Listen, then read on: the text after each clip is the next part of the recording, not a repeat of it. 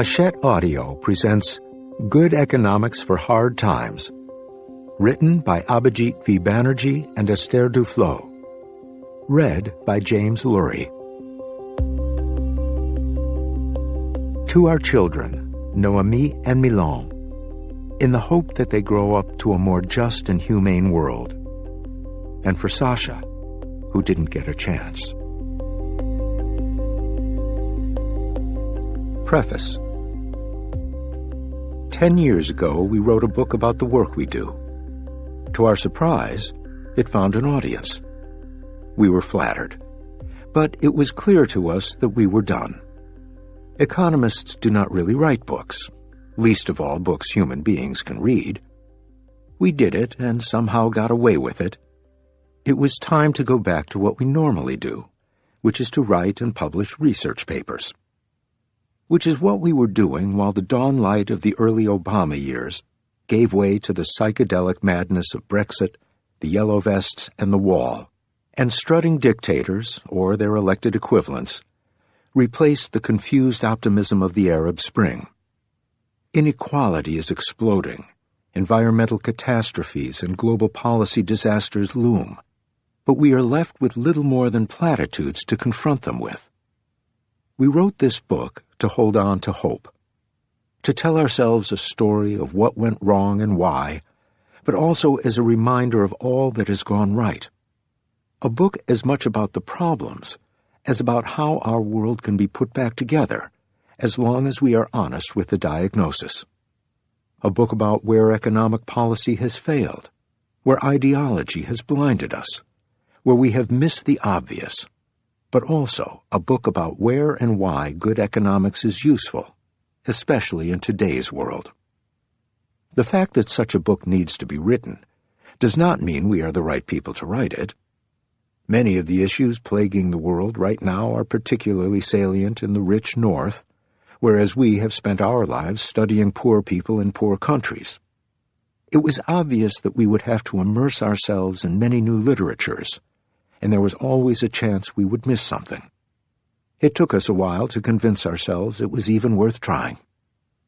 We eventually decided to take the plunge, partly because we got tired of watching at a distance while the public conversation about core economic issues, immigration, trade, growth, inequality, or the environment, goes more and more off-kilter. But also because, as we thought about it, we realized the problems facing the rich countries in the world were actually often eerily familiar to those we are used to studying in the developing world. People left behind by development, ballooning inequality, lack of faith in government, fractured societies and polity, and so on. We learned a lot in the process, and it did give us faith in what we as economists have learned best to do, which is to be hard-headed about the facts, skeptical of slick answers and magic bullets, modest and honest about what we know and understand, and perhaps most importantly, willing to try ideas and solutions and be wrong, as long as it takes us toward the ultimate goal of building a more humane world. Chapter 1. Mega. Make Economics Great Again. A woman hears from her doctor that she has only half a year to live. The doctor advises her to marry an economist and move to South Dakota. Woman: will this cure my illness? Doctor: no, but the half year will seem pretty long. We live in an age of growing polarization. From Hungary to India, from the Philippines to the United States, from the United Kingdom to Brazil, from Indonesia to Italy, the public conversation between the left and the right has turned more and more into a high-decibel slanging match where harsh words, used wantonly, leave very little scope for backtracking. In the United States, where we live and work, split-ticket voting is at its lowest on record. 81% of those who identify with one party have a negative opinion of the other party. 61% of Democrats say they view Republicans as racists, sexists, or bigots. 54% of Republicans called Democrats spiteful. a third of all Americans would be disappointed if a close family member married someone from the other side. In France and India, the two countries where we spend a lot of time, the rise of the political right is discussed in the liberal, enlightened elite world we inhabit in increasingly millenarian terms. There is a clear feeling that civilization as we know it, based on democracy and debate, is under threat. As social scientists, our job is to offer facts and interpretations of facts we hope will help mediate these divides, help each side understand what the other is saying, and thereby arrive at some reasoned disagreement, if not a consensus. Democracy can live with dissent, as long as there is respect on both sides. But respect demands some understanding. What makes the current situation particularly worrying is that the space for such conversation seems to be shrinking.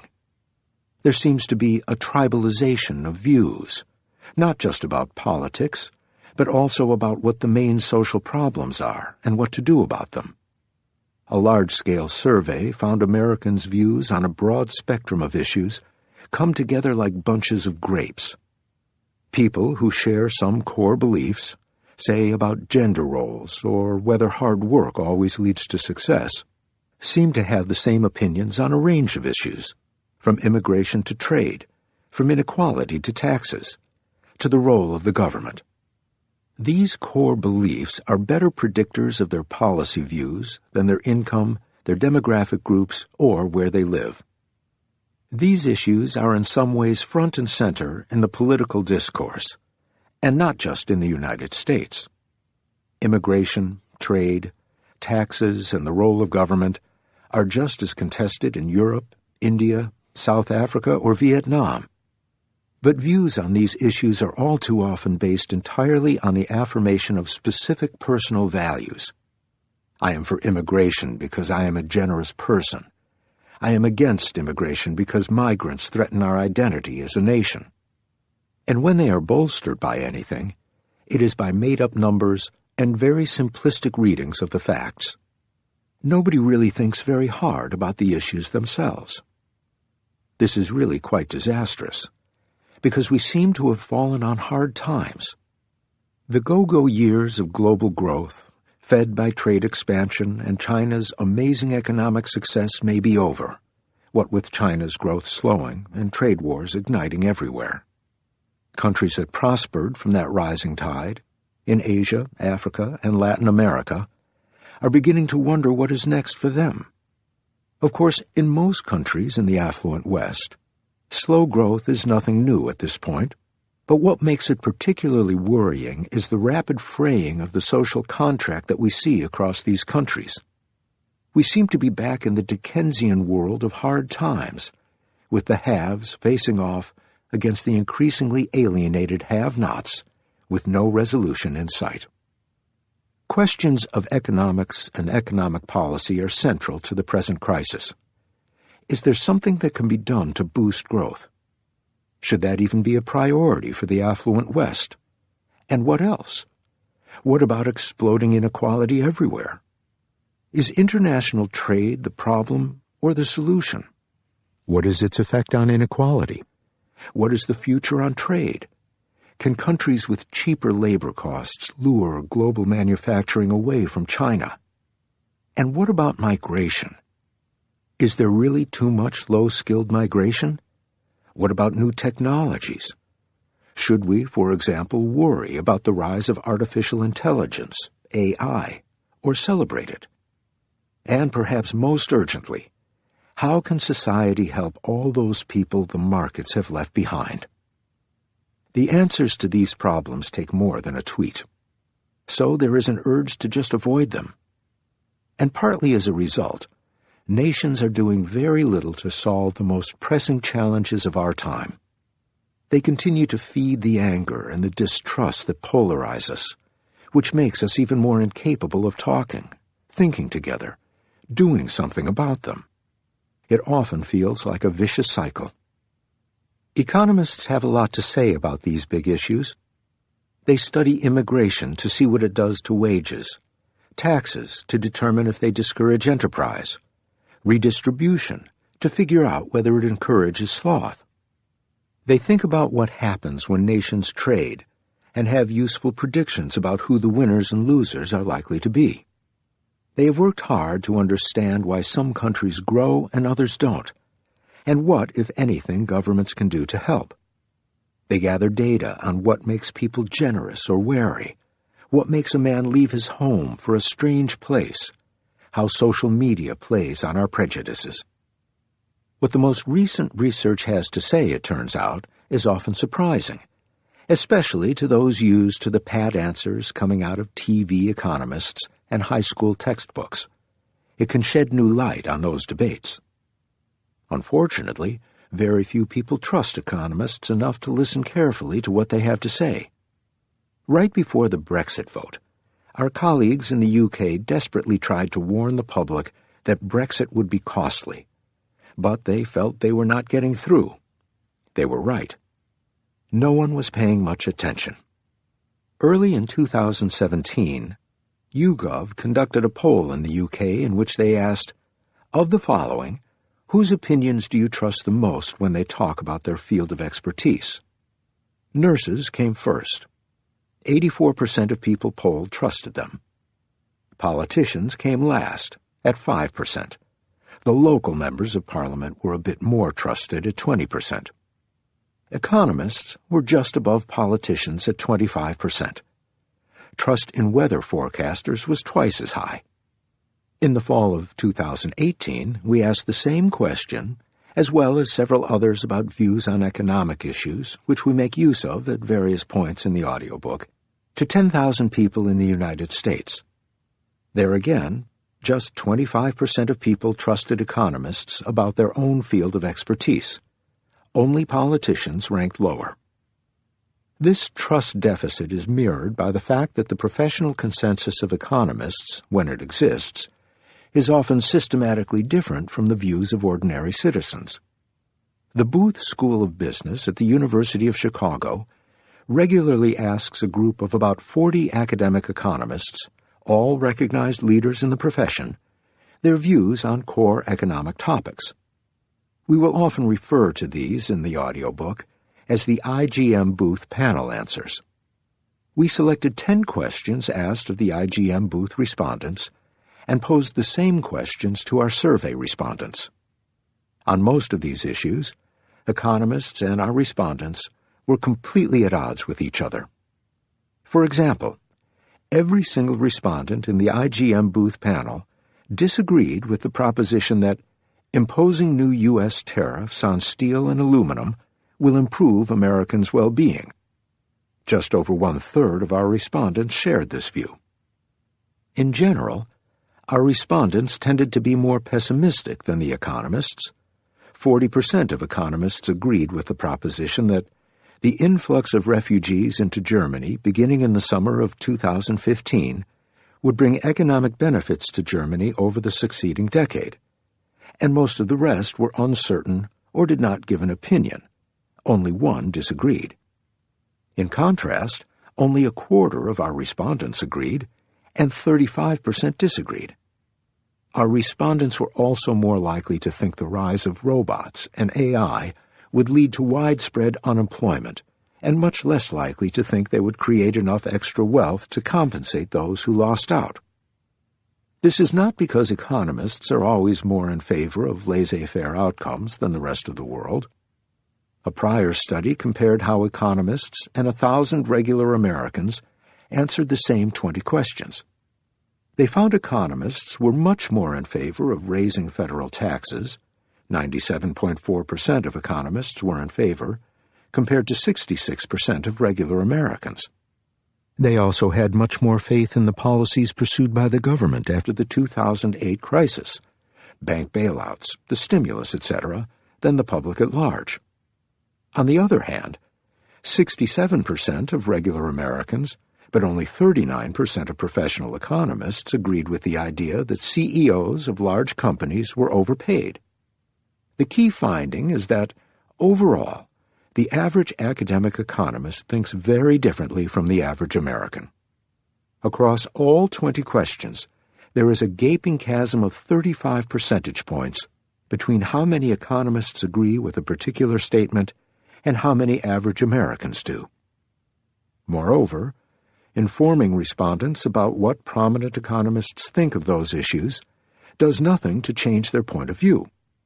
For 3 questions where the expert's view was markedly different from that of the public, researchers varied the way they asked the question.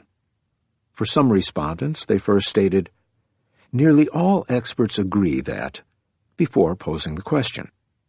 For others, they just asked the question. It made no difference in the answers they got. For example, on the question of whether the North American Free Trade Agreement increased the average person's well-being, to which 95% of the economists answered yes, 51% of respondents answered yes if they were provided with the economist's view, and 46% when they were not.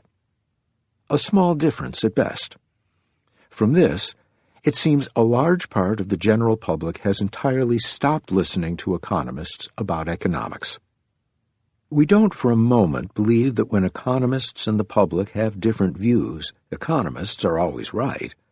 We, the economists, are often too wrapped up in our models and our methods, and sometimes forget where science ends and ideology begins. We answer policy questions based on assumptions that have become second nature to us because they are the building blocks of our models, but it does not mean they are always correct. But we also have useful expertise no one else has. The modest goal of this book is to share some of this expertise and reopen a dialogue about the most urgent and divisive topics of our times. For that, we need to understand what undermines trust in economists. A part of the answer is that there is plenty of bad economics around. Those who represent the economists in the public discourse are not usually the same people who are part of the IGM booth panel. The self-proclaimed economists on TV and in the press, chief economists of Bank X or Firm Y, are, with important exceptions, primarily spokespersons for their firm's economic interests, who often feel free to ignore the weight of the evidence. Moreover, they have a relatively predictable slant toward market optimism at all costs, which is what the public associates with economists in general. Unfortunately, in terms of how they look, suit and tie, or the way they sound, lots of jargon, the talking heads are hard to tell apart from academic economists. The most important difference is perhaps in their willingness to pronounce and predict, which unfortunately makes them all the more authoritative. But they actually do a pretty poor job of predicting, in part because predictions are often well-nigh impossible, which is why most academic economists stay away from futurology. One of the jobs of the International Monetary Fund, IMF, is to forecast the rate of growth of the world economy in the near future. Without a whole lot of success, one might add, despite its team of many very well-trained economists. The Economist magazine once computed just how far the IMF's forecasts were off on average over the period 2000 to 2014. For 2 years from the time of prediction, say the growth rate in 2014 predicted in 2012, the average forecast error was 2.8 percentage points. That's somewhat better than if they had chosen a random number between -2% and 10% every year, but about as bad as just assuming a constant growth rate of 4%. We suspect these kinds of things contribute substantially to the general skepticism of economics. Another big factor that contributes to the trust gap is that academic economists hardly ever take the time to explain the often complex reasoning behind their more nuanced conclusions. How did they parse through the many possible alternative interpretations of the evidence?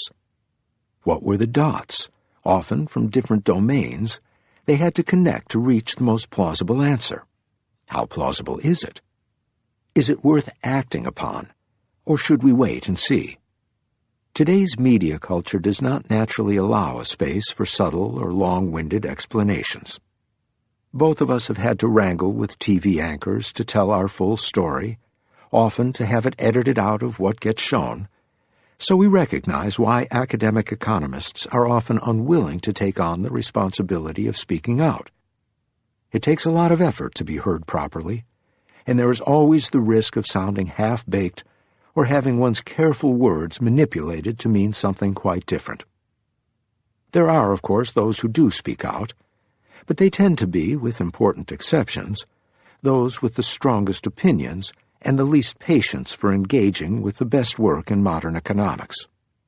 Some, too beholden to some orthodoxy to pay attention to any fact that does not square with it, repeat old ideas like a mantra, even though they have long been disproved. Others are there to pour scorn on mainstream economics, which it may sometimes deserve, but that often means they are unlikely to speak for today's best economic research. Our sense is that the best economics is frequently the least strident. The world is a sufficiently complicated and uncertain place that the most valuable thing economists have to share is often not their conclusion, but the path they took to reach it, the facts they knew, the way they interpreted those facts, the deductive steps they took, the remaining sources of their uncertainty. This is related to the fact that economists are not scientists in the sense physicists are, and they often have very little absolute certainty to share. Anyone who has watched the comic TV series The Big Bang Theory knows that physicists look down on engineers. Physicists think deep thoughts, while engineers muck around with materials and try to give shape to those thoughts, or at least that's how the series presents it.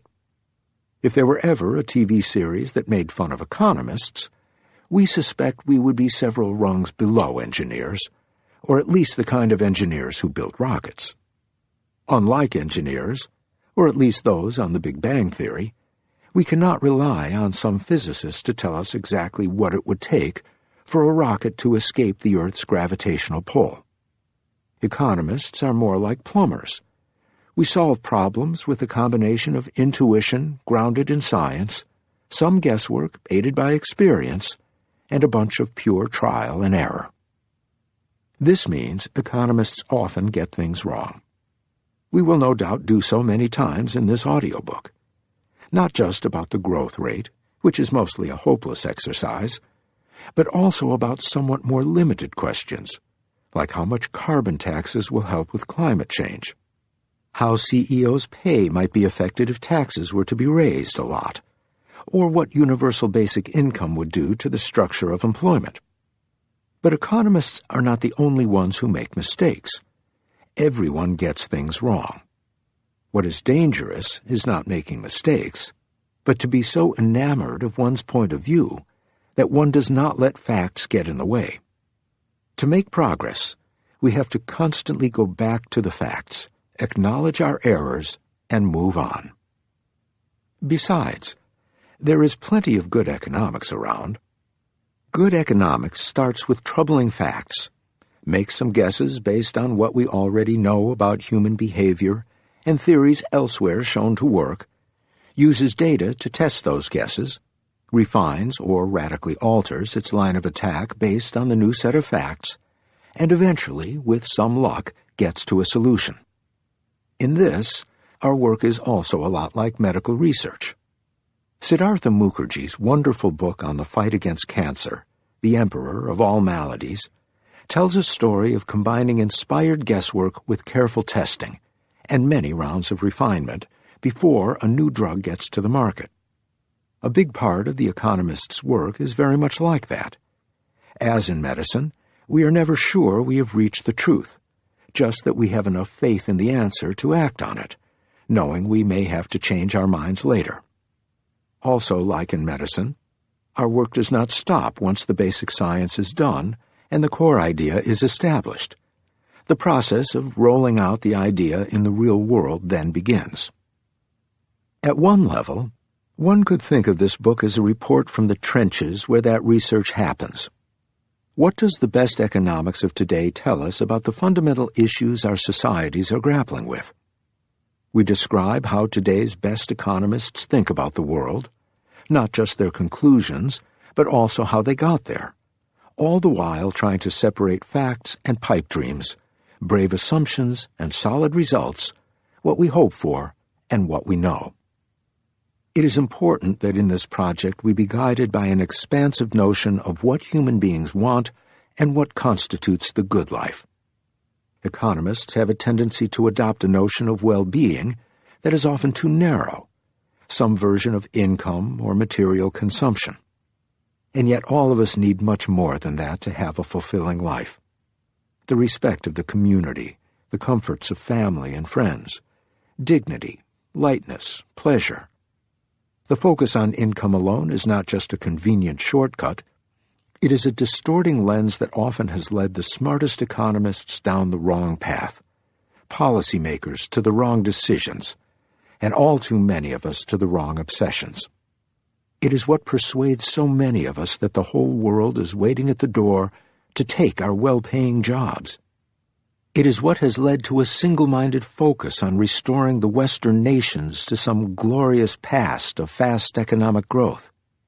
It is what makes us simultaneously deeply suspicious of those who don't have money and terrified to find ourselves in their shoes. It is also what makes the trade-off between the growth of the economy and the survival of the planet seem so stark. A better conversation must start by acknowledging the deep human desire for dignity and human contact, and to treat it not as a distraction, but as a better way to understand each other, and to set ourselves free from what appear to be intractable oppositions. Restoring human dignity to its central place, we argue in this audiobook, sets off a profound rethinking of economic priorities and the ways in which societies care for their members, particularly when they are in need. That said, on any single issue we will cover in the audiobook, or perhaps all of them, you may well come to a different conclusion than we do. We hope to persuade you not reflexively to agree with us, but to adopt a little bit of our methods and share some part of our hopes and fears, and perhaps by the end, we will really be talking to each other.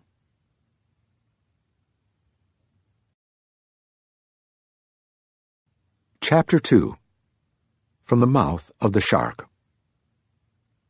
Migration is big news, big enough to drive the politics of much of Europe and the United States.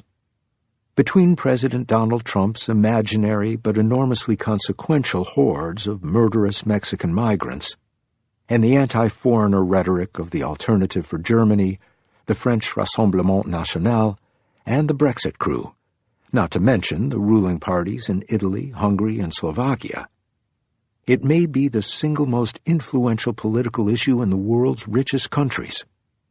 Even politicians from the mainstream European parties are struggling to reconcile the liberal traditions they want to uphold with the threat they see across their shores. It is less visible in the developing world, but the fights over Zimbabwean refugees in South Africa, the Rohingya crisis in Bangladesh, and the citizenship bill in Assam, India, have been equally frightening to those who are its targets. Why the panic? The fraction of international migrants in the world population in 2017 was roughly what it was in 1960, or in 1990, 3%. The European Union, EU, on average gets between 1.5 million and 2.5 million non-EU migrants every year from the rest of the world. 2.5 million is less than 0.5% of the EU population. Most of these are legal migrants, people with job offers, or those who arrive to join their families. There was an unusual influx of refugees in 2015 and 2016, but by 2018, the number of asylum seekers to the EU was back to 638,000, and only 38% of the requests were granted. This represents about 1 for every 2,500 EU residents. That's it. Hardly a deluge. Racist alarmism, driven by a fear of the intermingling of races and the myth of purity, doesn't heed facts. A survey of 22,500 Native respondents from 6 countries where immigration has been a defining political issue, France, Germany, Italy, Sweden, the United Kingdom, and the United States, revealed massive misperceptions about the number and composition of immigrants. For instance, in Italy, the actual share of immigrants in the population is 10%, but the average perception of that share is 26%. Respondents starkly overestimate the share of Muslim immigrants, as well as the share of immigrants coming from the Middle East and North Africa. They believe immigrants are less educated, poorer, more likely to be unemployed, and more likely to live on government handouts than they actually are. Politicians stoke these fears by abusing the facts. In the run-up to the 2017 French presidential election, Marine Le Pen frequently claimed that 99% of immigrants were adult males, 58% were, and that 95% of immigrants who settled in France were taken care of by the nation because they wouldn't work in France. In reality, 55% of migrants in France were in the labor force.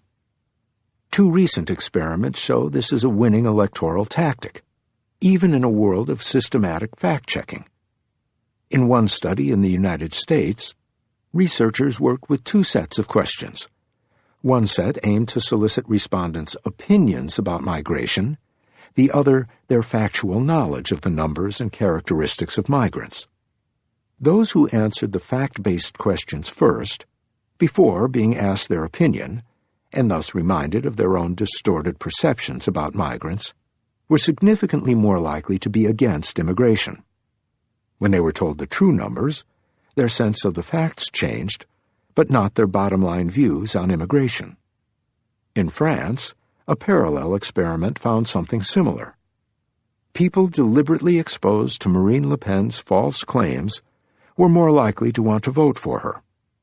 Sadly, this persisted after her statements were fact-checked in front of them. Truth did not sway their opinions. Simply thinking about migration makes people more parochial. The facts aren't allowed to get in the way. There is an important reason why facts are ignored, and it is based on a piece of economics seemingly so utterly self-evident that many find it impossible to think past it, even when the evidence says the opposite.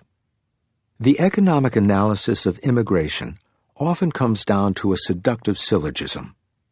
The world is full of poor people who would obviously earn a lot more if they could find their way here, wherever that might be, where things are clearly much better. Therefore, given half a chance, they will indeed leave wherever they are and come to our country, and this will drive down wages and make most of us already here worse off. What is remarkable about this argument is its faithfulness to the standard exposition of the law of supply and demand, as taught in high school economics. People want more money, and therefore will all go wherever wages are highest. Supply goes up. As the demand curve for labor slopes down, the rise in the labor supply will lower wages for everyone. The migrants may benefit, but the native workers will suffer. This is the sentiment President Trump tries to capture when he insists the country is full. The reasoning is so simple it can fit on the back of a very small napkin. The logic is simple, seductive, and wrong.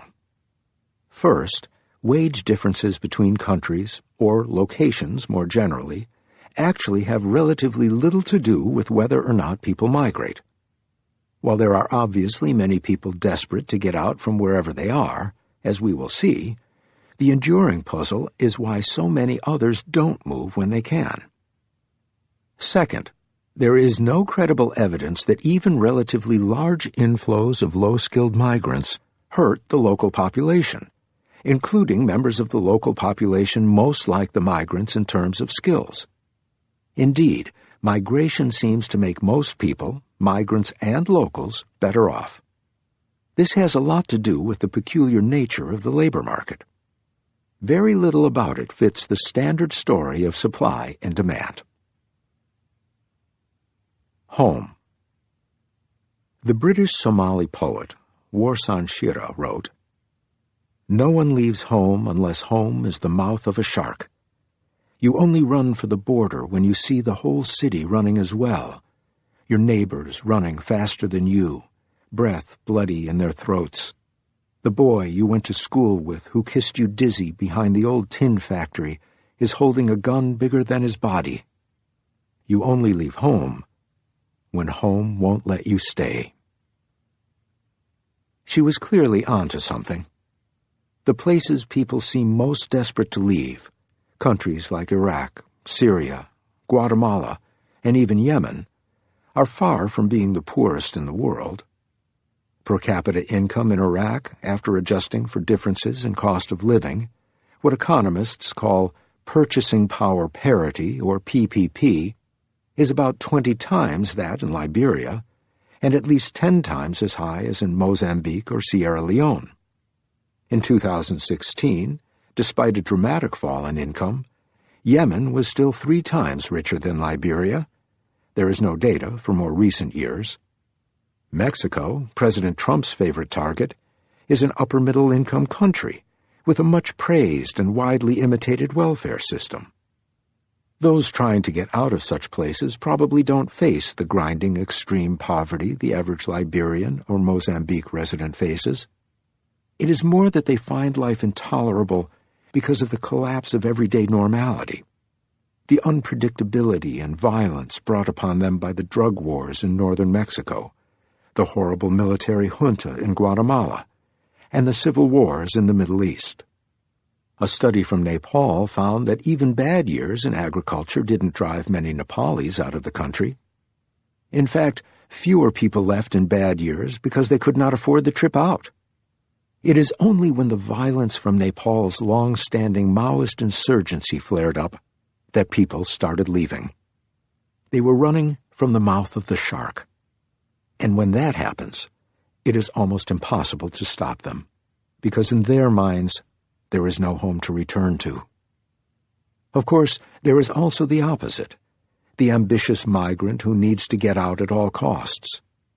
This is Apu, the protagonist of Apurajita, the second of Satyajit Ray's wonderful Apu trilogy, caught between his lonely mother in their village home and the many exciting possibilities offered by the city. This is the migrant from China, who works 2 jobs and scrimps and saves so his children one day can go to Harvard. We all know such people exist. And then there are the people in the middle, the vast majority who don't face extreme internal or external compulsions to move. They do not seem to go chasing after every extra dollar.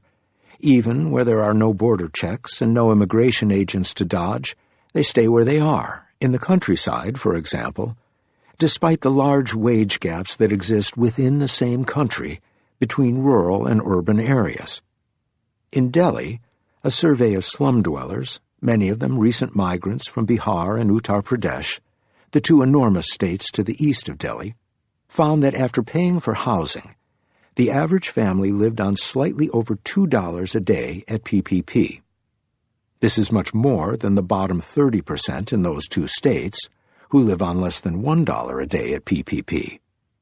Yet the rest of the very poor people, of whom there are about 100 million, have not opted to move to Delhi and more than double their earnings. It is not only in developing countries that people do not move to take advantage of better economic conditions. Fewer than 350,000 Greeks are estimated to have emigrated between 2010 and 2015, at the height of the economic crisis that shook their country.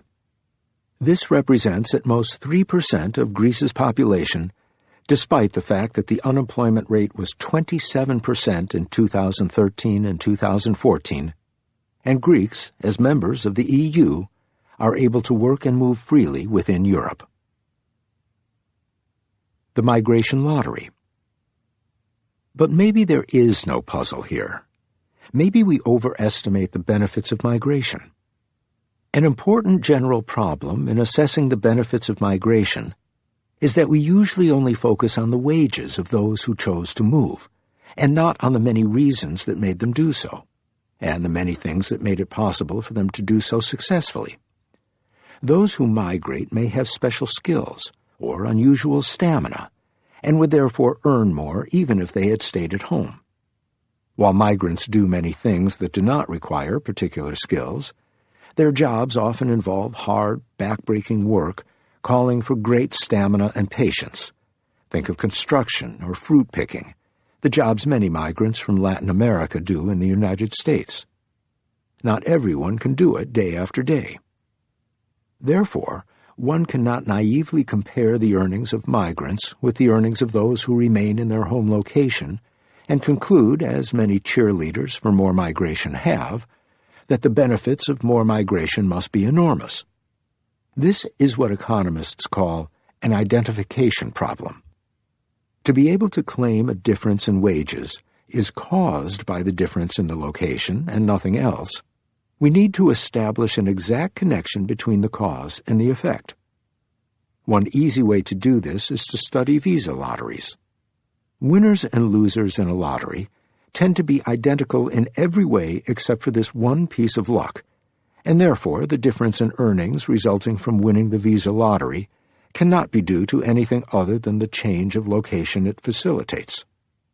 Comparing winners and losers of the New Zealand visa lottery for applicants from the tiny South Pacific island of Tonga, most of them quite poor, a study found that within 1 year of moving, winners more than trebled their income. At the other end of the earnings spectrum, Indian software professionals who got to work in the United States because they won the visa lottery made 6 times more money than their peers who stayed in India. Lava bombs. The problem with these numbers is also what makes them easy to interpret. They rely on comparisons among those who applied for visa lotteries. But those who don't apply may be very different. They may have little to gain from migrating, say because they do not have the right skills. There are, however, some very revealing studies of people forced to move by an act of pure chance. On January 23, 1973, there was a volcanic eruption in the Vestmann Islands, a prosperous fishing archipelago off the coast of Iceland. The Vestmann Islands' 5,200 inhabitants were evacuated within 4 hours, and only 1 person died. But the eruption lasted for 5 months, and lava destroyed about 1/3 of the houses on the islands. The houses destroyed were those on the eastern part, directly in the flow of the lava, plus some houses elsewhere that were hit by random lava bombs. There is no way to build a house that resists lava, so destruction was entirely determined by location and bad luck. There seemed to be nothing out of the ordinary about the eastern neighborhood. Destroyed houses had the same market value as non-destroyed houses, and their inhabitants were the same kinds of people. This is what social scientists call a natural experiment. Nature has thrown the dice, and we can safely assume there was nothing different ex ante between those who had their houses destroyed and those who did not. But there was an important difference afterward. Those whose houses were destroyed were given cash corresponding to the value of their houses and land, which they could use to rebuild or buy another house, or to move wherever they pleased. 42% of those whose houses were destroyed chose to move, and 27% of those whose houses were not destroyed moved anyway. Iceland is a small but well-organized country, and using tax and other records, it is possible to follow the long-term economic trajectories of all the inhabitants of the Vestmann Islands. Impressively, exhaustive genetic data also allows matching to their parents every descendant of those caught in the eruption. Using this data, researchers found that for anybody who was under 25 at the time of the eruption, losing a house led to large economic gains. By 2014, those whose parental houses were destroyed earned over $3,000 per year more than those whose parental houses were not destroyed, even though not all of them moved. The effect was concentrated on those who were young when it happened. This was partly because they were more likely to have attended college. It also seems that having to move made it more likely they found a job they were good at, instead of just becoming fishermen, the one thing most people do in the Vestmann Islands. This would have been much easier for a young person who had not yet invested years in learning fishing. Still, People needed to be forced out by the random munificence of the lava. Those who kept their houses mostly remained, as many generations before them had, fishing and getting by. An even more remarkable example of this kind of inertia comes from Finland in the years just following the Second World War. As a result of fighting on the losing German side in the war, Finland was forced to cede a substantial part of its territory to the Soviet Union. The entire population of that area, some 430,000 people, 11% of the nation's population, had to be evacuated and resettled in the rest of the country. Before the war, the displaced population was, if anything, less urbanized and less likely to have formal employment than the rest of Finland's people, but was otherwise very similar. 25 years on, in spite of the bruises this hurried and chaotic exit must have left, the displaced population was richer than the rest, mainly because they were more likely to be mobile, urban, and formally employed. Being forced to move seemed to have loosened their moorings and made them more adventurous. That it takes a disaster scenario or a war to motivate people to gravitate to a location with the highest wages shows economic incentives on their own are often not sufficient to get people to move. Do they know? Of course, one possibility is that poorer people are simply unaware of the opportunity to improve their economic situation by moving. An interesting field experiment in Bangladesh makes it clear this is not the only reason they don't move. There is no legal barrier to migration within Bangladesh. Yet even during the lean season, commonly referred to as manga, season of hunger, when there are very few opportunities to earn money in rural areas, few people migrate to the cities, which offer low-skill employment opportunities in construction and transportation, or even to neighboring rural areas that may have a different crop cycle. To understand why and to encourage seasonal migration, researchers decided to try out different ways of encouraging migration during manga in Rangpur in the north of Bangladesh. Some villagers were randomly selected by a local non-governmental organization, NGO, to either receive information about the benefits of migration, basically what the wages were like in the cities, or the same information plus $11.50 in cash or credit. This amount was roughly the cost of travel to the city and a couple of days of food, but only if they migrated. The offer encouraged about a quarter, 22% of all households who would not have otherwise done so to send out a migrant. Most of those who migrated succeeded in finding employment.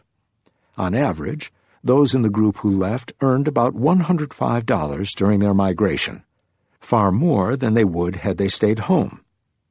They sent or brought back $66 of that money to their families they left behind. As a result, the families who sent an extra migrant consumed on average an amazing 50% more calories. Those families went from near starvation to a comfortable level of food consumption.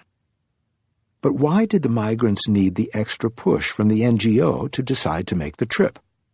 Why was near starvation not enough of an impetus? In this case, it is very clear that information was not the binding constraint. When the NGO provided a randomly chosen group of people with information about the availability of jobs, but no incentive, the information alone had absolutely no effect. Moreover, among the people given the financial support who chose to make the trip, only around half went back during the next manga season, despite their personal experience of finding a job and making money. For these people, at least, it could not be skepticism about the job opportunities that held them back. In other words, despite the fact that those who do migrate, forced or otherwise, gain economically, it is hard to take seriously the idea that most people are just waiting for an occasion to give up everything and head to a richer country. Given the size of the economic rewards, there are many fewer migrants than we would expect. Something else must hold them back. We will return to this puzzle later. Before we come to that, it is useful to understand how the labor market for migrants functions and in particular whether the gains migrants make arise at the expense of the natives, as many seem to believe. Lift all the boats? This question has been the object of a vigorous debate in the economics profession. But overall, the evidence seems to suggest even large bouts of in-migration have very little negative impact on the wages or employment prospects of the population the immigrants join. The debate continues mainly because it is not usually easy to tell. Countries restrict migration, and in particular, they are less likely to let people in when the economy is doing badly. Migrants also vote with their feet, and their natural tendency is to go where there are better options. For a combination of these two reasons, if you plotted the wages of non-migrants in cities against the share of migrants in cities, you would find a nice upward-sloping line. The more migrants, the higher the wages. Good news for the pro-migration view, but perhaps entirely spurious. To find out the real impact of immigration on the wages of the natives, we need to look for changes in migration that are not a direct response to the wages in that city. And even that may not be enough, because both current residents and firms also vote with their feet. It could be, for example, that the influx of migrants drives out so many native workers from the city that wages do not fall for those who stay behind. If we looked only at the wages of those natives who chose to stay in the cities where migrants settled, we would entirely miss the pain of those who decided to leave. It is also possible the new migrant population attracts firms into a city at the cost of other cities, and we could miss the cost to the workers in those other cities. A clever attempt to get around some of these issues is David Card's study of the Mariel boat lift. Between April and September of 1980, 125,000 Cubans, mostly with little or no education, arrived in Miami after Fidel Castro unexpectedly gave a speech authorizing them to leave if they wished to. The reaction was immediate. The speech was delivered on April 20, and by the end of April people were already leaving. Many of the boat lifted settled permanently in Miami. The Miami labor force increased by 7%. What happened to wages? To find out, Card took what has come to be called a difference in differences approach. He compared the evolution of wages and the rate of employment of prior residents in Miami before and after the arrival of the migrants to the same trajectory for residents in 4 other similar cities in the United States: Atlanta, Houston, Los Angeles, and Tampa. The idea was to see if the growth in wages and jobs for all those already in Miami when the Marielitos showed up fell behind the growth in wages and jobs of comparable residents in those 4 other cities. Card found no difference, either immediately after the immigrants arrived or some years later. The wages of natives were not affected by the arrival of the Marielitos. That was also true when he specifically looked at the wages of Cuban immigrants who had come over before this episode, who were probably the most similar to the new wave of Cuban arrivals, and hence the most likely to be adversely affected by a new influx of immigrants. This study was an important step toward providing a robust answer to the question of the impact of migration. Miami was not chosen for its employment opportunities. It was just the closest landing point for the Cubans.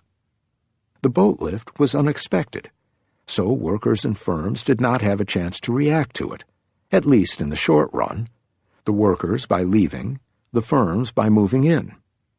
Card's study was very influential, both for its approach and for its conclusion. It was the first to show the supply-demand model might not directly apply to immigration.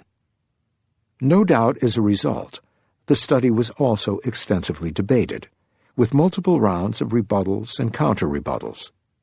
Perhaps no other single empirical study in economics has generated quite so much back and forth and so much passion. A long-standing critic of the Mariel boat lift study is George Borjas, a vocal supporter of policies to shut out low-skilled migrants. Borjas reanalyzed the Mariel episode, including a larger set of cities for comparison and focusing specifically on non-Hispanic male high school dropouts, on the grounds they were the group we should be most concerned about. In that sample, he found that wages started going down very steeply in Miami after the boat lift arrived, compared to what was happening in the comparison cities. But a subsequent reanalysis showed these new results once again get reversed when data about Hispanic high school dropouts, who would seem to be the most obvious people to compare Cuban migrants with, but are for some reason omitted by Borjas, and women, again omitted by Borjas for no clear reason, are included. Moreover, studies continue to find no wage or employment effects when comparing Miami to a different set of cities where wages and employment were on very similar trends to Miami before the boat lift. Borjas, however, remains unconvinced, and the debate over the Mariel boat lift continues. If you are not entirely sure of what to make of all this, you are not alone. To be blunt, it does not help that no one on either side ever changes their mind, and that opinions seem aligned with political views. Either way, it seems unreasonable to hang the future of migration policy on one episode that occurred 30 years ago in one city. Fortunately, inspired by Card's work, a number of other scholars tried to identify similar episodes where migrants or refugees were sent to a place with little warning and no controls over where they should go. There is a study examining the repatriation to France of Algerians of European origin resulting from Algeria's independence from France in 1962. Another study looked at the impact of massive immigration from the Soviet Union to Israel after the Soviet Union lifted the emigration restriction in 1990, which increased Israel's population by 12% in a space of 4 years. Yet another looked at the impact of the large influx of European immigrants into the United States during the age of the Great Migration, 1910 to 1930. In all of these cases, the researchers found very little adverse impact on the local population. In fact, sometimes the impacts were positive. For example, the European migrants to the United States increased overall employment in the native population, made it more likely natives would become foremen or managers, and increased industrial production. There is also similar evidence from the more recent influx of refugees from all over the world on the native population in Western Europe.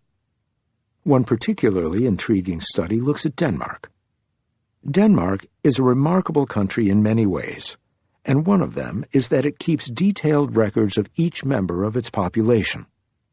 Historically, refugees used to be sent to different cities without regard for their preferences or their ability to find a job. All that mattered was the availability of public housing and the administrative capacity to help them settle down. Between 1994 and 1998, there was a large influx of immigrants from countries as diverse as Bosnia, Afghanistan, Somalia, Iraq, Iran, Vietnam, Sri Lanka, and Lebanon, and they ended up sprinkled more or less randomly across Denmark. When the policy of administrative placement was abandoned in 1998, migrants most often went where their co-ethnics were already located. Therefore, the places where the first group of migrants from, say, Iraq had landed, more or less by pure chance, are where the new Iraqi migrants headed. As a result, some places in Denmark ended up getting a lot more migrants than others, for no good reason other than at some time between 1994 and 1998 they had spare capacity for resettlement. This study came to the same conclusion as the historical ones, comparing the evolution of wages and employment of less educated natives in cities subject to this chance influx of migrants to those in other cities. It found no evidence of negative impacts. Each of these studies suggests low-skilled immigrants generally do not hurt the wages and employment of the natives. But the level of rhetorical fervor in the current political debate, never mind whether it is supported by the facts, makes it hard to see past the politics of the people involved in the debate. Where, then, is there a calm, methodical voice to be found? Readers interested in the delicate art of consensus building in the economics profession, may want to peruse page 267 of the free report on the impact of immigration edited by the U.S. National Academy of Sciences, the most respected body for academics in the country. From time to time, the National Academy of Sciences convenes panels to summarize the scientific consensus on an issue. The panel for the immigration report had some fans of immigration and some immigration skeptics, including George Borjas. They had to make sure to cover the good, the bad, and the ugly, and their sentences often thread a long-winded path, but their conclusion is as close to unequivocal as you are ever going to get from a group of economists. Empirical research in recent decades suggests that findings remain by and large consistent with those in the New Americans National Research Council, 1997, in that, when measured over a period of more than 10 years, the impact of immigration on the wages of natives overall is very small. What's so special about immigrants? Why does the classic supply-demand theory, the more of something you have, the lower the price, not apply to immigration? It is important to get to the bottom of this question, because even if it is clearly true that low-skill wages are unaffected by immigration, unless we know why, we will always wonder if there was something special about these circumstances or the data. There are a number of factors that turn out to be relevant, which the basic supply-demand framework sweeps under the rug. First, the influx of a new group of workers will typically shift the demand curve to the right, which will help undo the effect of the downward slope. The newcomers spend money, they go to restaurants, they get haircuts, they go shopping. This creates jobs, and mostly jobs for other low-skilled people. This tends to increase their wages and perhaps thus compensate for the shift in the labor supply, leaving wages and unemployment unchanged.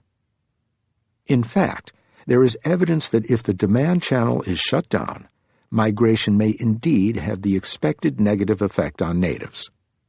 For a short period of time, Czech workers were allowed to work across the border in Germany. At its peak, in the border towns of Germany, up to 10% of the workforce was commuting from the Czech Republic. There was very little change in wages for natives when this happened, but there was a large drop in native employment because, unlike all the other episodes we discussed earlier, the Czechs went back home to spend their earnings. Therefore, the knock-on effects on labor demand in Germany did not happen. The immigrants may not produce growth for their new communities unless they spend their earnings there. If the money is repatriated, the economic benefits of immigration are lost to the host community. We will then find ourselves back where we are traveling the downward-sloping labor demand curve without a shift in labor demand to compensate. A second reason why low-skilled migration might push up the demand for labor is that it slows down the process of mechanization. The promise of a reliable supply of low-wage workers makes it less attractive to adopt labor-saving technologies. In December 1964, Mexican immigrant farm laborers, the braceros, were kicked out of California precisely on the grounds that they were depressing wages for native Californians. Their exit did nothing for the natives. Wages and employment did not go up. The reason is that as soon as the braceros were thrown out, farms and places that used to rely heavily on them did two things. First, they mechanized production. For example, for tomatoes, harvesting machines that could double the productivity per worker had existed since the 1950s, but adoption was very slow. In California, adoption rates went from near 0% in 1964, exactly when the braceros left, to 100% in 1967, while in Ohio, where there had been no braceros to speak of, adoption did not change at all during those years. Second, they switched out the crops for which mechanization was not available. This is how California, at least temporarily, gave up on such delicacies as asparagus, fresh strawberries, lettuce, celery, and pickling cucumbers. A third, closely related point is that employers may want to reorganize production to make effective use of the new workers, which can create new roles for the native low-skilled population. In the Danish case we discussed earlier, Danish low-skilled workers eventually benefited from the influx of migrants, in part because it enabled them to change their occupations. Where there were more immigrants around, more native low-skilled workers upgraded from manual to non-manual jobs and changed employers. While doing so, they also shifted to jobs with more complex tasks, and that required more communication and technical content. This is consistent with the fact that the immigrants hardly spoke Danish when they first arrived, and could not be rivals for these jobs. The same kind of occupational upgrading also happened during the great European migration to the United States in the late 19th and early 20th centuries. More generally, what this suggests is that low-skilled natives and immigrants do not have to compete directly. They may perform different tasks, with immigrants specializing in tasks requiring less communication, and natives in tasks that do. The availability of immigrants may actually encourage firms to hire more workers. The immigrants perform the simpler tasks, and the natives switch to complementary, more rewarding tasks. Fourth, another way in which migrants complement rather than compete with native labor is they are willing to perform tasks natives are reluctant to carry out. They mow lawns, flip burgers, attend to the needs of babies or sick people. So when there are more immigrants, the price of those services tends to go down, which helps the native workers and frees them to take on other jobs. Highly skilled women, in particular, are more likely to be able to go out and work when there are many migrants around. The entry of highly skilled women to the labor market in turn boosts demand for low-skilled labor, childcare, catering, cleaning at home or in the firms they manage or run. The effects of migrants will also crucially depend on who the migrants are. If the most enterprising move, they may start businesses that create jobs for the natives. If they are the least qualified, they might have to join the undifferentiated mass that native low-skilled workers will have to compete against. Who migrates typically depends on the barriers migrants have to overcome. When President Trump compared the migrants from shithole countries to the good ones coming from Norway, he most probably did not know that a long time ago, Norwegian immigrants were part of the huddled masses Emma Lazarus talked about. There is actually a case study of Norwegian migrants to the United States during the age of mass migration in the late 19th and early 20th centuries. At the time, there was nothing to stop migration other than the price of passage. The study compared the families of migrants to the families where nobody migrated. It found migrants tended to come from among the poorest families. Their fathers were substantially poorer than average. So, by one of the cute ironies historians and economists delight in, Norwegian migrants were exactly the kinds of people Trump would instinctively prefer to keep away. In his eyes, they would have been the shithole people of their day. In contrast, those who migrate out of poor countries today need to have the money to afford the cost of travel and have the grit or the advanced degrees required to overcome a system of immigration control typically loaded against them. For this reason, a lot of them bring exceptional talents, skills, ambition, patience, and stamina that help them become job creators or raise children who will be job creators. A report by the Center for American Entrepreneurship found that, in 2017, out of the largest 500 U.S. companies by revenue, the Fortune 500 list, 43% were founded or co-founded by immigrants or the children of immigrants. Moreover, immigrant-founded firms account for 52% of the top 25 firms, 57% of the top 35 firms, and 9 of the top 13 most valuable brands. Henry Ford was the son of an Irish immigrant. Steve Jobs' biological father was from Syria. Sergey Brin was born in Russia. Jeff Bezos takes his name from his stepfather, the Cuban immigrant Mike Bezos. And even among those not so special to start with, the fact of being an immigrant in a foreign location without the social ties that make life richer but also impose limits on the single-minded pursuit of one's career can liberate one to try something new and different. Abhijit knows of many middle-class Bengali men who, like him, had never washed their own dishes before leaving home. But finding themselves short of money and long on time in some British or American town, they ended up bussing tables in a local restaurant and discovered they quite liked doing something more hands-on than the white-collar job they had imagined for themselves. Perhaps the reverse happened to the Icelandic would-be fisherman, who, thrown into an unfamiliar place where many more people were going to college, decided it might not be such a bad idea after all. So one very big problem with the supply-demand analysis applied to immigration is that an influx of migrants increases the demand for labor. At the same time, it increases the supply of laborers. This is one reason why wages do not go down when there are more migrants. A deeper problem lies in the very nature of labor markets. Supply-demand is just not a very good description of how they really work. Workers and watermelons. Traveling around Dhaka, Delhi, or Dakar in the early morning, you will sometimes notice groups of people, mostly men, crouching on the sidewalks near important crossings. They are job seekers, waiting to be picked up by someone who needs them for work, often in construction. For a social scientist, what is striking, however, is how rare these physical labor markets are.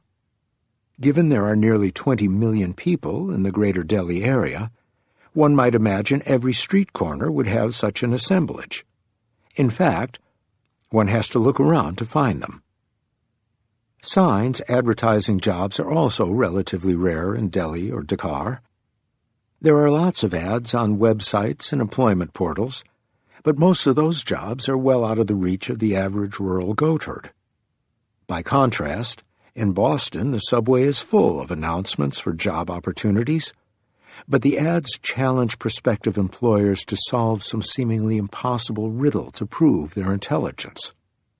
They want workers, but they don't want to make it too easy for them.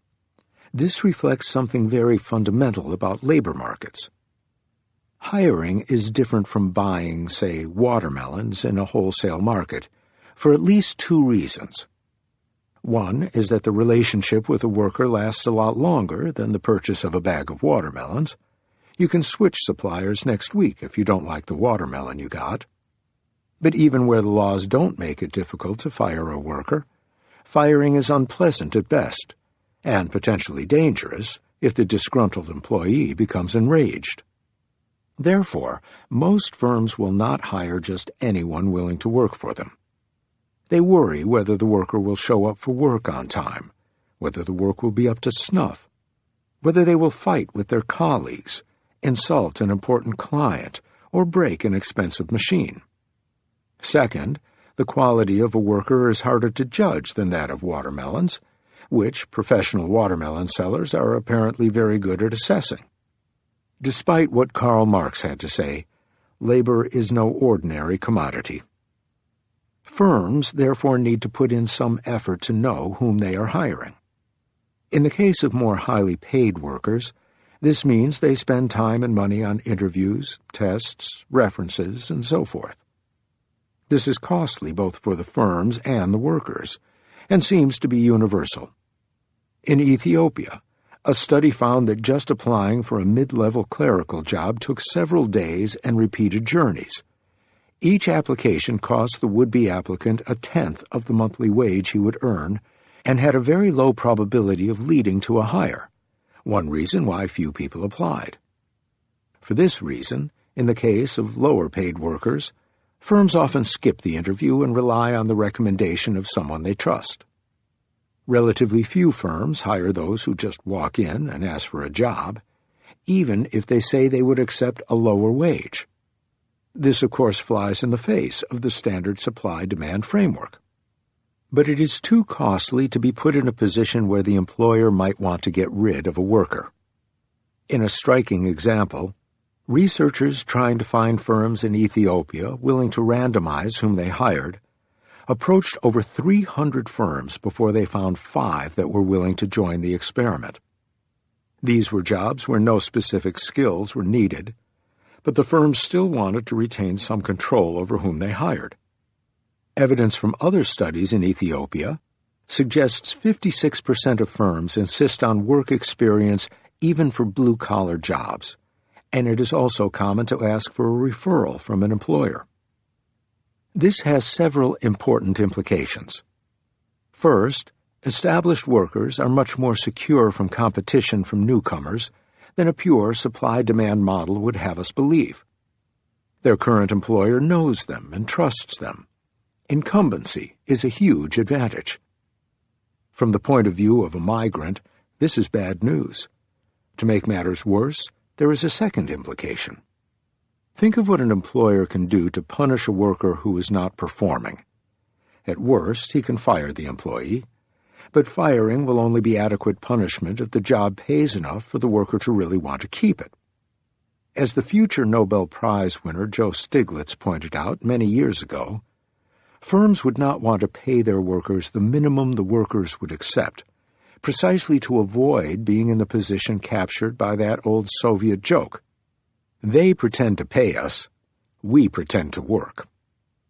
This logic says that the wage the firm must pay to get workers to work typically has to be high enough that being fired actually hurts. This is what economists call the efficiency wage.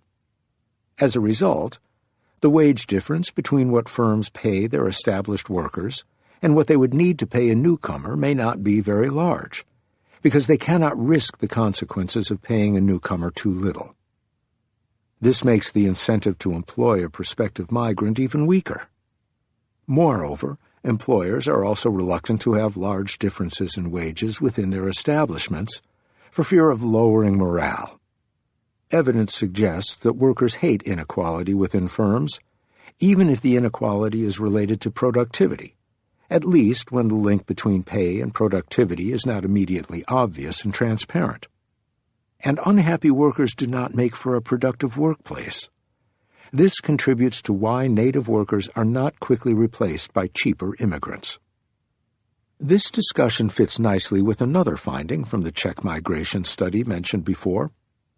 Job losses for natives were not actually losses. They were, rather, lower gains, compared to regions of Germany where Czechs did not go. German firms did not replace their existing staff with Czech migrants. Those already employed in Germany still had the benefit of familiarity. What happened was that instead of hiring new native workers whom they did not know, German firms sometimes hired Czechs whom they also did not know. The view that there is not much scope for migrants to get the jobs natives already hold, even by offering to do them for lower wages, also helps us understand why immigrants often end up in jobs natives do not want, or in cities no one wants to go to. There, they are not taking jobs from anyone. Those jobs would remain unfilled if there were no migrants willing to take them.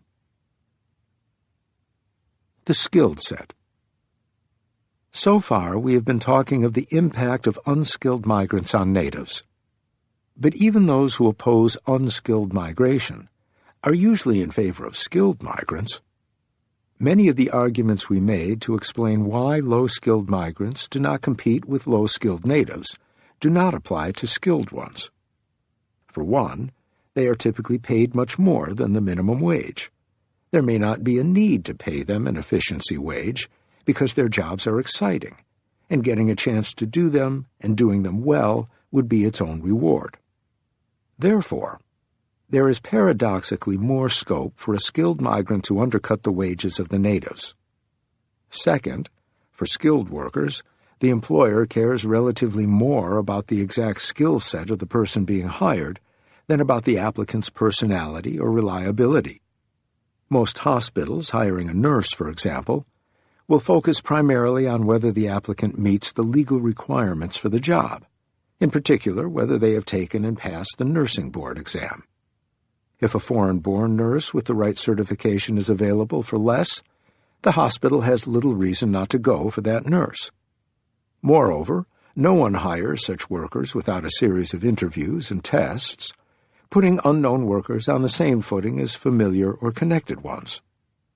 Therefore, it is no surprise that in the United States, one study finds that for every skilled, qualified foreign nurse employed in a city, there are between 1 and 2 fewer native-born nurses.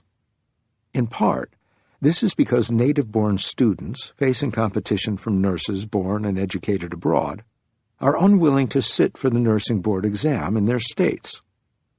Therefore, despite widespread support for it, including from people like President Trump, the immigration of skilled workers is more of a mixed bag from the point of view of its impact on the domestic population. It helps low-skilled natives, who benefit from cheaper services. Most doctors who serve the poorest corners of the United States are migrants from the developing world, at the cost of worsening the labor market prospects of the domestic population with similar skills: nurses, doctors, engineers, and college teachers.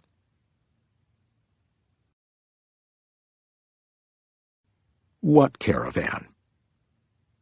The myths about immigration are crumbling. There is no evidence low-skilled migration to rich countries drives wage and employment down for the natives.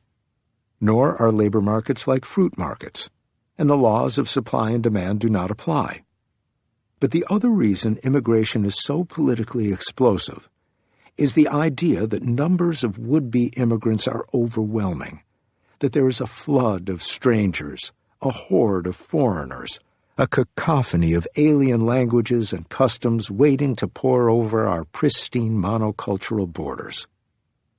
Yet, as we saw, there is simply no evidence the hordes are waiting for a chance to descend on the shores of the United States or the United Kingdom or France and need to be kept out by force or a wall. The fact is that unless there is a disaster pushing them out, most poor people prefer to stay home.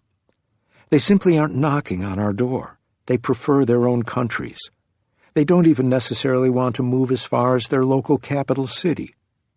People in rich countries find this so counterintuitive that they refuse to believe it, even when faced with the facts. What explains it? Without connections.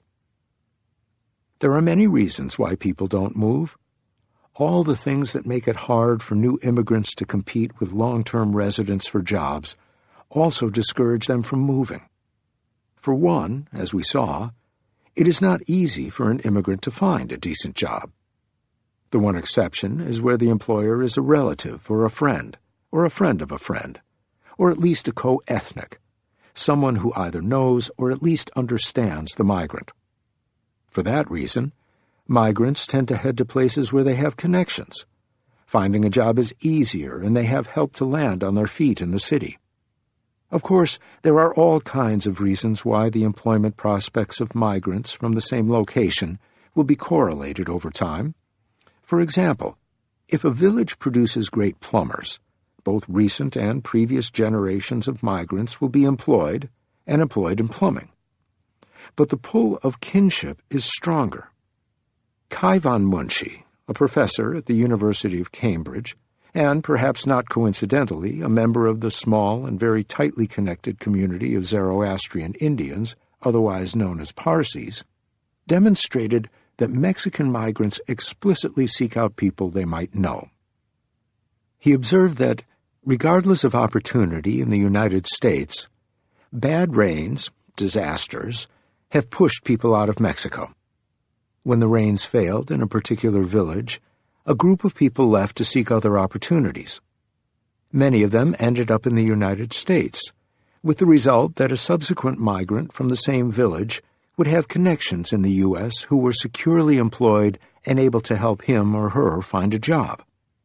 Kaivan predicted that if one compares two villagers in Mexico that have the same weather this year, but one of them had a drought several years ago, causing some villagers to emigrate, while the other did not, it will be easier for a resident of the village with the past drought to find a job, and also to find a better job, than for the resident of the village without the past drought.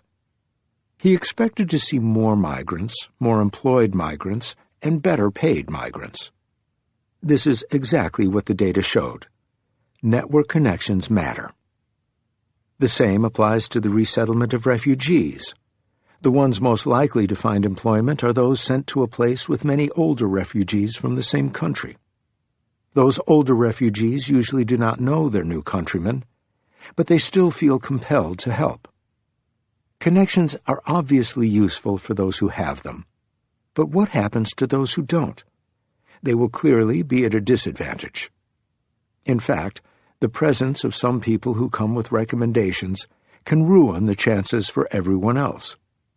An employer used to workers coming with recommendations is likely to be suspicious of anyone without one. Knowing that, anyone who can get a recommendation would rather wait to get it. Maybe some connection to a prospective employer will emerge. Maybe a friend will start a business. And only those who know that no one will ever recommend them, perhaps because they are actually not good workers, will go around knocking at doors to find a job. But then the employer would be right in refusing to talk to them. The market in this situation is unraveling. In 1970, George Akerlof, another future Nobel laureate, but then just a fresh Ph.D., wrote a paper, The Market for Lemons, in which he argued that the market for used cars might just shut down because people have an incentive to sell off their worst cars. That sets off a kind of self-confirming reasoning we saw in the case of newcomers to the labor market. The more suspicious buyers become of the old cars being sold, the less they will want to pay for them. The problem is, the less they want to pay, the more the owners of good cars will want to hold on to them, or sell their cars to friends who know and trust them. Only those who know their car is about to collapse will want to sell on the open market. This process, by which only the worst cars or the worst employees end up on the market, is called adverse selection. Connections are supposed to help people, but the fact that some have access to them and others do not may actually shut down a market that would function just fine if no one had connections. The playing field is level if there are no connections. Once some people have connections, the market can unravel, with the consequence that most people become unemployable. The comforts of home. Abhijit once asked migrant respondents in Delhi slums what they liked about living in the city. They liked many things. There were more options to give their children a good education. Health care was better. Finding a job was easier. The one thing they did not like was the environment. This is no surprise. Delhi has some of the vilest air in the world. When asked about which problems in their living environment they wanted fixed first, 69% mentioned drains and sewers, and 54% complained about garbage removal. The combination of choked drains, absent sewers, and piled-up garbage are often what gives the slums in India and elsewhere their distinctive odor, somewhere between acrid and putrescent. For obvious reasons, many slum dwellers hesitate to bring their families with them. Instead, when it all becomes unbearable, as it must fairly quickly, they go home. In rural Rajasthan, the typical villager who migrates from the village to earn money comes back once a month. Only 1 out of 10 migration episodes lasts more than 3 months. This means migrants tend to stay close to their home village, which probably limits the kinds of jobs they can get and the kinds of skills they acquire. But why do they need to live in slums, or worse? Why don't they rent themselves something a bit better? Often, even if they can afford it, the option doesn't exist. In many developing countries, there are often several missing rungs in the quality ladder of housing. The next thing to a slum might be the nice little flat entirely out of reach. There is a reason for this. Most third-world cities lack the infrastructure they need to serve their population. According to a recent report, India alone needs $4.5 trillion in infrastructure investment between 2016 and 2040. while Kenya needs $223 billion and Mexico $1.1 trillion. This means the relatively small parts of most cities with decent quality infrastructure are always hugely in demand and have astronomically high land prices. Some of the most expensive real estate in the world, for example, is in India. Starved of investment, the rest of the city develops in haphazard ways, with the poor often squatting on whatever land happens to be unoccupied, whether or not it has sewer connections or water pipes. Desperate for a place to live, but worried they can be evicted any day because it's not their land, they build makeshift housing that sticks out like scars on the urban landscape. These are the famous Third World slums. Making matters worse, as Ed Glazer has argued in his wonderful book Triumph of the City, are city planners who resist building dense neighborhoods of high-rises for the middle class, aiming instead for a garden city. India, for example, imposes draconian limits on how high buildings can be, much stricter than what is found in Paris, New York, or Singapore. These restrictions result in massive urban sprawl and long commutes in most Indian cities. The same problem also shows up in China and many other countries, albeit in a less extreme form. For the would-be low-income migrant, this set of bad policy choices creates an unenviable trade-off. He can crowd into a slum, if he is lucky, commute many hours a day, or resign himself to the daily misery of sleeping under a bridge, on the floor of the building where he works, in his rickshaw or under his truck, or on the pavement, protected perhaps by the awning of a shop. If that is not discouraging enough, for reasons already discussed, low-skilled immigrants know that, at least to start out, the jobs they can get are the jobs nobody else wants. If you happen to be dropped somewhere without a choice, you may take them on, but it is hard to get excited about abandoning friends and family and going to the end of the world to sleep under a bridge, clean floors, or bus tables. It is only the migrants with the ability to think past the immediate obstacles and pain and contemplate a steady climb from busboy to restaurant chain owner who typically take it on. The attraction of home goes beyond creature comforts. Poor people often live very vulnerable lives. Their incomes tend to be volatile and their health precarious, making it very useful to be able to call on others for help when needed. The more connected you are, the less exposed you will be if something bad happens. You might have a network where you are going, but your network is probably deeper and stronger where you grew up. You and your family may lose access to that network if you leave. As a result, only the most desperate or the very well-off who can afford the risk will leave. Comfort and connections play the same limiting role for would-be international migrants, only much more so. If they leave, they must often leave alone, abandoning everything familiar or dear to them for many years to come. Family ties. The nature of life in traditional communities may be another important drag on migration. The Caribbean economist Arthur Lewis, one of the pioneers in the field of development economics and the 1979 Nobel laureate, made the following simple observation in a famous paper published in 1954. Suppose jobs in the city pay $100 a week. In the village, there are no jobs, but if you work on the family farm, then you get your share of the farm income, which is $500 a week.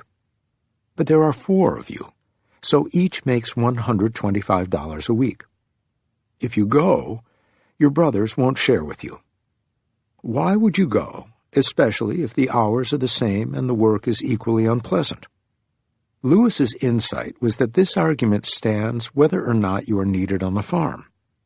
Suppose the output on the farm would be the same $500, whether or not you worked there, but you could add $100 to the family's total kitty by going off to the city. You won't do it because it does not help you. You will end up with your $100, and your 3 brothers will get to share the farm's $500. Of course, today it may not be a farm. A family taxi business would be just as likely to keep you at home.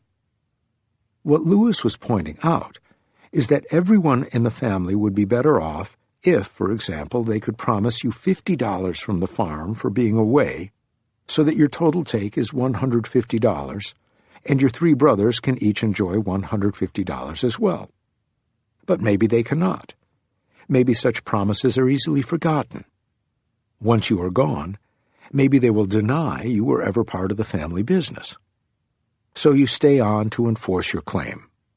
And as a result, Lewis thought, the speed of integration of the rural workforce into the more productive urban sector, be it domestically or abroad, will be too slow.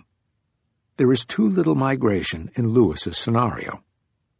The more general point here is that network connections, of which the family is a specific example, are designed to solve specific problems, but it does not mean they promote the general social good.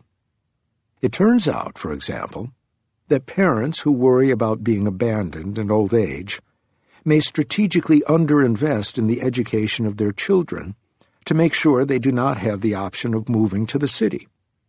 In the state of Haryana, not too far from Delhi, researchers teamed up with firms recruiting for back-office processing jobs to provide information about these opportunities to villagers.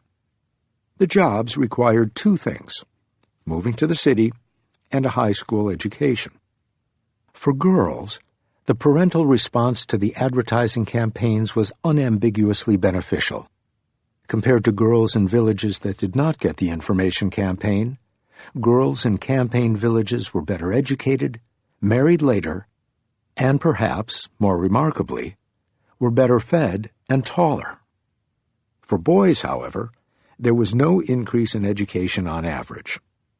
Boys expected to leave the village to earn money benefited from the intervention, much like the girls, but boys whose parents wanted them to stay home and take care of them ended up getting less education. The parents, in effect, chose to handicap their sons to keep them at home. Sleepless in Kathmandu. In the experiment where villages were offered $11.50 to go and explore the job market in one of the big cities of Bangladesh, many participants ended up so much better off that they should have been happy to pay out of pocket to get the opportunity. However, there were still a few who would have ended up worse off if they'd had to pay for the trip themselves, the ones who did not find a job and went back empty-handed. Most people do not like risk, and those close to subsistence level especially so, since any loss could push them into starvation. Is that why so many people prefer not to try? The problem with this explanation is that another option for potential migrants would be to save up $11.50 before making the trip. Then, if they failed to find a job, they could go home, and they would be no worse off than if they had not saved and not tried, which is what most of them seem to do.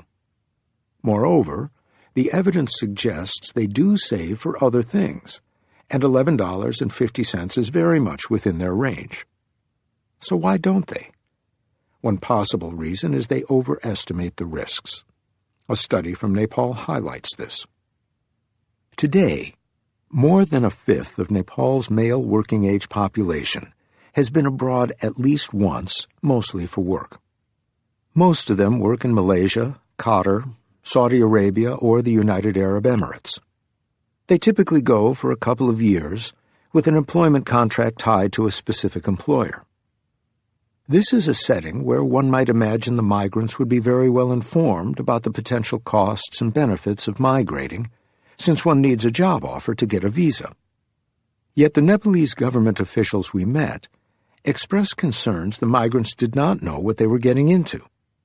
They had inflated expectations about earnings, the officials told us, and had no idea how bad living conditions could be abroad. Maheshwar Shrestha, a Nepalese PhD student of ours, decided to investigate whether these officials were right. He placed himself with a small team in the passport office in Kathmandu, where potential migrants went to apply for their passports. He interviewed more than 3,000 of these workers, asking them detailed questions about what they thought they would be paid, where they were going, and what they thought of the living conditions abroad. Maheshwar found these would-be migrants were in fact somewhat over-optimistic about their earnings prospects. Specifically, they overestimated their earning potential by around 25%, which could be for any number of reasons, including the possibility that the recruiters who provide job offers lied to them. But the really big mistake they made was that they vastly overestimated the chance of dying while they were abroad. A typical candidate for migration thought that out of 1,000 migrants over a 2-year stint, about 10 would come back in a box. The reality is just 1.3.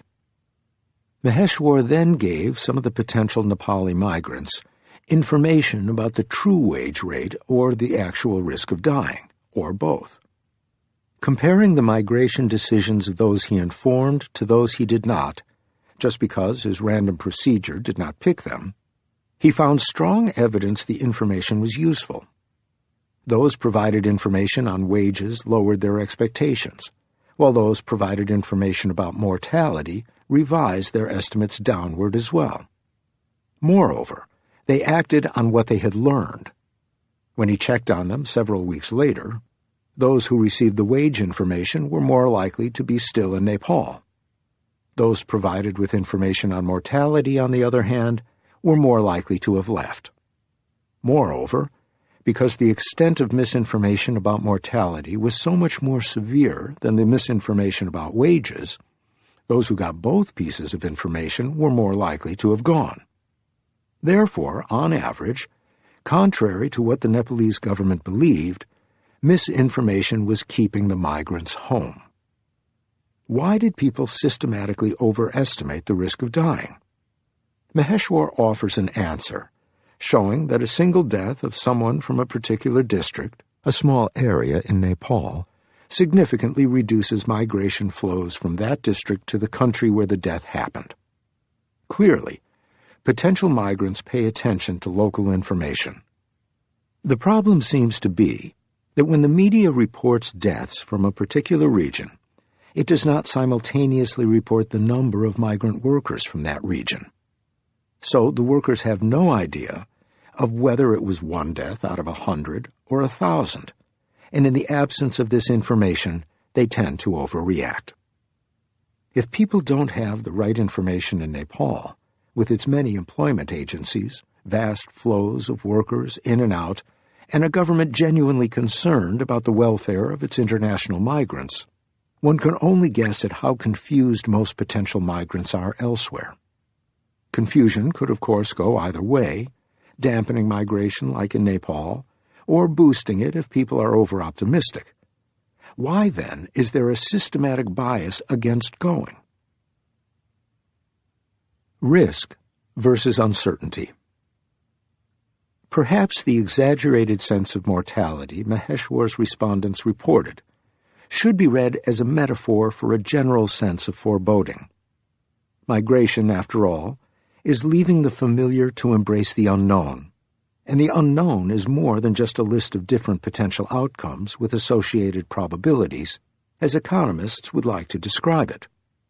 In fact, there is a long tradition in economics, going back at least to Frank Knight, of distinguishing between quantifiable risk, 50% probability this happens, 50% that happens, and the rest, what Donald Rumsfeld memorably called the unknown unknowns, and Knightian economists call uncertainty. Frank Knight was convinced humans react very differently to risk and uncertainty. Most people don't like dealing with the unknown unknowns, and will go to great lengths to avoid making decisions in cases where they do not know the exact contours of the problem. From the point of view of the would-be migrants in rural Bangladesh, the city, and of course any foreign country, is a morass of uncertainties.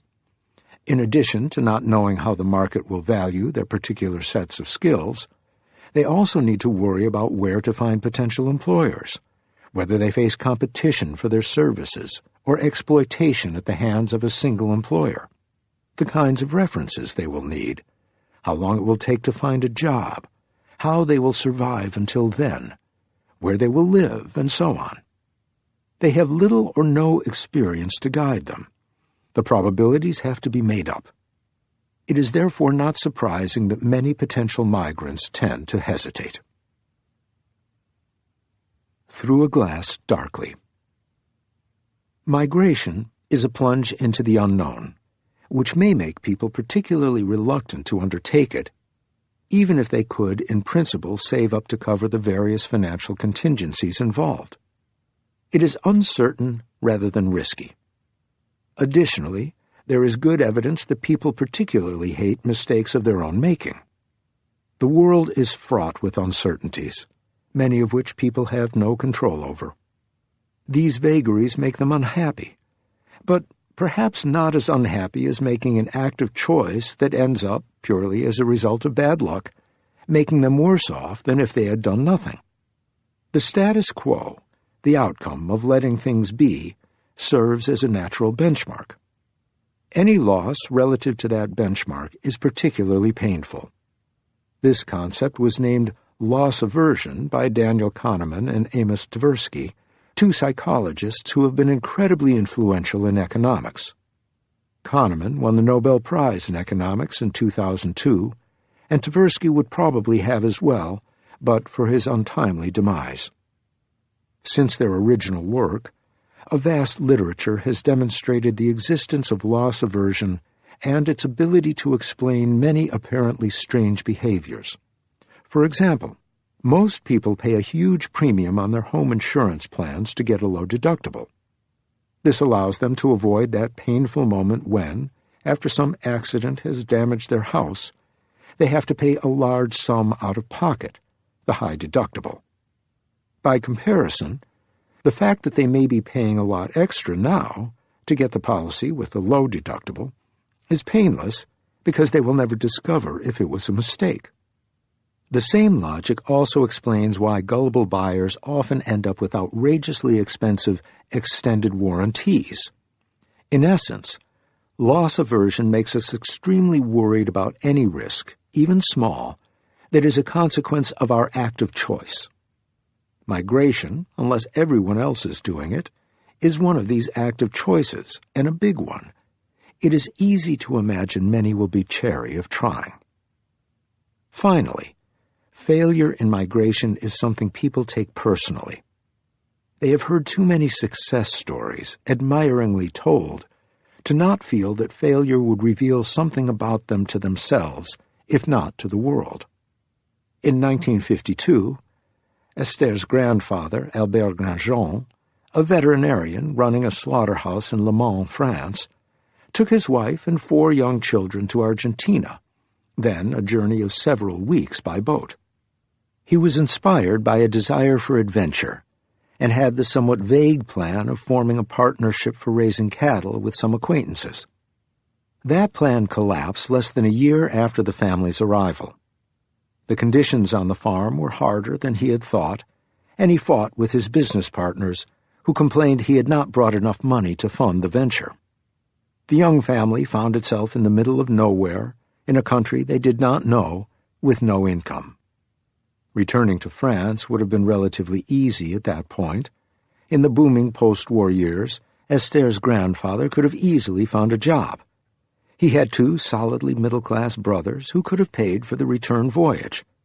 But he chose not to. His wife, Eveline, told Esther many years later that coming back empty-handed, having begged his brothers for the price of the passage, was an unacceptable loss of face. So the family toughed it out, living for over 2 years in dire poverty, made worse by a misplaced sense of superiority vis-à-vis the natives. The children were not allowed to speak Spanish at home. Violaine, Esther's mother, completed her entire schooling through a French correspondence course.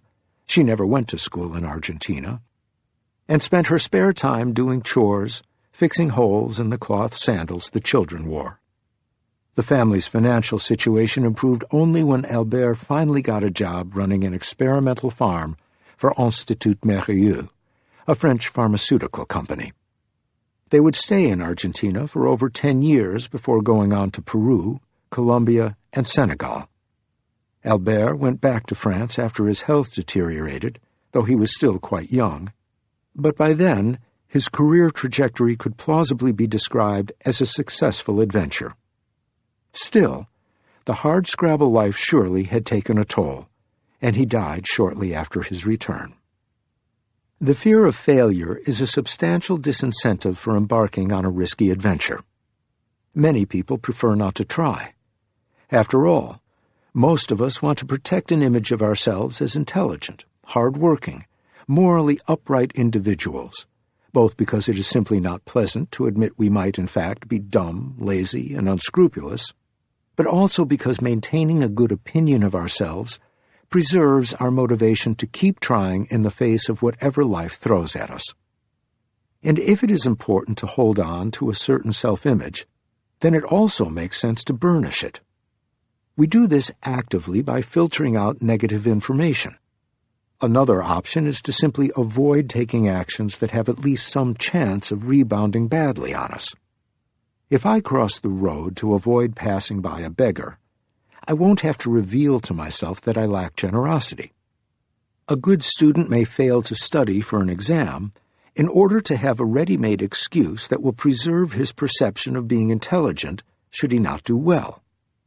A would-be migrant who stays home can always maintain the fiction he would have succeeded had he gone. It takes an ability to dream.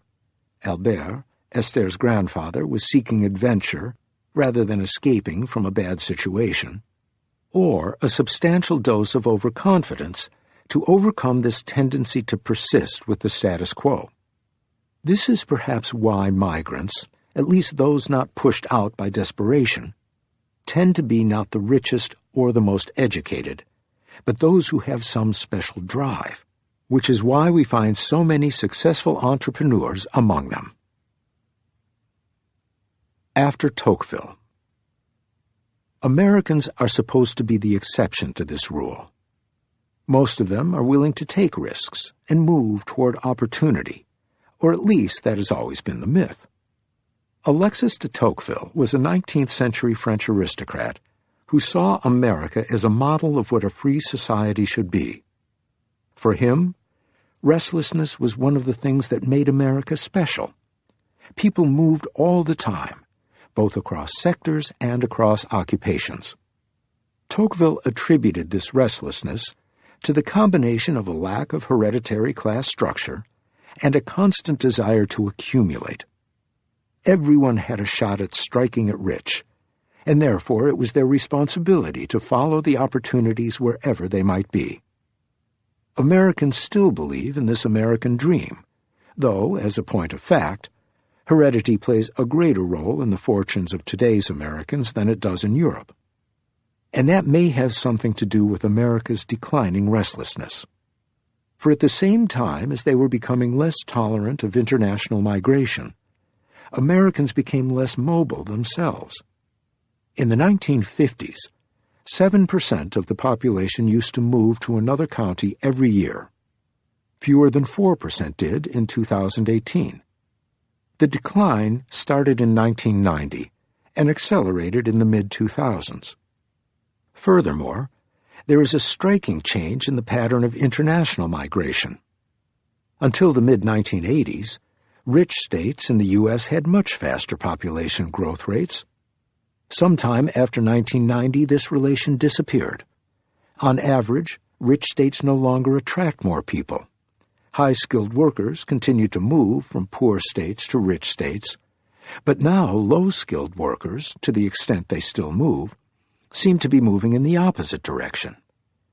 These two trends mean that since the 1990s, the U.S. labor market has become increasingly segregated by skill level. The coasts attract more and more educated workers, while the less well-educated seem to concentrate inland, particularly in the old industrial cities in the East like Detroit, Cleveland, and Pittsburgh.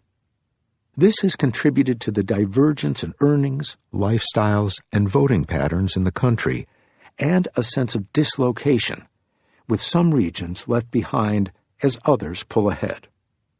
The pull of Palo Alto, California, or Cambridge, Massachusetts, for highly educated software or biotech workers is not surprising. Wages are higher for educated workers in those cities, and they are more likely to find friends and the amenities they enjoy. But why don't less well-educated workers follow them? After all, lawyers need gardeners, cooks, and baristas. The concentration of educated workers should create a demand for uneducated workers and encourage them to move. And this is the United States, where, unlike in Bangladesh, almost everyone can afford the bus fare across the state or even across the country. The information is much better, and everyone knows where the boomtowns are. Part of the answer is that the wage gain from being in a booming city is lower for workers with only a high school degree than for high-skilled workers. But this can only be a part of the reason. There is a wage premium for low-skilled workers, too. According to websites that post salaries online, a Starbucks barista makes about $12 an hour in Boston and $9 in Boise. This is less than the gains for high-skilled workers, but still not negligible. And, in addition, in Boston they get to have an attitude.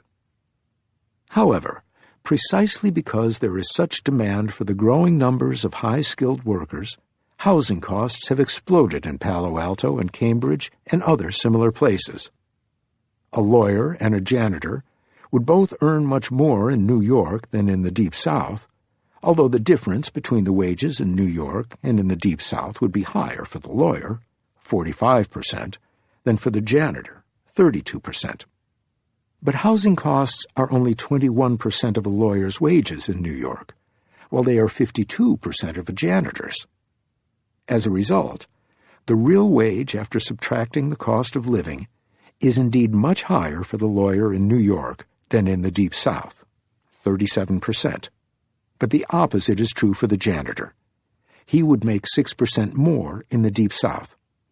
It makes no sense for a janitor to move to New York. The Mission District in San Francisco has become a symbol of this phenomenon. Until the late 1990s, the Mission District was a working-class neighborhood dominated by recent Hispanic immigrants, but its location made it attractive to the young workers of the tech industry. Average rents for one-bedroom apartments have been going up steeply, from $1,900 in 2011 to $2,675 in 2013 and $3,250 in 2014.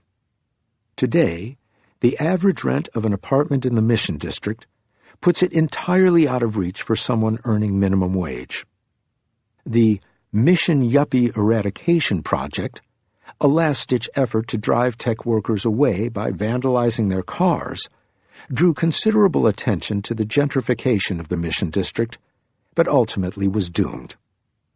Of course, more houses can be built near booming cities, but it takes time. Moreover, many of the older cities in the United States have zoning regulations designed to make it hard to build up or build densely. Buildings cannot be very different from what exists. Property lots have to be a minimum size, and so on. This makes it harder to transition to high-density neighborhoods when housing demand goes up. As in the developing world, this presents the new migrant with a rather dire set of choices: live far away from work or pay through the nose. Recent growth in the United States has been concentrated in locations with strong educational institutions. These places also tend to be the older cities, with expensive and hard-to-expand stocks of real estate. Many are also more European cities, which tend to have stronger incentives to preserve their historical endowment against the forces of development, and hence have restrictive zoning regulations and high rents. This might be one reason why the average American is not moving to where the growth is happening. If a worker loses his job because his region is hit by an economic downturn, and he contemplates moving to get a job elsewhere, the real estate question gets even more complicated. As long as he has his house, even if its resale value may be very low, at least he can live in it. If he doesn't own the house, it is still true that he will benefit more from the fall in rents resulting from the meltdown in the local economy than a high-skilled worker, since housing is a larger part of his budget. The collapse of the local housing market that typically accompanies a downturn, therefore, tends to, perversely, keep the poor from going other places. There are other reasons to stay put, even if opportunities are scarce at home and better elsewhere. Child care, for one, is expensive in the United States due to a combination of strict regulations and lack of public subsidies. For someone with a low-wage job, buying child care at market price is often out of the question. The only recourse is grandparents, or, failing that, other relatives or friends. And unless you can get them to come with you, moving is out of the question. This was less of an issue when most women did not work and could provide the child care. But in today's world, it can be a clincher. Moreover, the job may not last. Job loss leads to eviction, and then it is hard to get another job if you don't have an address. In such times, family also provides a safety net, both financial and emotional. Unemployed young people move back to their parents' house. Among unemployed men in their prime working age, 67% live with their parents or a close relative, up from about 46% in 2000. It is easy to understand why one might be reluctant to leave that comfort and security behind and move to a different city. For people who just lost a job in, say, manufacturing, after spending most of their career working in their hometown for a single employer, all this is compounded by the trauma of having to start over again. Instead of going from comfortable employment to graceful retirement, as many of their fathers did, they are being asked to reset their expectations, move to a town where no one knows them, and start at the bottom of the ladder in a job they never imagined they would have to do. No wonder they'd rather stay put. The Comeback Cities Tour. If it is hard for people to move from distressed areas, why aren't jobs coming to them? Surely firms could take advantage of the newly available labor force, lower wages and lower rents in the counties where other firms have closed. This idea has been floated. In December 2017, Stephen Case, the billionaire co-founder of AOL, and J.D. Vance, the author of Hillbilly Elegy, A Lament for America's Lost Heartland, started the investment fund Rise of the Rest. It was funded by some of the best-known billionaires in America, from Jeff Bezos to Eric Schmidt, to invest in states traditionally overlooked by tech investors. A bus tour, the Comeback Cities Tour, took a group of Silicon Valley investors to places like Youngstown in Akron, Ohio, Detroit and Flint, Michigan, and South Bend, Indiana.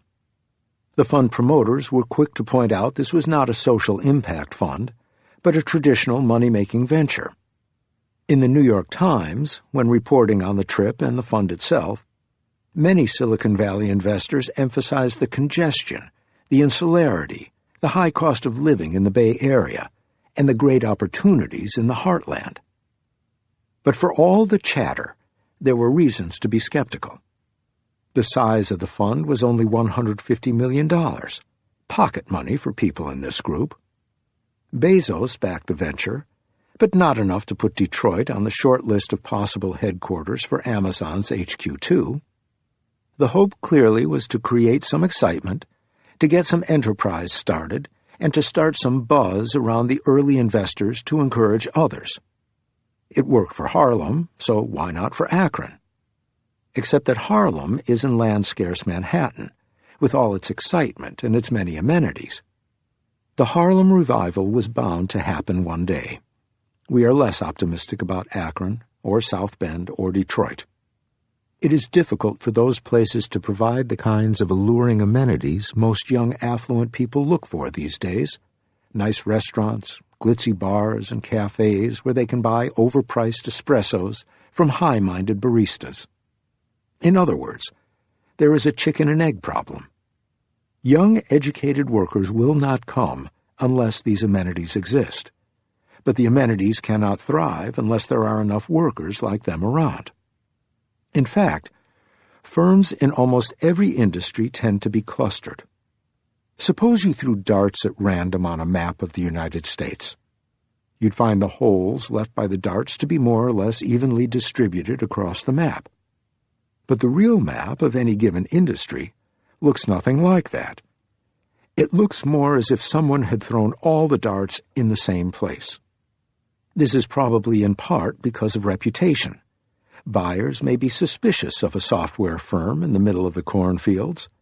It would also be hard to recruit workers if every time you needed a new employee, you had to persuade someone to move across the country rather than just poach one from your neighbor. There are also regulatory reasons. Zoning laws often try to concentrate dirty industries in one place and restaurants and bars in another. Finally, people in the same industry often have similar preferences. Techies like coffee. Financiers show off with expensive bottles of wine. Concentration makes it easier to provide the amenities they like. Clustering, for all these reasons, makes sense. But it means it is that much harder to start small and grow.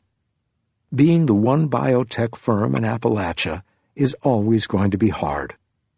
We hope the Comeback Cities tour succeeds, but we are not holding our breath or buying real estate in Detroit.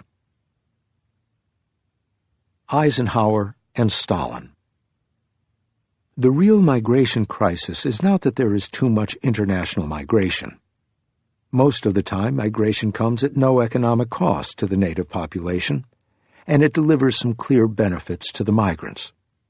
The real problem is that people are often unable or unwilling to move, within and outside their country of birth, to take advantage of economic opportunities. Does that suggest that a forward-looking government should reward people who move, and perhaps even penalize those who refuse to? This might sound outlandish, given that the current conversation is mostly focused on how to limit migration, but in the 1950s, the governments of the United States, Canada, China, South Africa, and the Soviet Union were all heavily involved in more or less forced relocation policies. Those policies often had unstated but brutal political goals, suppression of troublesome ethnic groups being one, but they tended to be cloaked in the language of modernization, which emphasized the economic deficiencies of traditional economic arrangements. The modernization agenda in developing countries has often taken inspiration from these examples. There is also a long tradition in developing countries of governments using price and tax policies to benefit the urban sector at the cost of the rural. Many countries in Africa in the 1970s created what they called agricultural marketing boards. This was a cruel joke, since many of the boards were intended to prevent the marketing of produce, so the board could buy it at the lowest prices, thereby stabilizing prices for city dwellers. Other countries, like India and China, banned exports of farm products to keep prices where urban consumers wanted them. A byproduct of these policies was to make agriculture unprofitable, encouraging people to leave their farms. Of course, these policies hurt the poorest people in the economy, the small farmers and the landless laborers, who may not have had the wherewithal to move. This unfortunate history should not, however, blind us to the economic rationale for promoting migration. Mobility, internal and international, is a key channel through which standards of living can even out across regions and countries, and regional economic ups and downs can be absorbed. If workers move, they will take advantage of new opportunities and leave regions hit by economic adversity. This is how an economy can absorb crises and adapt to structural transformation. For those of us, including most economists, who already live in the richer countries and the most successful cities, it seems so obvious that we have it so much better where we are that we assume everyone else would want to come. For economists, the economic magnetism of successful places is largely a good thing. For city dwellers in developing countries, or the residents of rich countries, on the other hand, the assumption that the whole world will be drawn to their areas is a scary prospect. They imagine masses of people coming and fighting them for the scarce resources they have, from jobs to spots in public housing to parking spaces. That central concern, that migrants lower wages and employment prospects for natives, is misplaced, but the fear of overcrowding, especially in the half-built cities of the Third World, is not entirely unwarranted. The fear of being overwhelmed is also what gives rise to worries about assimilation. If too many people with a different culture come, from country cousins moving within India to Mexicans settling in the United States, will they assimilate or will they change the culture? Or, for that matter, will they assimilate so well that their culture will vanish, leaving us all with a uniform, globalized, tasteless blend? A utopia of perfect and instant movement in response to any difference in economic opportunities might become its own dystopia. But we are nowhere near such a utopia-dystopia. Far from being irrepressibly attracted by economically successful places, people struggling where they are often prefer to stay home. This suggests that encouraging migration, both internal and external, should indeed be a policy priority, but that the right way to do it should not be by forcing people or distorting economic incentives, as has been done in the past, but by removing some of the key obstacles. Streamlining the whole process and communicating it more effectively so workers have a much better understanding of the costs and rewards of migration would help. Making it easier for migrants and their households to send money back and forth to each other would also help by making migrants less isolated. Given the outsized fear of failure, offering migrants some insurance against failure would be a possibility. When this was offered in Bangladesh, the effects were almost as large as the effect of offering a bus ticket. But the best way to help, and therefore perhaps encourage migrants while making locals more accepting, is probably to ease their integration. Offering housing assistance, rent subsidies, pre-migration matching to a job, help with childcare arrangements, and so on, would ensure that any newcomer quickly finds a place in society. This applies both to internal and international mobility. It would make those who hesitate more likely to make the trip and allow them to become more quickly a part of the normal existing fabric of the host communities. We are almost in the opposite situation now. With the exception of the work done by some organizations to help refugees, nothing is really done to make it easy for someone to adjust. International migrants face a real obstacle course to get the right to work legally. International migrants have no place to stay and often struggle to land their first job, even when there seem to be many opportunities. Of course, we cannot forget that the politics of the response to migration is not just one of misunderstood economics, but also one of identity politics. There is nothing new in the disconnect between economics and politics. U.S. cities that received the most European migrants in the golden age of European migration benefited economically from them. But despite that, immigrants triggered widespread and hostile political reactions. Cities cut taxes and public spending in response to immigration. Within public spending, the cuts were particularly deep for services that made interethnic contact more likely, like schools, or those that helped low-income immigrants, such as sewerage, garbage collection, etc. In cities that got the most migrants, the vote share of the Democratic Party, which supported immigration, declined, and more conservative politicians, in particular those who supported the National Origins Act of 1924, which put an end to the era of unrestricted immigration to the U.S., were elected. Voters were reacting to the cultural difference between them and the new migrants. At the time, Catholics and Jews were considered irremediably alien, until, of course, they assimilated. The fact that history repeats itself does not make it less unpleasant the second or third time around. But perhaps it helps us understand better how to react to this anger. We will return to this question in Chapter 4. Ultimately, we also need to remember that many people, regardless of any incentives on offer, will choose not to move. This immobility, which runs against every economist's instinct of how people should behave, has profound implications for the entire economy. It affects the consequences of a wide range of economic policies, as we will see throughout this audiobook. We will see in the next chapter, for example, that it partially explains why international trade has been much less beneficial than many hoped. And in Chapter 5, we will discuss how it affects economic growth. This requires a rethinking of social policy that takes this immobility into account, something we will attempt in Chapter 9.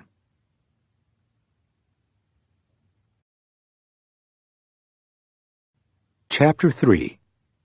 The Pains from Trade.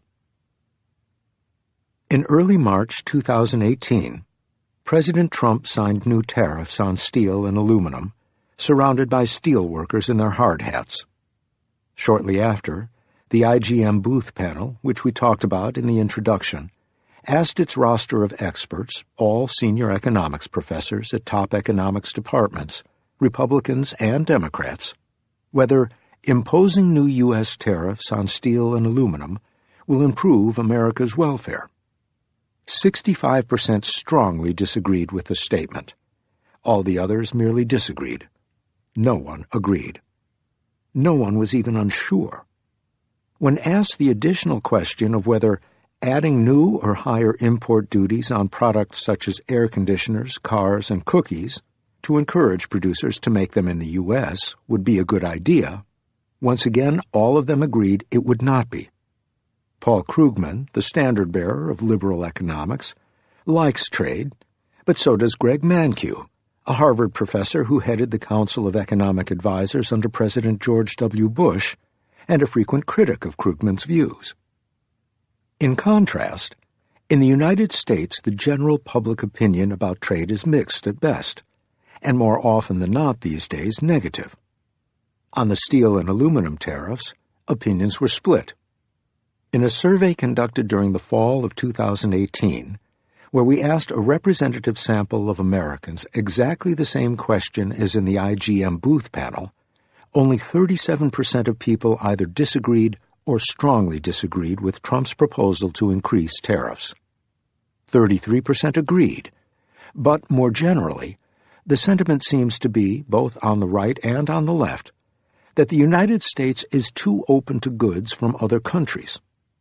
54% of our respondents agreed that using higher tariffs to encourage producers to produce in the U.S. would be a good idea.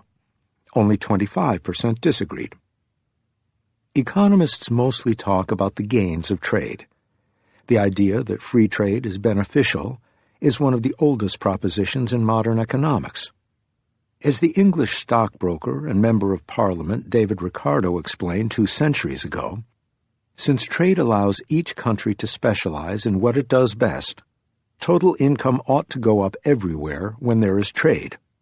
And as a result, the gains to winners from trade must exceed the losses to losers. The last 200 years have given us a chance to refine this theory, but it is a rare economist who fails to be compelled by its essential logic. Indeed, it is so rooted in our culture that we sometimes forget the case for free trade is by no means self-evident. For one, the general public is certainly not convinced. They are not blind to the gains of trade, but they also see the pains. They do see the advantages of being able to buy cheap abroad, but worry that, at least for the direct victims of cheaper imports, the gains are swamped by the costs. In our survey, 42% of respondents thought low-skilled workers are hurt when the United States trades with China, 21% thought they are helped, and only 30% thought everyone is helped by the fall in prices. 27% said they thought everyone was hurt. So is the public simply ignorant, or might it have intuited something the economists have missed? Stan Ulam's challenge. Stanisław Ulam was a Polish mathematician and physicist, one of the co-inventors of modern thermonuclear weapons. He had a low opinion of economics, perhaps because he underestimated economists' capacity to blow up the world, albeit in their own way. Ulam challenged Paul Samuelson, our late colleague and one of the great names in 20th century economics, to Name me one proposition in all of the social sciences which is both true and non-trivial. Samuelson came back with the idea of comparative advantage, the central idea in trade theory. That this idea is logically true need not be argued before a mathematician.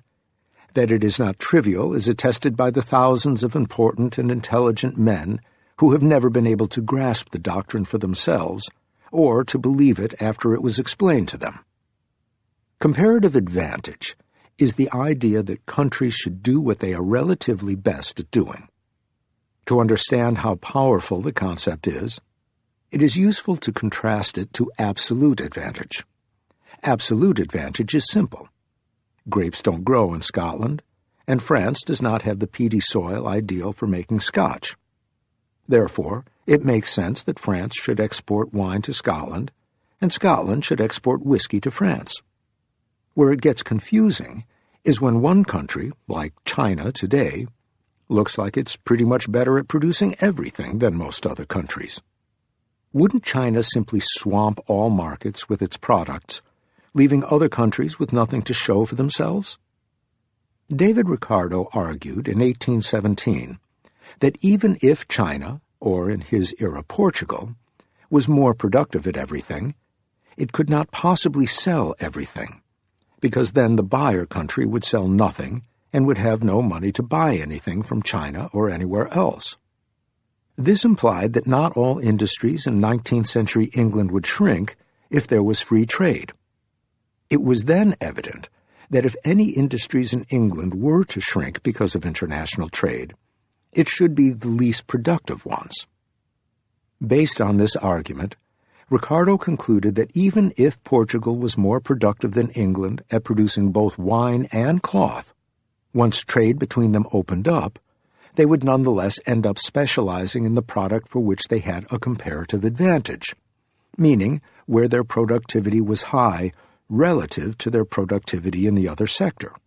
Wine for Portugal, cloth for England. And the fact that both countries make the goods they are relatively good at making and buy the rest, instead of wasting resources producing a product ineptly, must add to the gross national product, GNP, the total value of goods people in each country can consume. Ricardo's insight underlines why there is no way to think of trade without thinking about all the markets together.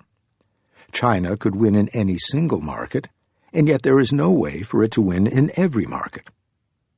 Of course, the fact that GNP goes up, both in England and in Portugal, does not mean there are no losers. In fact, one of Paul Samuelson's most famous papers purports to tell us exactly who the losers are. Ricardo's entire discussion assumed production required only labor, and all workers were identical. So, when the economy became richer, everyone benefited. Once there is capital as well as labor, things are not that simple. In a paper published in 1941, when he was just 25, Samuelson set out the ideas that remain the basics of how we are taught to think about international trade. The logic, once you understand it, as is often the case with the best insights, is compellingly simple.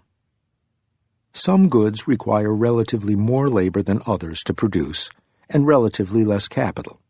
Think of handmade carpets versus robot-made cars. If two countries have access to the same technologies of production for both goods, it should be obvious the country relatively abundant in labor will have comparative advantage in producing the labor-intensive product. We would therefore expect a labor-rich country to specialize in labor-intensive products and move out of capital-intensive ones. This should raise the demand for labor compared to when there was no trade or more restricted trade, and therefore wages. And conversely, in a relatively capital-abundant country, we should expect instead that the price of capital goes up and wages go down when it trades with a more labor-abundant partner. Since labor-abundant countries tend to be poor, and laborers are usually poorer than their employers, this implies freeing trade should help the poor in the poorer countries, and inequality should fall. The opposite would be true in rich countries. So opening trade between the United States and China should hurt U.S. workers' wages and benefit Chinese workers. That does not mean the workers in the United States must necessarily end up worse off. This is because, as Samuelson showed in a later paper, the fact that free trade raises GNP means there is more to go around for everybody, and therefore even workers in the United States can be made better off if society taxes the winners from free trade and distributes that money to the losers. The problem is that this is a big if, which leaves workers at the mercy of the political process. Beauty is truth, truth beauty. The Stolper-Samuelson theorem, as this result is now widely known in economics, after Samuelson and his co-author Stolper, is beautiful, at least as much as any theoretical result in economics is beautiful. But is it true? The theory has two clear and encouraging implications, and one that is less encouraging. Opening up to trade should increase GNP in all countries, and in poor countries inequality should go down. However, in rich countries, inequality can go up, at least before any redistribution the government might undertake. The slight problem is that the evidence more often than not refuses to cooperate. China and India are often portrayed as the poster children for trade-fueled growth in GNP. China opened up its markets to trade in 1978, after 30 years of communism. For most of those 30 years, China barely acknowledged the world market. 40 years later, it is the world's exporting powerhouse, about to seize the position of the world's biggest economy from the United States. India's story is less dramatic, but perhaps a better example. For about 40 years, until 1991, its government controlled what it called the commanding heights of the economy. Imports required licenses that were at best grudgingly granted, and in addition required the importer to pay import duties that could quadruple the price of the imports. Among the things essentially impossible to import were cars. Foreign visitors to India would write about the cute ambassador, a barely updated replica of the 1956 model of the Morris Oxford, a British sedan of no particular distinction that was still the most popular car on Indian roads. Seat belts and crumple zones were entirely unknown. Abhijit can still remember his one ride in a 1936 Mercedes-Benz. This must have been in 1975 or thereabouts, and the sense of exhilaration from being in a car with a genuinely powerful engine. 1991 was the year after Saddam Hussein's invasion of Kuwait, that eventually led to the First Gulf War. This resulted in the interruption of oil flows out of Iraq and the Gulf, and sent oil prices through the ceiling. It delivered a huge shock to India's oil import bill. Coming at the same time as the war-driven exodus of Indian émigrés from the Middle East, who therefore ceased sending money to their loved ones at home, the country experienced a massive foreign exchange shortage. India was forced to seek help from the International Monetary Fund, IMF, an opportunity the IMF was waiting for.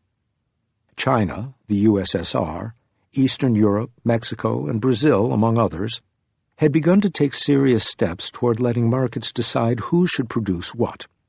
India at the time was the last of the big holdouts, an economy that continued to adhere to the anti-market ideology fashionable in the 1940s and 1950s. The deal the IMF offered would change all that. India could have the funds it needed, but only if it opened its economy to trade. The government had no choice. The import and export licensing regime was abolished, and import duties came down very quickly from an average of nearly 90% to something closer to 35%, in part because many of the leading figures in the economic ministries had long desired a chance to do something like this, and they were not going to let the opportunity pass. There were, unsurprisingly, many who predicted this would lead to disaster. Indian industry, raised behind high tariff walls, was too inefficient to compete with the rest of the world's powerhouses. The Indian consumer, starved of imports, would go on a binge and bankrupt the economy, and so on. Remarkably, the dog hardly barked. After a sharp drop in 1991, by 1992 GDP growth was back at its 1985 to 1990 trend of about 5.9% per year. The economy did not collapse, nor did it dramatically take off. Overall, during the period 1992 to 2004, growth inched up to 6% and then jumped to 7.5% in the mid-2000s, where it has remained more or less ever since. So, should India be counted as a shining example of the wisdom of trade theory, or something closer to the opposite? On the one hand, that growth weathered the transition smoothly, echoing the predictions of trade optimists.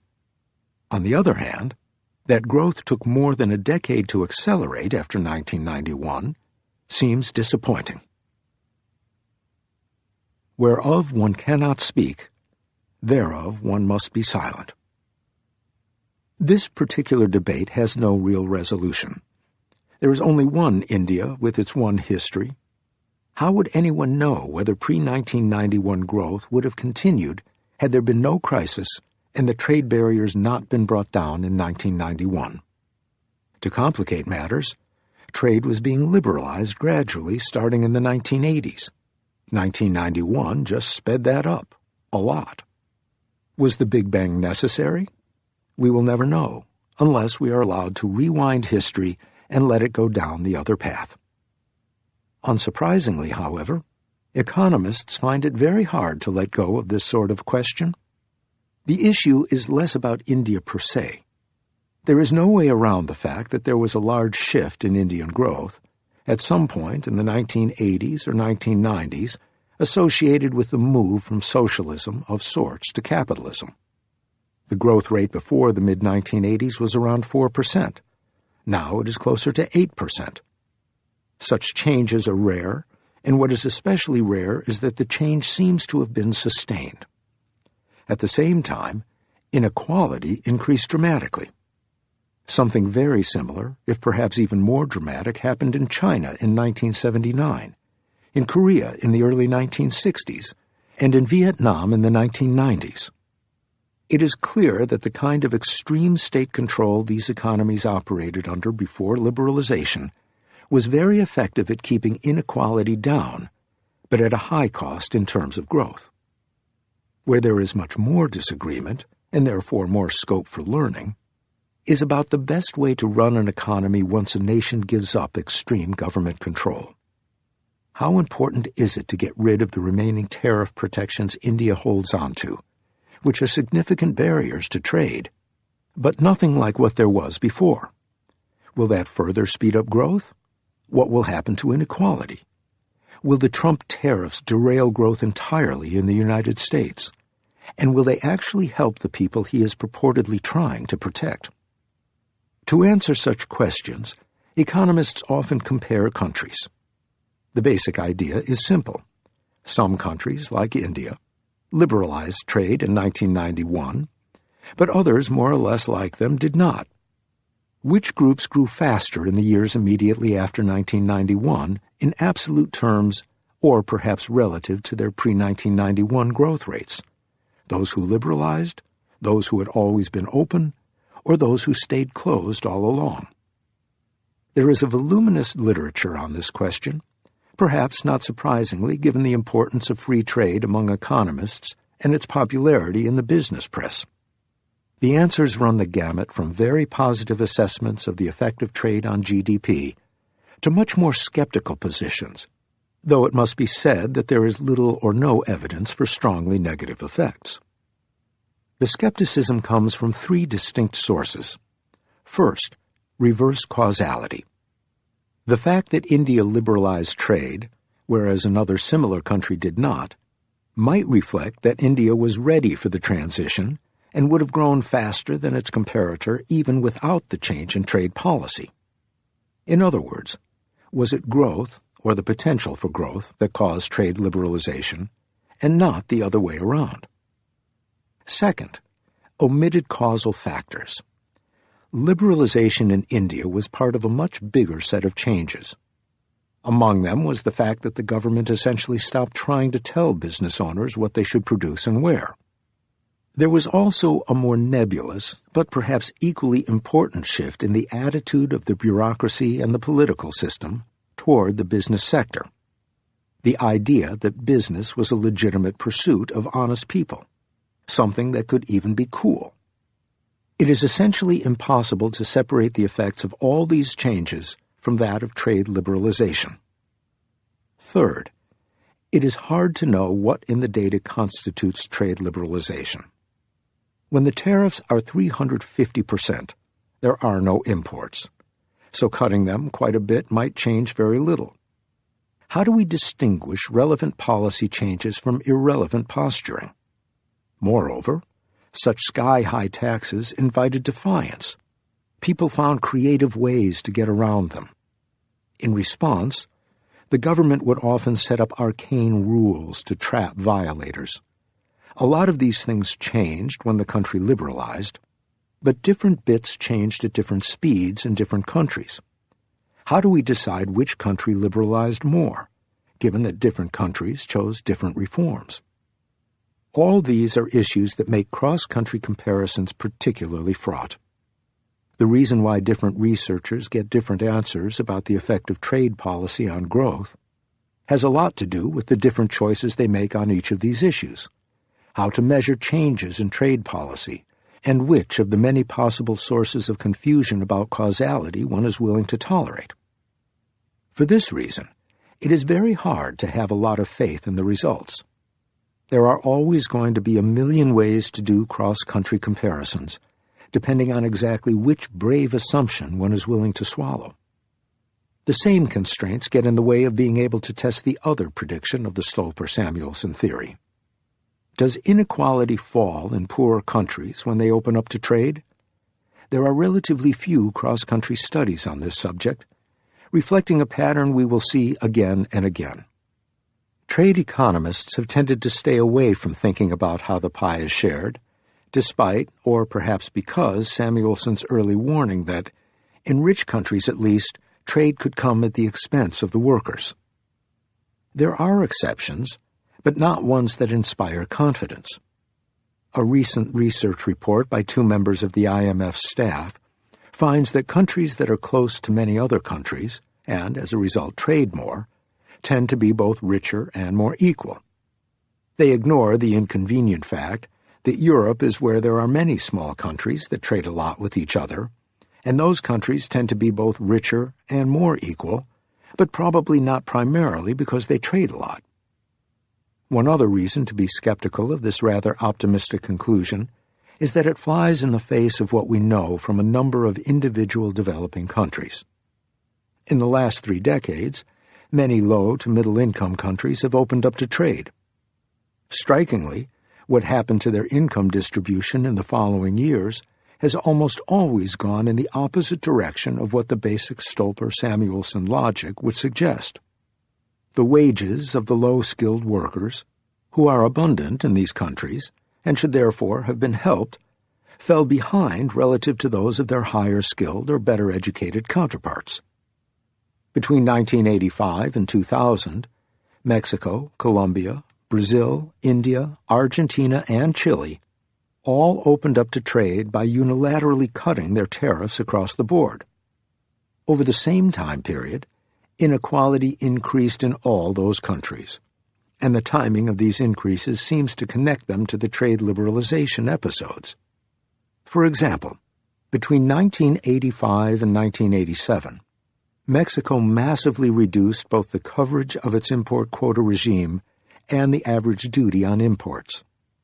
Between 1987 and 1990, blue-collar workers lost 15% of their wages, while their white-collar counterparts gained in the same proportion. Other measures of inequality followed suit. The same pattern, liberalization followed by an increase in the earnings of skilled workers relative to the unskilled, as well as other measures of inequality, was found in Colombia, Brazil, Argentina, and India. Finally, Inequality exploded in China as it gradually opened up starting in the 1980s and eventually joined the World Trade Organization, WTO, in 2001. According to the World Inequality Database team, in 1978 the bottom 50% and the top 10% of the population both took home the same share of Chinese income, 27%. The two shares started diverging in 1978, with the poorest 50% taking less and less, and the richest 10% taking more and more. By 2015, the top 10% received 41% of Chinese income, while the bottom 50% received 15%. Of course, correlation is not causation. Perhaps globalization per se did not cause the increase in inequality. Trade liberalizations almost never take place in a vacuum. In all these countries, trade reforms were part of a broader reform package. For example, the most drastic trade policy liberalization in Colombia in 1990 and 1991 coincided with changes in labor market regulation meant to substantially increase labor market flexibility. Mexico's 1985 trade reform took place amid privatization, labor market reform, and deregulation. As we mentioned, India's 1991 trade reform was accompanied by the removal of the industrial licensing regime, capital market reforms, and a general shift of power and influence to the private sector. China's trade liberalization was, of course, the capstone of the massive economic reform undertaken by Deng Xiaoping, which legitimized private enterprise in an economy where it had been almost forbidden for 30 years.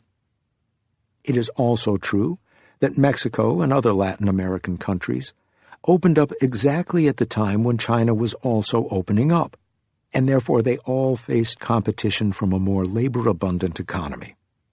Perhaps that was what hurt the workers in these economies. Showing anything definitive about trade by just comparing countries is difficult, because both growth and inequality could depend on so many different factors, trade being just one of those ingredients, or indeed an effect rather than a cause. There have, however, been some fascinating within-country studies that do throw a shadow over the Stolper-Samuelson theorem. The fact that could not be. Looking at different regions within countries clearly reduces the number of potential things going on at the same time that might obscure the effects of trade. There is usually a single policy regime, a shared history, and common politics, making the comparisons more convincing.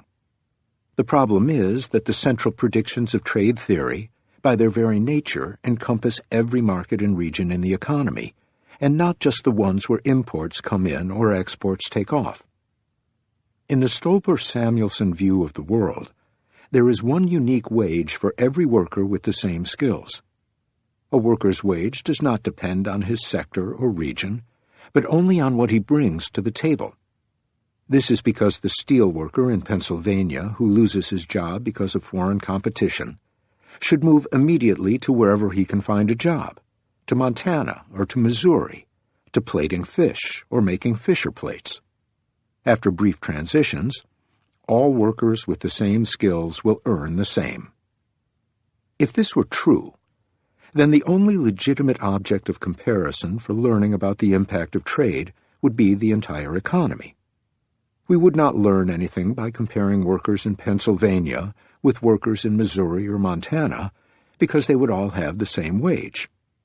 Rather paradoxically, therefore, if one believes the assumptions of the theory, it is almost impossible to test it, since the only impact one observes is what happens at the country level, and we just demonstrated the many pitfalls of cross-country comparisons and country case studies. However, as we saw with migration, labor markets tend to be sticky.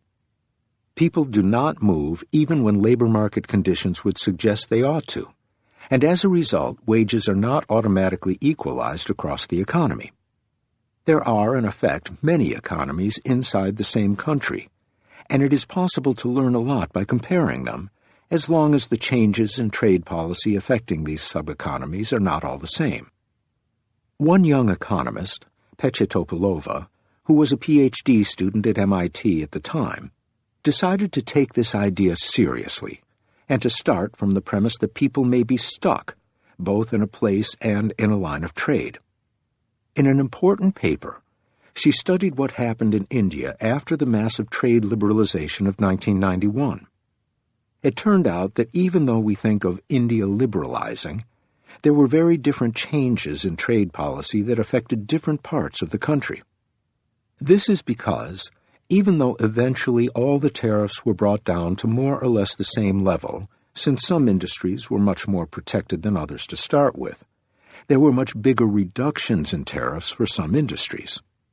Moreover, India has over 600 districts that differ enormously in the kinds of businesses they are home to. Some are mainly agricultural. Others have steel plants or textile factories. Since different industries fared differently, the liberalization led to very different reductions in tariffs in different districts. Topalova constructed, for each Indian district, a measure of how much it was affected by liberalization. For example, if one district mainly produced steel and other industrial manufacturing products, whose tariff dropped from almost 100% to about 40%, she would say this district was strongly affected by liberalization. If another district just grew cereals and oil seeds, whose tariff essentially did not change, it was almost unaffected. Using this measure of exposure, she looked at what happened before and after 1991. The national poverty rate dropped rapidly in the 1990s and 2000s, from about 35% in 1991 to 15% in 2012. But against this rosy backdrop, greater exposure to trade liberalization clearly slowed poverty reduction. Contrary to what the Stolper-Samuelson theory would tell us, the more exposed a particular district was to trade, the slower poverty reduction was in that district. In a subsequent study, Topalova found that the incidence of child labor dropped less in districts more exposed to trade than in the rest of the country. The reaction to her findings in the economics profession was surprisingly brutal. Topalova ran into a barrage of very unfriendly comments, suggesting she had the wrong answer, even if her methods were correct. How could trade actually increase poverty? The theory tells us trade is good for the poor and poor countries, so her data had to be wrong. Blackballed by the academic elite, Topalova finally took a job at the IMF, which, somewhat paradoxically, given the IMF had pushed for the massive liberalization in the first place, was more open-minded about her research than the academic community. Topalova's paper was also rejected by the top economic academic journals, despite the fact that it eventually inspired a literature dedicated to the debate. There are now many papers applying Topalova's approach in other contexts, and, incidentally, finding the same results in Colombia, Brazil, and, as we will see later, eventually the United States. It was only several years later that she got some measure of vindication from academic economists when her findings won the Best Paper Award from the journal in which the paper had been published. The Sticky Economy. Topalova had always insisted she had no intention of claiming anyone had been hurt by the trade liberalization. Since she was comparing regions within the same country, all she could say was that some areas, those most affected by trade, were less successful in reducing poverty than others. This is entirely consistent with the possibility, which her paper is careful to underline, that the tide of liberalization had lifted all boats, just some more than others. And her work does not imply that inequality increased in India as a whole, just that it went up more in the more trade-affected districts. In fact, because the places most touched by liberalization tended to be somewhat richer to start with, the fact that they did not fare particularly well after liberalization, paradoxically, reduced countrywide inequality. In other papers, Topalova and her colleagues demonstrated some clearly positive economy-wide consequences of the Indian trade liberalization. For example, Indian firms, challenged to find new markets, started introducing new products they could now sell abroad. Moreover, the fact that they could import cheaper and better inputs, indeed ones they could not even find in India before, meant they could make new products for the domestic and international markets. This increased their productivity and, along with other reforms undertaken by the government in the early 1990s, and some luck with worldwide growth, contributed to the rapid growth of the Indian economy since the 1990s. Nevertheless, it is easy to see why trade economists felt threatened by Topalova's paper. The benefits of trade and traditional theory come from the reallocation of resources. The very fact that Topalova finds any difference between more exposed and less exposed districts tells us resources, workers, but also capital, do not move easily, as we noted earlier. If they did, wages everywhere would have been more or less the same. And she is not the only one to find this. A number of other studies also found very little evidence of resource reallocation. But once we give up on the idea that people and money will chase opportunities, how do we hold on to our faith that trade is good? If workers are slow to move across district boundaries, it is plausible they are also slow to move from one kind of job to another. This is entirely consistent with what we know about labor markets. In India, Topalova found the negative effect of trade liberalization on poverty was exacerbated in states where strict labor laws made it very difficult to fire workers and shrink unprofitable firms, allowing profitable ones to take their place. There is also a body of solid evidence showing that, at least in developing countries, land does not easily change hands. Capital also tends to be sticky. Bankers are slow to cut credit to firms that are not doing well, but also to lend to those firms that are doing well, for the interesting reason that many credit officers, the people who make lending decisions, are terrified of being held responsible for loans that go bad. The easiest way to avoid this is to make no decision. Just rubber stamp whatever decision has been made in the past by someone else and let yet another person deal with the loans in the future. The one exception, unfortunately, is when loans are about to fail. Then bankers actually give the ailing firms new loans to pay back their old ones in the hope of postponing the default and perhaps benefiting from a reversal of fortune. This is the phenomenon, in banking parlance, of evergreening loans, one of the main reasons why so many banks with seemingly impeccable balance sheets suddenly wake up to a looming disaster. Sticky lending means existing firms that should have been put out of their misery continue to hang on. At the same time, it also means new businesses have a hard time raising capital, especially in the middle of the uncertainty that comes with, say, a trade liberalization, because the loan officers shy away from taking on new risks. Given these various forms of stickiness, it is plausible that when bad news arrives in the form of greater competition from outside, instead of embracing it and moving resources to their best possible use, there is a tendency to hunker down and hope the problem will go away on its own. Workers are laid off, retiring workers are not replaced, and wages start to drift down. Business owners take a big hit on their profits, loans get renegotiated, all in order to preserve as much as possible of the status quo ex ante. There is no improvement in efficiency, just a fall in the earnings of everyone associated with the industries that lose their protection. This might seem extreme, but Topalova finds something like this in the Indian data. For one, there was very little migration out of the districts affected by liberalization. Even within a region, resources were slow to move among industries. More strikingly still, this was true within firms. Many firms in India produce more than one product, so one would expect firms to close down product lines competing with cheaper imports and reorient production toward products facing less of a disadvantage. There is nothing to stop this, even where labor laws make it hard to fire people. But Topalova's research found very little creative destruction. Firms never seem to discontinue a product line that has become obsolete. Perhaps it is because the managers find the transition process costly. Workers need to be retrained. New machines need to be purchased and installed.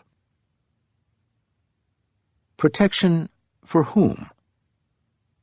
These internal barriers notwithstanding, resources did eventually move, at least in some countries, and exports are a big part of the remarkable success story of East Asia in particular. Despite what you hear from President Trump and others, it was not because rich countries were naively welcoming.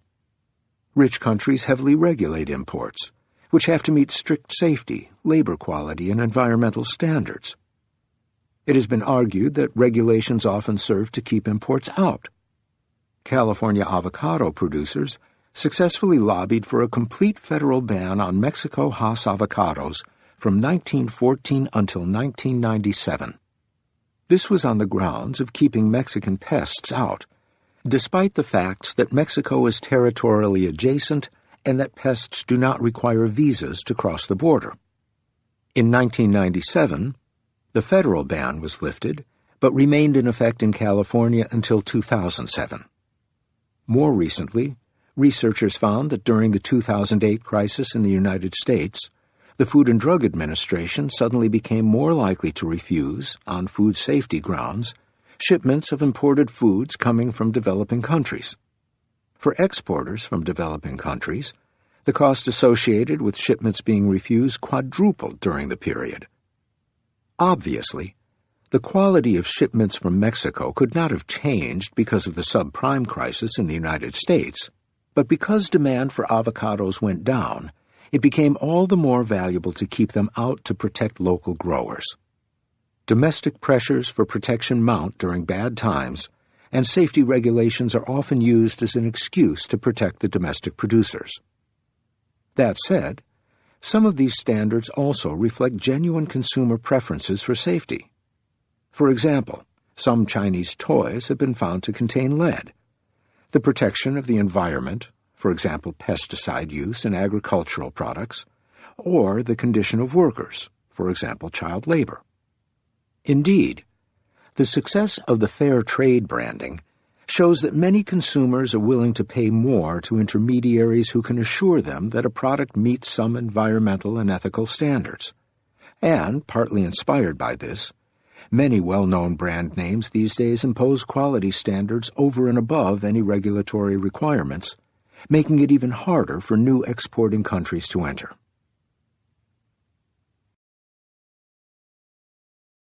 What's in a name? There is something else quite specific about developing countries trying to be the next China that adds to all these challenges.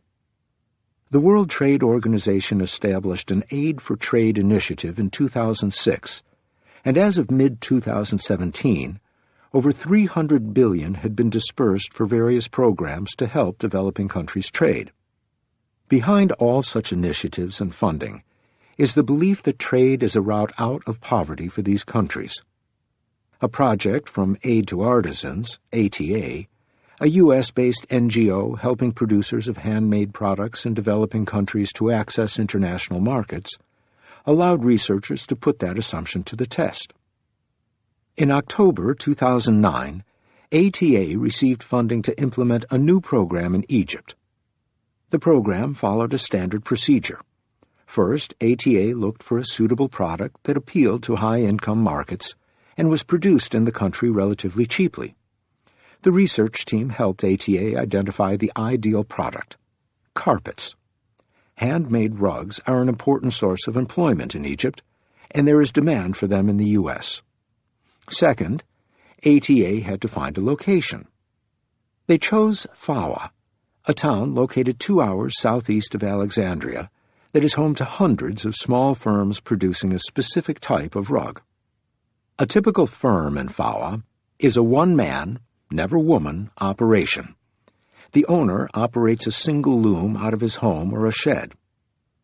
Third, ATA always works through a local intermediary firm with on-the-ground knowledge, which receives the order and finds small-scale producers to manufacture the products.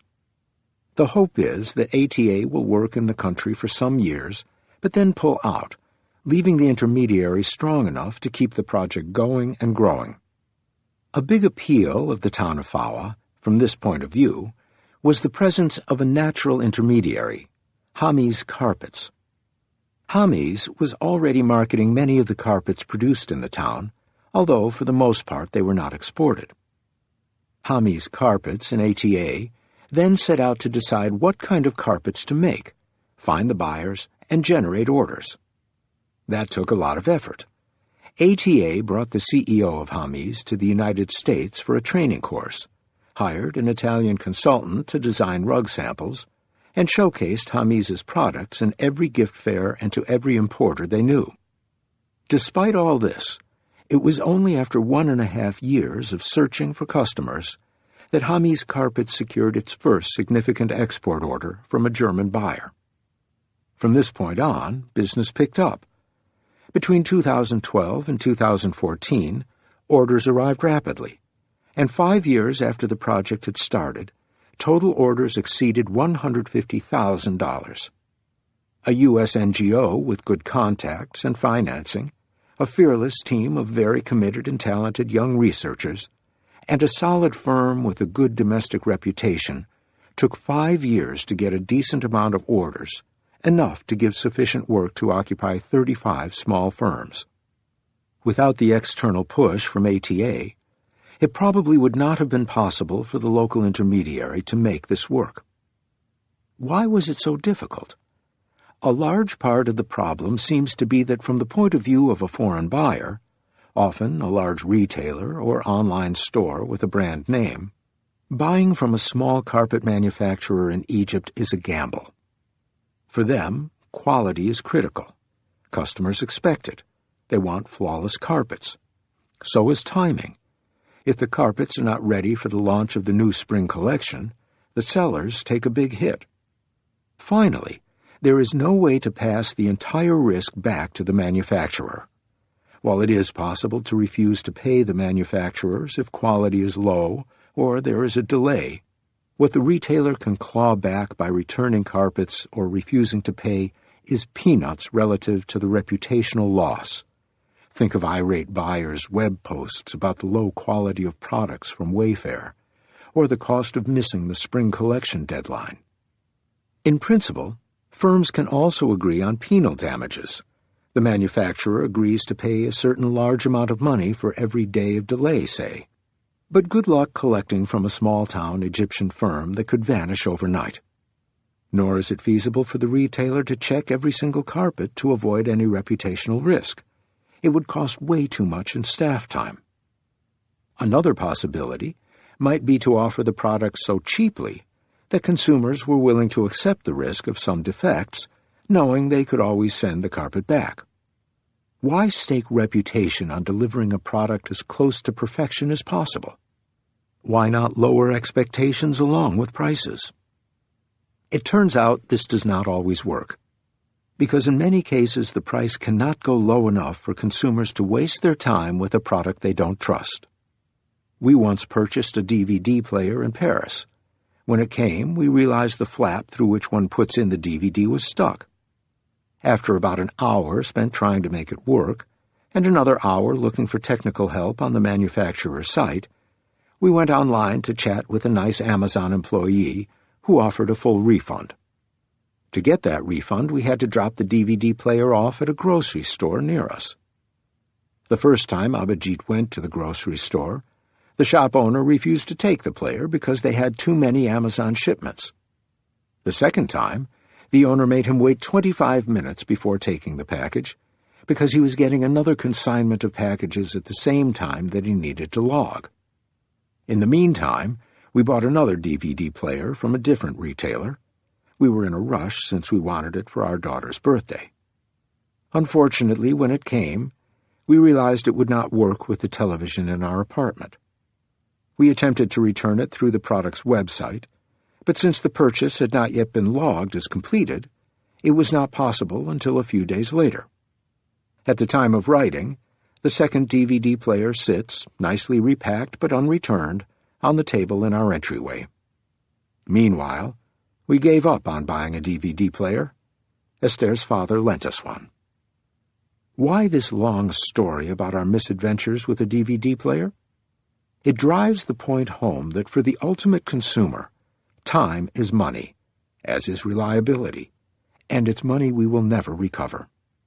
It is not like Amazon will pay Abhijit his hourly wage for his 2 trips to the grocery store, or the 2 hours spent trying to fix the machine. Or think about the pretty T-shirt you bought cheap on some website, which infected the entire wash with its brilliant blue color. Who will compensate you for the $100 blouse that now has blue stains across the front? Or for the time it took you to find that blouse by rummaging through every consignment store in the village?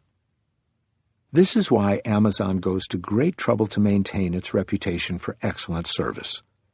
In some cases, for example, they protect the customer's time by not requiring they return the defective product.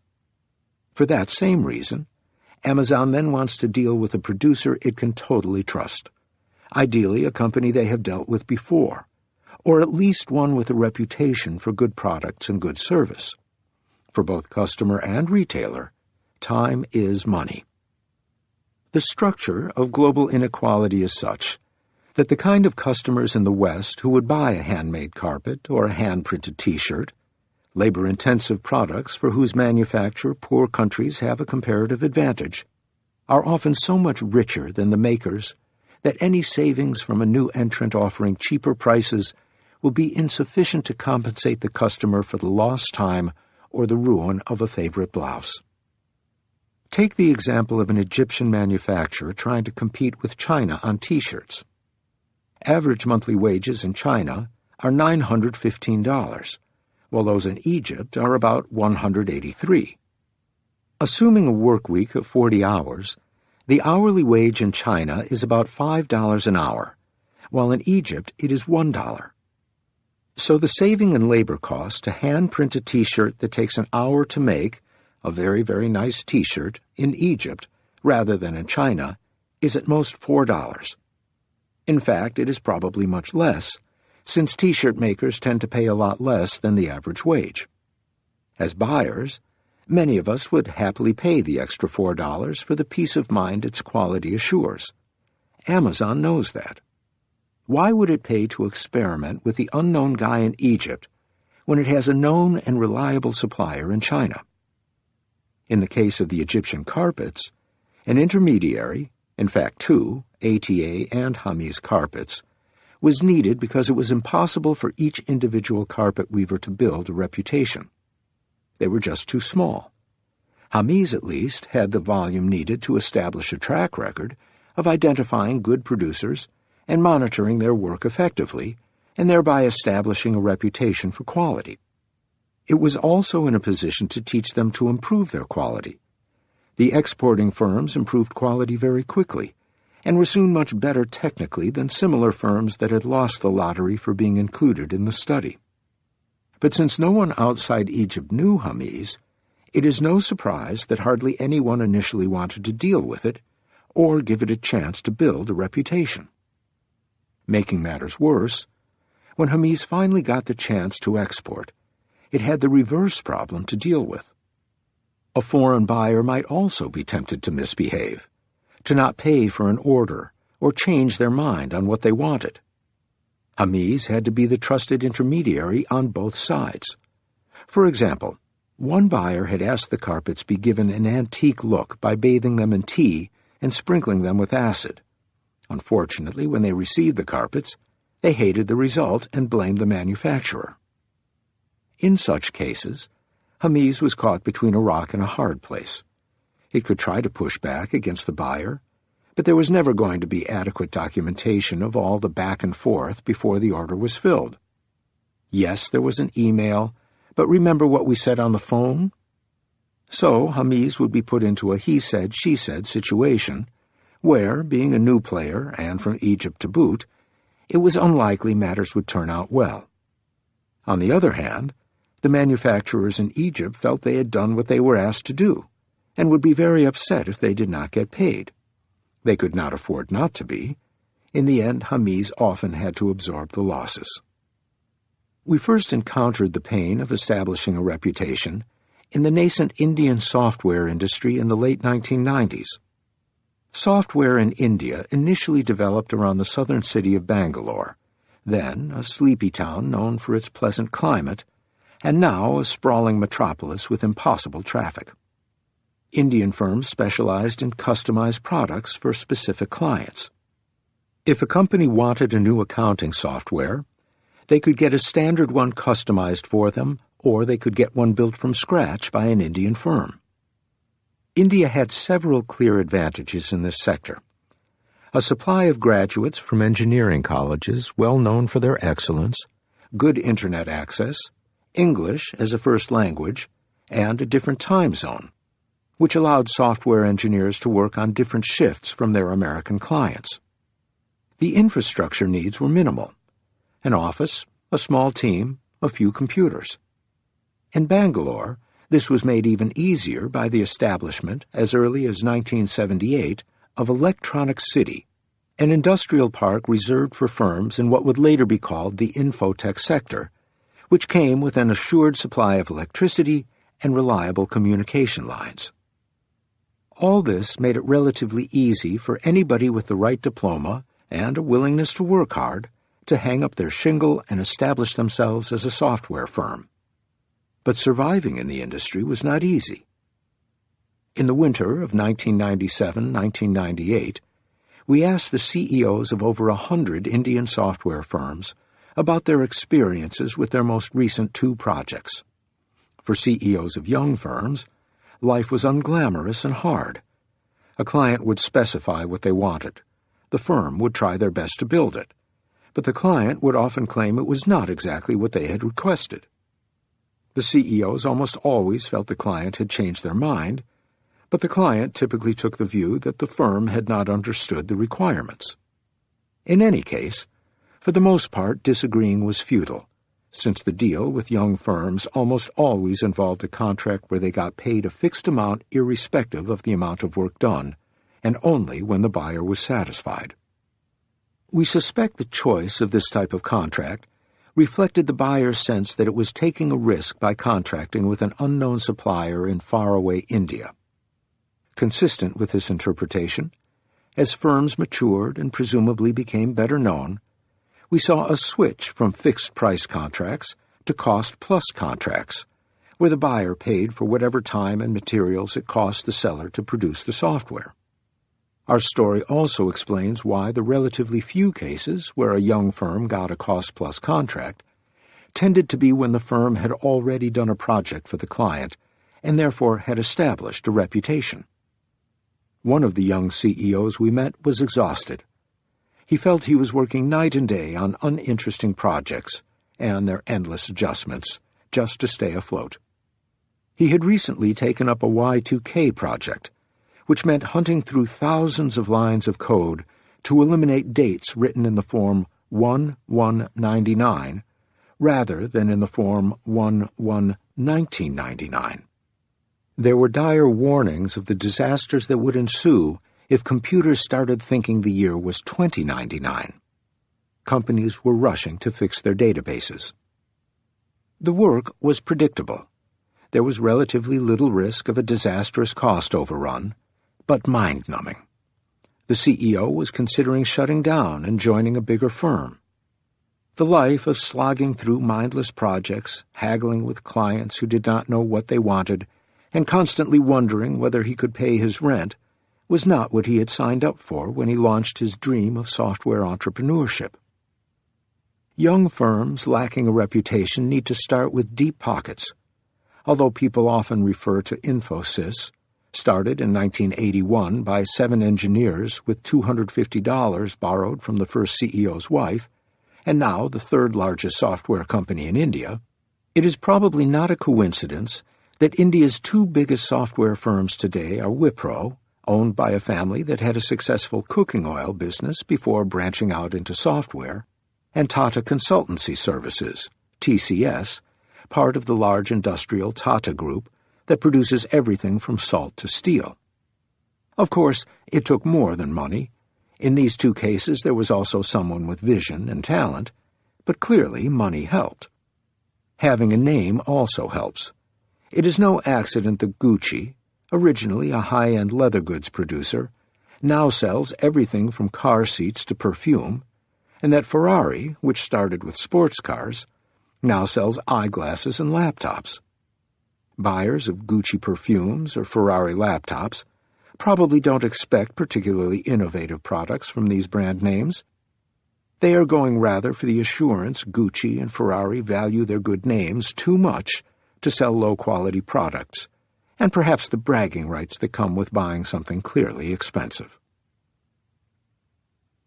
The world of names. The value of a brand name is that it wards off competition. That the buyers are so much richer than the producers makes it very important for the seller or the intermediary to focus on quality rather than price. What makes, for any potential new entrant, the challenge of undercutting the incumbent even harder is that the price paid to the supplier tends to be a small part of what a good quality product is worth to the buyer. Indeed, branding and distribution costs are often much larger than manufacturing costs. For many items, the cost of production is no more than 10 to 15% of the retail cost. This means a more efficient producer can do very little to affect the final price of the product in proportional terms. Cutting his cost of production by 50% would only reduce the overall cost of putting the product in the hands of the buyer by at most 7.5%. That could still be a significant amount of money, but as a large literature has demonstrated, proportional changes are what buyers seem to care about. In a classic experiment, one group was asked whether they would drive 20 minutes to save $5 on a $15 calculator, and another group whether they would do the same for a $125 calculator. 20 minutes is 20 minutes, and $5 is $5, but the answers were very different. 68% of the respondents were willing to make an extra trip to save $5 on a $15 calculator. Only 29% were willing to exert the same effort when the price of the calculator was $125. The point is that $5 is a third of $15, but only 4% of $125, which is why they switch in one case but not the other. Consumers are unlikely to switch sellers to save 7.5%. What this means is China's prices can increase quite a bit without anyone really noticing. Moreover, there is no reason for these prices to significantly increase anytime soon. China is a big country with a lot of very poor people willing to take jobs at current wages, so costs will remain low. Countries like Vietnam and Bangladesh that aspire to be the next China, the supplier of every kind of cheap manufacturer to the world, might spend a long time waiting in the wings. And it is a bit frightening to imagine just how long that could be for Liberia, Haiti, and the Democratic Republic of the Congo, which would like to inherit the same mantle one day, once Bangladesh and Vietnam are too rich to want it. The outsized role of reputation means international trade is not just about good prices, good ideas, low tariffs, and cheap transportation. It is very difficult for a new player to enter and take over a market, because they start without reputation. This, along with the stickiness of labor, means the easy flow of people and monies that free trade is meant to leverage, and which the Stolper-Samuelson thesis is based on, does not work nearly as well on the ground. The company you keep. To make matters worse for, say, a new country trying to get into the fray, it is not only your own name that counts. Japanese cars are known to be well built. Italian cars are famous for being stylish. German cars are great to drive.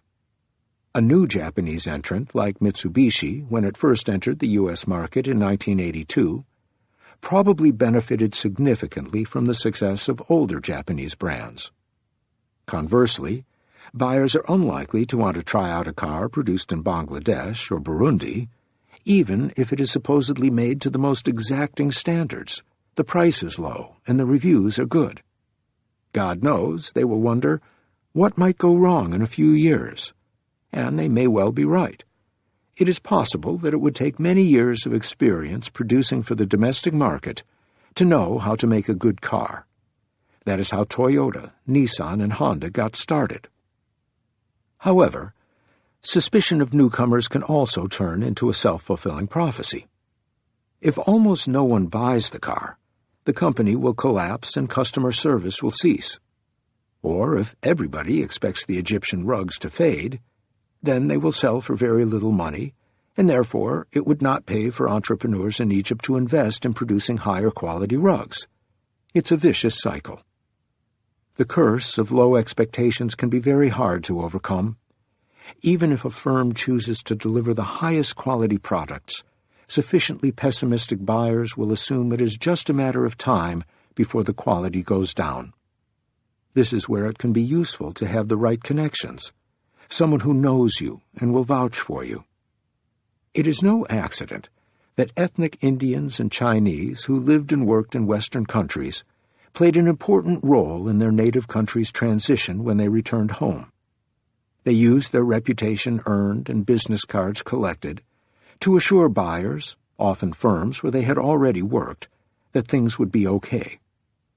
The presence of some success stories can set off a virtuous cycle. Buyers tend to flock to firms that have had one successful breakthrough, reassured by the fact that others have continued to do business with them. Most young sellers who get an order, recognizing this is their one chance to break the vicious cycle of low expectations, will try their best to deliver when given a chance. For example, in the rose export market in Kenya, local producers work with intermediaries to export their roses to Europe. Neither the buyer nor the seller in this industry can rely solely on formal contracts to enforce good behavior. Roses are very perishable, so upon receiving a shipment, a buyer could always claim the roses were not of an acceptable quality and refuse to pay. But, on the other hand, the seller could also claim the buyer somehow spoiled the roses to avoid paying. This means that establishing a reputation for reliability is important. During a period of political unrest in Kenya, after the disputed presidential election of 2007, when workers were scarce and transportation was dangerous, new producers who were yet to establish a reputation went to great lengths to continue delivering to their buyers. Some even hired armed guards to protect their roses during delivery. The buyers stayed happy, and the Kenya rose market survived the unrest. Of course, even such desperate measures may not always save your skin. The overall reputation of the industry matters, and it may take only a few bad eggs to ruin the reputation of an otherwise high-quality industry. Governments, recognizing this, have tried to find ways to penalize individual producers who cheat on quality. In 2017, the Chinese government decided these penalties needed to be upped. China Daily quoted Huang Guoliang, director of the administration's Quality Supervision Department, "Current law generally imposes administrative penalties on violators of product quality law, which are too lenient. A system under which violators of the law would suffer devastating consequences would act as a deterrent." The best-case scenario in this world of fragile and interconnected reputations is often an industrial cluster, a concentration of firms in the same industry in one location, all benefiting from the reputation associated with the cluster. There have been knitwear factories in Tirupur in India since 1925, and throughout the 1960s and 1970s the industry grew, producing mainly the white cotton tank tops Indian men wear under their shirts. In 1978, an Italian garment importer, a Mr. Verona, was desperately looking for a large shipment of white T-shirts. The Association of Garment Exporters in Mumbai directed him to Tirupur. Happy with his first lot, he came back for more. In 1981, the first major European chain, C&A, followed him to Tirupur. Its exports were still only $1.5 million until 1985. Then they grew exponentially. By 1990, Tirupur's export volumes had passed $142 million. Exports peaked at $1.3 billion in 2016, though the industry is now facing severe pressure from China, Vietnam, and other recent entrants to the market. China has scores of very large specialized manufacturing clusters: Socks City, Sweater City, Footwear Capital, etc. For example, the Jili cluster in Huzhou has more than 10,000 enterprises producing children's wear, employing 300,000 workers. In 2012, it was responsible for 40% of the GDP of its region. The United States has clusters too, some better known than others. Boston has a biotech cluster. Carlsbad near Los Angeles specializes in golf equipment, and Michigan has clocks. The organization of the garment industry in Tirupur reveals the value of a name. The whole industry is organized around jobbers, subcontractors who take care of one or more stages of the production process, or even do all the stages for part of a shipment. The jobbers are the invisible people. Buyers deal instead with a smaller number of known names who secure orders and then distribute them among the jobbers. The advantage of this model of production is that it allows production at a very large scale, even if no one has the wherewithal to invest in a single immense factory. Everyone invests what they can and leaves it to the intermediaries to put the pieces together. This is another reason why the industry needs to be clustered. A similar system operates in many large exporting clusters throughout the developing world, where the reputation of some secures the employment of many others. Intermediaries, just like Hamiz Carpets in Egypt or the sellers in Tirupur, mediate the relationship with foreign buyers.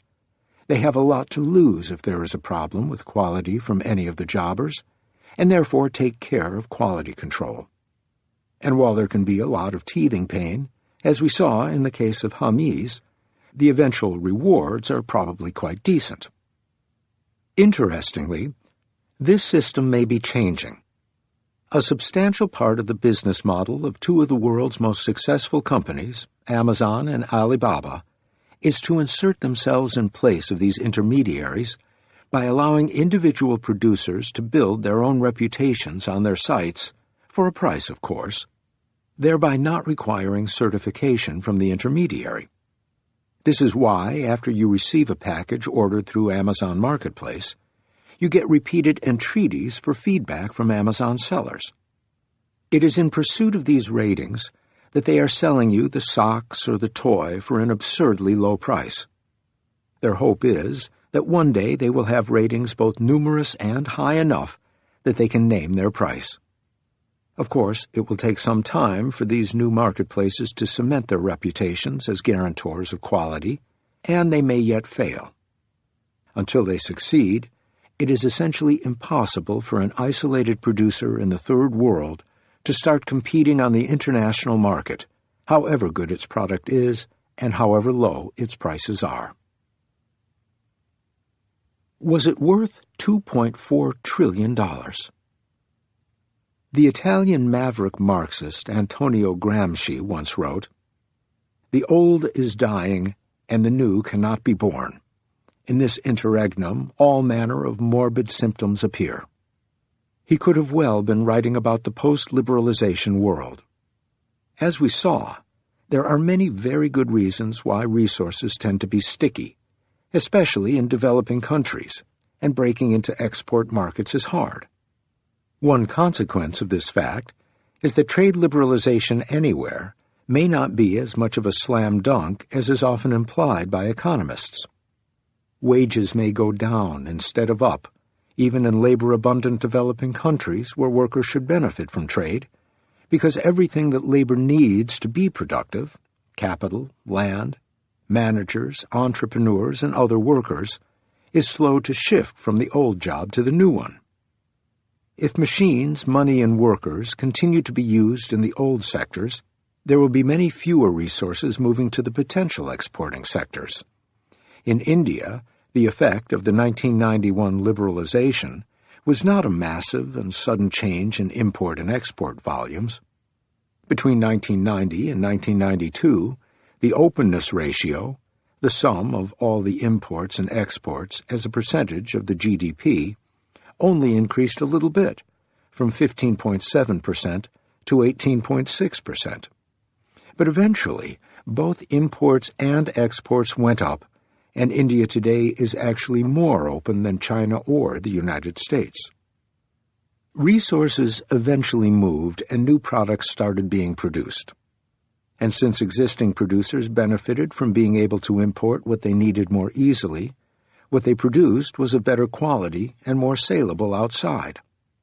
The software industry, for example, benefited from the ability to import smoothly the hardware they needed, and software exports boomed. Indian firms were quick to switch to imports when they became cheap. Moreover, they also eventually introduced new product lines for domestic and international use to take advantage of those cheaper imports. But it took time. There is some evidence for the view, held by many policymakers, that the best way to speed up this process is to adopt export promotion policies that help exporters export more. All the East Asian success stories of the post-war era, Japan, Korea, Taiwan, and most recently China, have used one strategy or the other to help exporters speed up their expansion. Most observers believe China, for example, systematically undervalued its exchange rate throughout the 2000s until about 2010 by selling renminbi and buying foreign currencies to keep its products artificially cheap against the competing products sold in dollars. In 2010, Paul Krugman called China's policy the most distortionary exchange rate policy any major nation ever followed. It was not cheap. China already owned $2.4 trillion in reserves, and it added $30 billion to it per month. Given how good the Chinese were at exporting, and just how frugal Chinese consumers are, China has a natural tendency to sell more than it buys, and this ought to have pushed the exchange rate up and choked off export growth. The policy prevented this from happening. Was the promotion of exports good economics? It is possible that it did help the exporters by raising their profits in renminbis.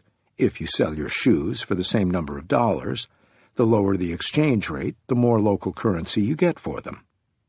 This made it easier for them to afford to keep the dollar price of their exports low, which encouraged foreigners to buy Chinese and thereby helped build the reputation of Chinese products. It also helped the exporters accumulate more capital and hire more new workers. On the other hand, it was at the expense of Chinese consumers who paid for those overvalued imports. This is the flip side of having a weak currency. It is not easy to say what would have happened if the policy had not been adopted. First, the Chinese government also adopted a range of other policies that also favored exporters. China continued to remain competitive when it stopped manipulating its currency after 2010. Second, even if exporters had expanded more slowly, the domestic market might have grown faster and absorbed the surplus. China, even today, only exports about 20% of its GDP. The rest goes to local production. Even if export promotion did work for China, and it could have, the same strategy is unlikely to work for too many other countries, at least in the near future. The problem, in part, is China itself. Its success and its enormous size make it harder for others to succeed. The sheer fragility of the process of acquiring a reputation, the critical importance of the right connections, and all the breaks needed to succeed also make us question whether trying to break into international trade is the way forward for the average poor country. The China Shock. J.D. Vance's 2016 book, Hillbilly Elegy, is a lament on behalf of America's left-behind people.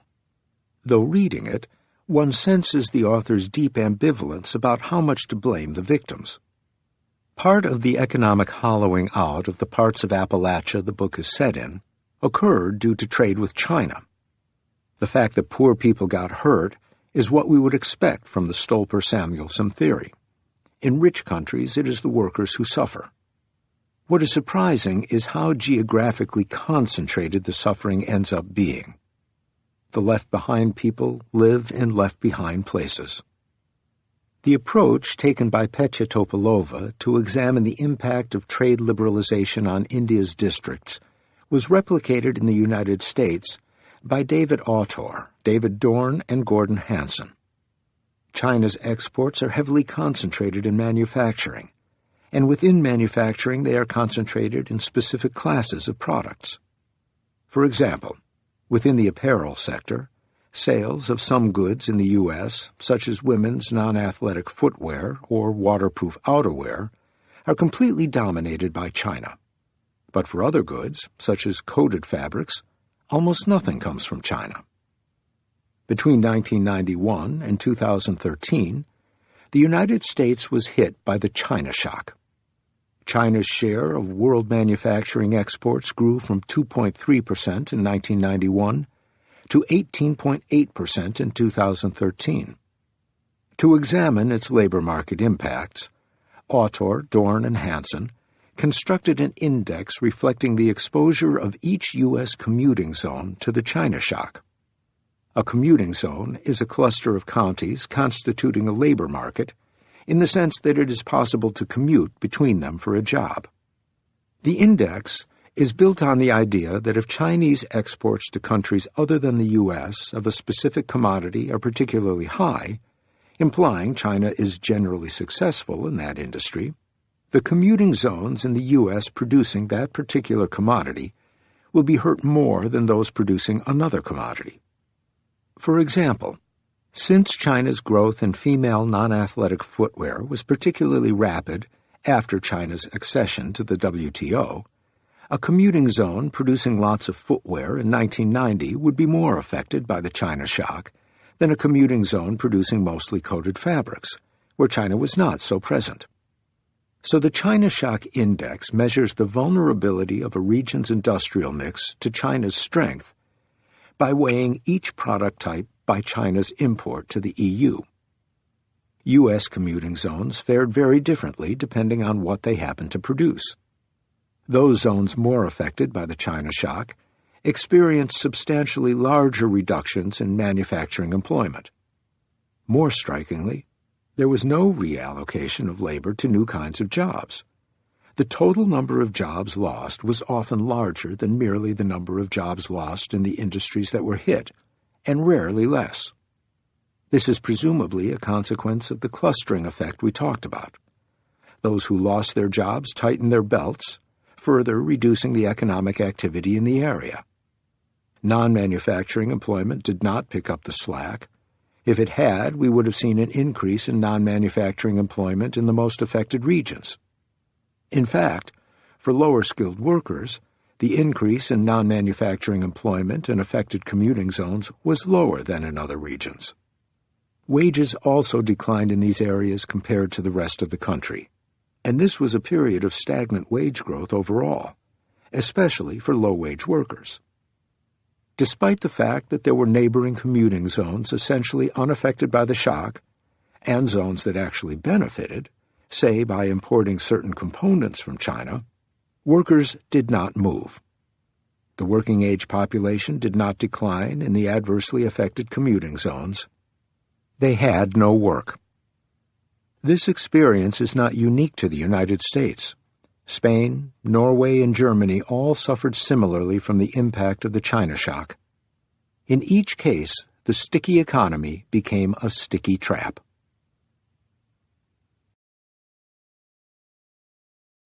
Chapter 4. Likes, Wants, and Needs. The increasingly open expression of unvarnished animus toward people of different race, religion, ethnicity, and even gender has become the staple of populist leaders throughout the world. From the United States to Hungary, from Italy to India, leaders who offer little more than racism and/or bigotry as their policy platform are becoming a defining feature of the political landscape, a ground force that shapes elections and policies. In the United States, in 2016, the degree to which a person deeply identified as white was one of the strongest predictors of support for Donald Trump among Republicans, much more than, for example, economic anxiety. The vicious vocabulary our leaders employ daily legitimizes the public expression of views some people probably had already, but were rarely spoken or acted upon. In one instance of everyday racism, a white woman in a supermarket in the U.S. called the police on a black woman whom she suspected, on the basis of a phone conversation she was overhearing, was trying to sell food stamps, and in the process rather tellingly exclaimed, "We are going to build this wall." On the face of it, the comment made no sense. The accused was an American citizen who belonged on the same side of the hypothetical wall as her white critic. But of course, we all know what she meant. She was expressing her preference for a society free of people different from her, with President Trump's metonymic wall separating the races. This is why the wall has become such a flashpoint in American politics, an image of what one side dreams of and the other fears. Preferences, at one level, are what they are. Economists make a sharp distinction between preferences and beliefs. Preferences reflect whether we prefer cake or cookies, the beach or the mountains, brown people or white. Not when we are ignorant of the merits of each and may therefore be swayed by information, but when we know everything we could possibly need to know. People can have wrong beliefs, but they cannot have wrong preferences. The lady in the supermarket can insist she is under no obligation to make sense. Yet it is worth trying to understand why people have such views before we sink deeper into the morass of racism, especially because it is impossible to think about the policy choices we will confront in this audiobook without getting a handle on what these preferences represent and where they come from. When we discuss the limits of economic growth, the pain of inequality, or the costs and benefits of protecting the environment, there is no way to avoid dealing with the distinction between what individuals need and what they want, and how society at large should value those desires. Unfortunately, traditional economics is ill-equipped to help us here. The attitude in mainstream economics has been very much one of tolerance of people's views and opinions. We may not share them, but who are we to pass judgment?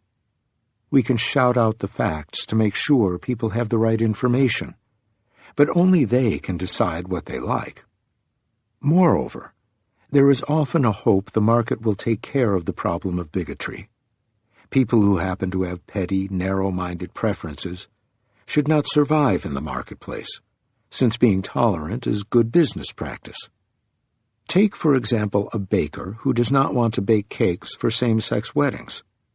He will lose sales from all same-sex weddings, which will go to other bakers. They will make money, he will not. Except it does not always work that way. Bakers who don't want to bake for same-sex weddings don't go bankrupt, in part because they win support from like-minded people. Bigotry can be good business, at least for some, and it seems to be good politics as well. As a result, economics in recent years has had to reckon with preferences, and we have gained some useful insights about how we might be able to get out of this mess. De gustibus non est disputandum. In 1977, in a famous piece titled De gustibus non est disputandum, usually translated as There is no accounting for tastes, Gary Becker and George Stigler, Nobel Prize winners and founders of the Chicago School of Economics, made an influential case for why economists should avoid getting entangled in trying to understand what lies behind preferences. Preferences are part of who we are, Becker and Stigler argued. If, after we go over all the information we have, two of us still disagree on whether vanilla is better than chocolate or polar bears are worth saving, the presumption ought to be this is something intrinsic to who we each are, not a whim or a mistake or a response to social pressures, but a considered judgment reflecting what we value. While they recognized that this is surely not always true, they argued that it is still the best place to start when we set out to understand why people do what they do. We have some sympathy for the idea that people's choices are coherent in the sense of being thought out rather than a collection of random acts of whimsy.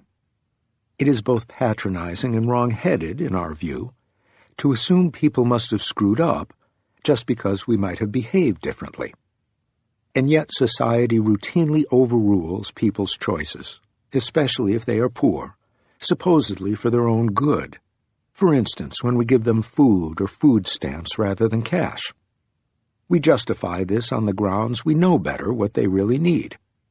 To partially combat this attitude, only partially because we don't deny there are many misjudgments in the world, in our book Poor Economics, we took some pain to argue that the choices of the poor often make more sense than we give them credit for. For example, we told the story of a man in Morocco. After he made a compelling case that he and his family really did not have enough to eat, he showed us his largish television with a satellite connection. We might have suspected that television was just an impulse purchase he had subsequently regretted, but that was not at all what he said. Television is more important than food, he told us. His insistence made us ask how this could make sense, and once we went down that road, it was not that hard to see what was behind this preference. There was not much to do in the village, and given he was not planning to emigrate, it was not clear that better nutrition would buy him much more than a fuller stomach. He was already strong enough to do the little work that was available. What the television delivered was relief from the endemic problem of boredom. In these remote villages where there was often not even a tea stall to relieve the monotony of daily life. The Moroccan did very much insist his preference made sense. Now that he had the television, any more money, he told us several times, would go to buying more food. This is entirely consistent with his view that televisions serve a greater need than food. But it flies in the face of most people's instincts, and many of the standard formulations in economics.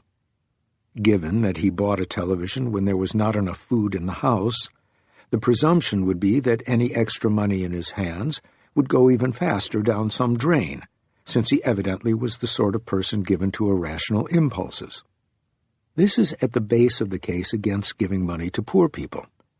And yet, a number of recent studies from across the world, published after we made the case in Poor Economics that he knew what he was doing, have found that when randomly selected very poor people get some extra cash from government programs, they do spend a very large fraction of this extra money on food. Maybe after that they buy that TV, exactly as the Moroccan man had promised. So we learned something by being willing to suspend our disbelief and trust that people know what they want. Becker and Stigler, however, want us to go a step further, to assume preferences are stable, in the sense they are not influenced by whatever is going on around us. Neither schools, nor the exhortations of parents or preachers, nor the stuff we read on billboards or on our many screens, in this view, change our true preferences. This rules out conforming to social norms and being influenced by one's peers, like getting a tattoo because everyone else has one, wearing a headscarf because it is expected of one, buying a flashy car because the neighbors have one, and so on. Becker and Stigler were too good as social scientists not to realize this was not always the case, but they believed it was more useful to ponder why a particular seemingly irrational choice might actually make sense, rather than to close our minds to its potential logic and attribute it to some form of collective hysteria. This view was enormously influential. Many, perhaps most economists, bought into this agenda of sticking to what have come to be known as standard preferences, meaning preferences that are coherent and stable. For instance, many years ago, Abhijit was living in Manhattan and teaching at Princeton, and thus often found himself on a train. He noticed people often formed lines at specific places on the platform to wait for their train, but as often as not, the front of the line would be nowhere near a door to the train. It was a fad. A natural conclusion might have been that people just went with the flow because they preferred doing the same as everyone else. This would have violated the idea that preferences are stable, because their preference for one place on the platform over another depended on how many people were there. To explain why people join fads without simply assuming they happen to like behaving like everyone else, Abhijit constructed the following argument. Suppose people suspect that others know something. Perhaps the train door will open at a particular spot. They would then join the crowd, perhaps at the cost of ignoring their own information that the train is likely to stop somewhere else. But that would make the crowd bigger, and so the next person coming along would see an even bigger crowd and be even more likely to think this conveyed useful information. They might also join the crowd for the same reason. In other words, what looks like conformity could be the outcome of rational decision-making by many individuals with no interest in conforming, but who believe others might have better information than they. He called it a simple model of herd behavior. The fact that each individual decision is rational does not make the outcome desirable. Herd behavior generates informational cascades. The information on which the first people base their decision will have an outsized influence on what all the others believe. A recent experiment nicely demonstrates the power of random first moves to generate cascades. Researchers work with a website that aggregates advice on restaurants and other services. Users post comments, and other users add an up or down vote. In their experiment, the website randomly chose a small fraction of comments and gave them one artificial upvote as soon as they were posted. They also randomly chose another small batch to get a downvote. The positive upvote significantly increased the probability that the next user also gave an upvote by 32%. After 5 months, the comments that had received one single artificial upvote at the beginning were much more likely to get a top grade than those that got a single downvote. The influence of that original nudge persisted and grew despite the fact that the posts had been viewed 1 million times. Fads, therefore, are not necessarily inconsistent with the paradigm of standard preferences. Even when our preferences do not directly depend on what other people do, the behavior of others can convey a signal that alerts our beliefs and our behavior. In the absence of a strong reason to believe otherwise, I might infer from other people's actions that a tattoo does look good, that drinking banana juice will make me slim, and that this harmless-looking Mexican man is really a rapist at heart. But how can we explain that people will sometimes do things they know not to be in their immediate self-interest? For example, getting a tattoo they find ugly, or lynching a Muslim man at the risk of being arrested, just because their friends do it. Collective action. It turns out that just as fads can be rationalized by standard preferences, so can sticking to social norms.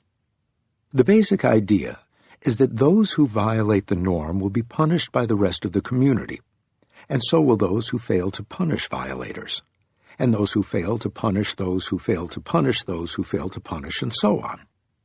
One of the great achievements of the field of game theory is the folk theorem, a formal demonstration that this argument could be made in a logically coherent way and can therefore be a candidate for explaining why norms are so powerful. Elinor Ostrom, the first and so far the only woman to receive a Nobel Prize in economics, spent her career demonstrating instances of this logic. Many of her examples were drawn from small communities, cheesemakers in Switzerland, forest users in Nepal, or fishermen on the Maine coast or in Sri Lanka, who live by a norm about how community members were supposed to behave that everyone stuck to. In the Alps, for example, Swiss cheese producers had for centuries relied on common ownership of a pasture for cattle grazing. If there had been no communal understanding, this could have led to disaster. The land might have been overgrazed to barrenness, since it belonged to no one, and everyone had a reason to want to feed their own cows more, potentially at the expense of the others. However, there was a set of clear rules for what cattle owners could and could not do on the common pasture, and those rules were followed because violators were excluded from future grazing rights.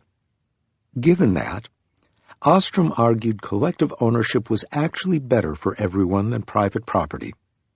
Dividing the land into small parcels, each owned by a separate person, increases risk, since there is always the possibility of some disease hitting the grass in any given small area. This kind of logic also explains why, in many developing countries, a part of the land, for example the forest abutting the village, is always held as common property. As long as the common land is used sparingly, it provides a resource of last resort for those villagers whose own economic plans have hit some headwinds.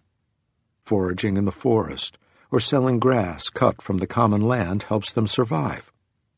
The intrusion of private property into these settings, generally inspired by economists who don't understand the logic of the context and love private ownership, has often been a disaster. It also suggests a selfish reason for why people in villages often seem to help each other out. It is probably partly in anticipation of receiving similar help when they need it. The punishment sustaining the norm is that those who refuse to help will themselves be excluded from the community's help in the future. Systems of mutual help are vulnerable to collapse if some community members have opportunities outside. Then the risk of being excluded is not that terrifying anymore, making it tempting to default on obligations. Anticipating this, community members may be more reluctant to help, further increasing the temptation to default. The whole system of mutual support may unravel totally, leaving everyone worse off. The community is therefore very alert to and protective against behavior that seems to threaten the communal norms. Collective reaction. Economists have generally emphasized the positive role communities play, but the fact that norms can be self-enforcing does not necessarily make them good. The discipline they impose could be directed towards some reactionary, violent, or destructive cause.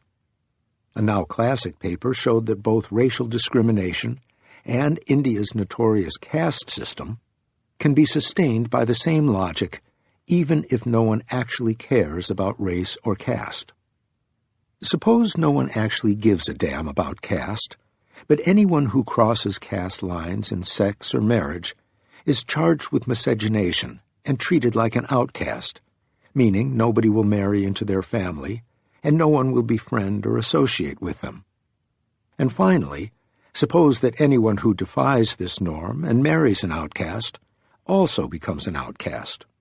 Then, as long as people are sufficiently forward-looking and that they do want to get married, this will be enough to stop everyone from breaking the rule, however arbitrary everyone feels it is. Of course, this could shift if enough people started defying the norm, but there is no guarantee it will ever happen. This is very much the story at the heart of Samskara, a wonderful 1970 Indian film directed by Pattabhi Ramareddy, in which a Brahmin, and hence a member of the so-called highest caste, becomes polluted by sleeping with a low-caste prostitute. When he suddenly dies, no other Brahmin is willing to cremate him for fear of being polluted by contact with him. His body is left to rot in public. The norm becomes a perversion of the community's rules precisely because the community is stuck in enforcing its own standards. The doctor and the saint. This tension between the community that binds and the community that bullies is, of course, age-old and universal. And it translates into the tension between a state that protects the individual and a state that undermines the community, which is at the heart of a battle ongoing in countries as diverse as Pakistan and the United States.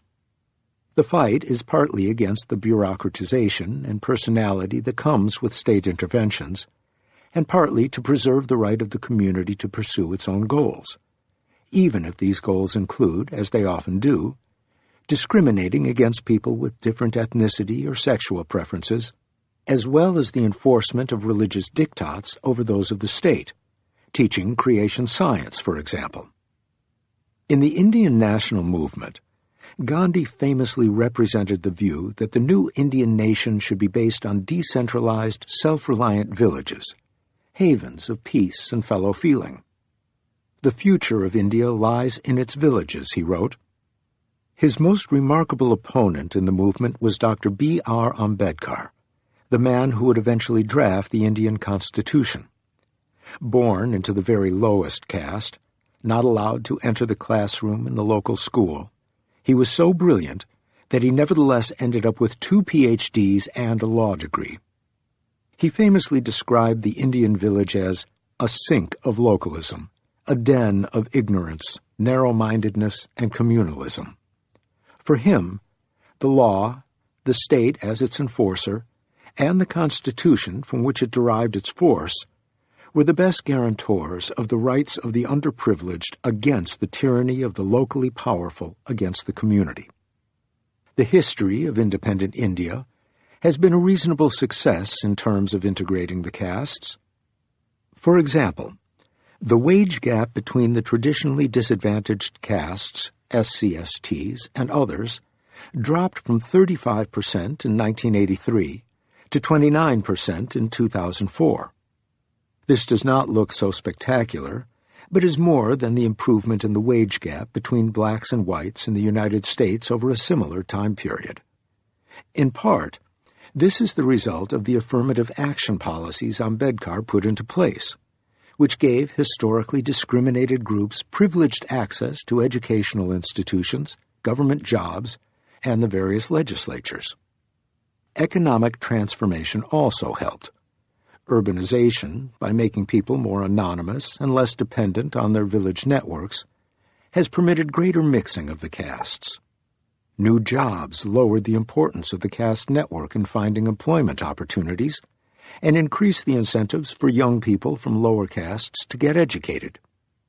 In part, the village community was also perhaps less bad than Ambedkar had feared.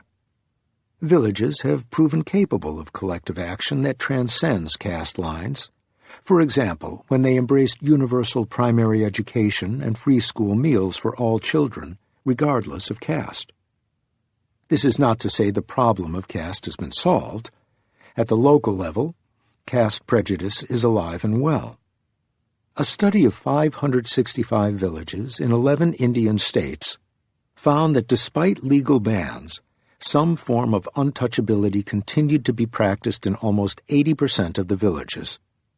In almost half of the villages, Dalits, members of the lower castes, could not sell milk.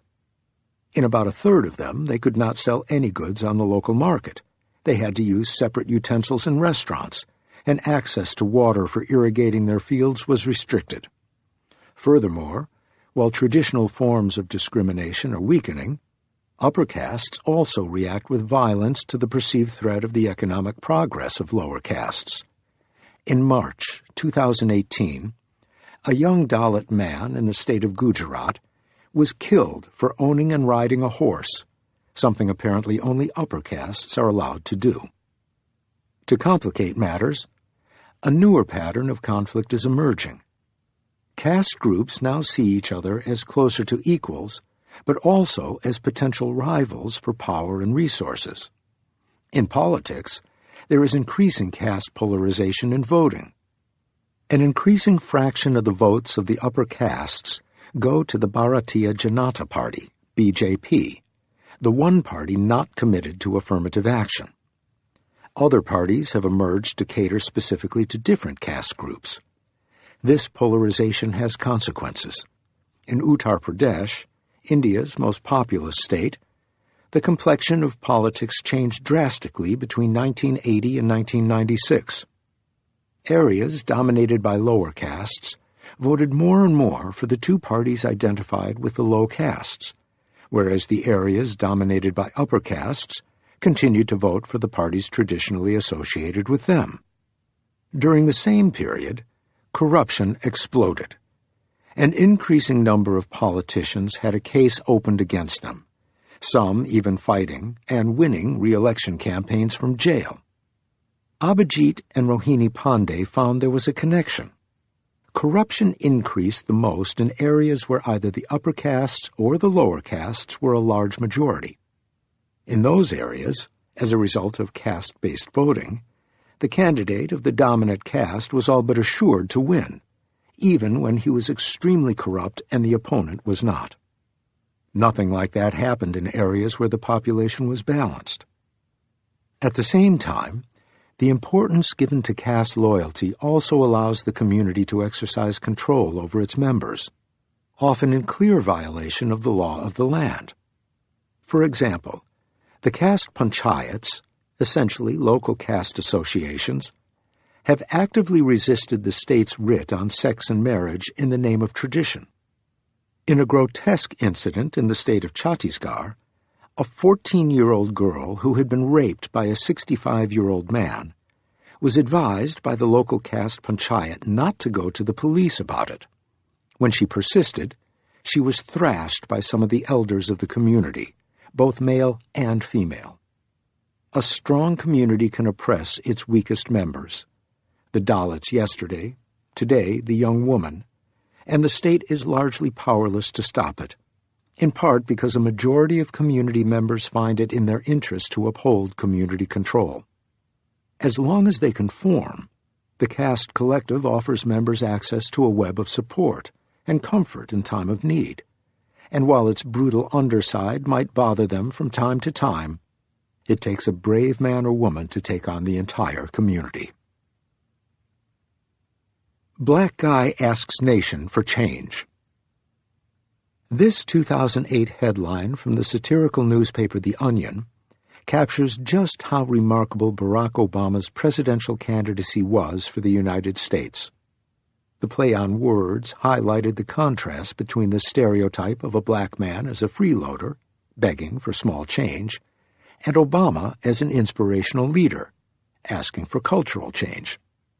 It is easy to forget there were fewer than 45 years between the Freedom March and the election of the first African-American president.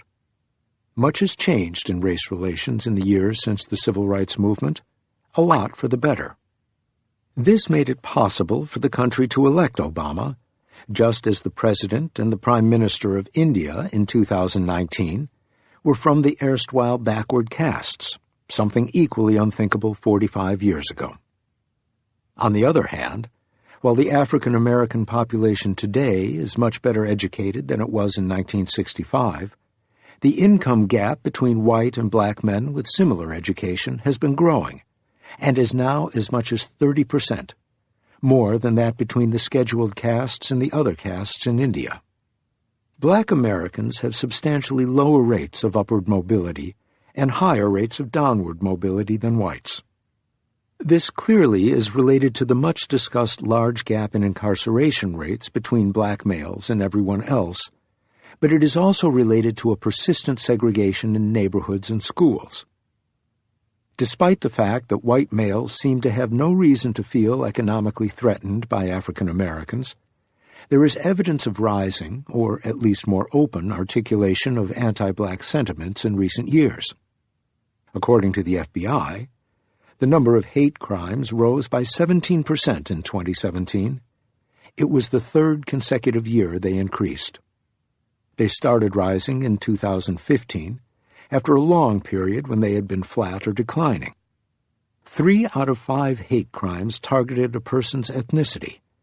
9 candidates who were self-described white supremacists or had close ties to white supremacists ran for office in the congressional elections in 2018. This time, it's different. The dominant story in the United States since the 2016 elections, however, is not the mistrust of African Americans, but the open rage against immigrants, which goes well beyond purely economic resentment. Immigrants do not only take our jobs, they are criminals and rapists who threaten the very survival of whites. Interestingly, within the U.S., the fewer immigrants there are living in a state, the less liked they are. Nearly half of residents in states with almost no immigrants, like Wyoming, Alabama, West Virginia, Kentucky, and Arkansas, believe immigrants represent a threat to American culture and values. This suggests the worry has more to do with identity than with economic anxiety.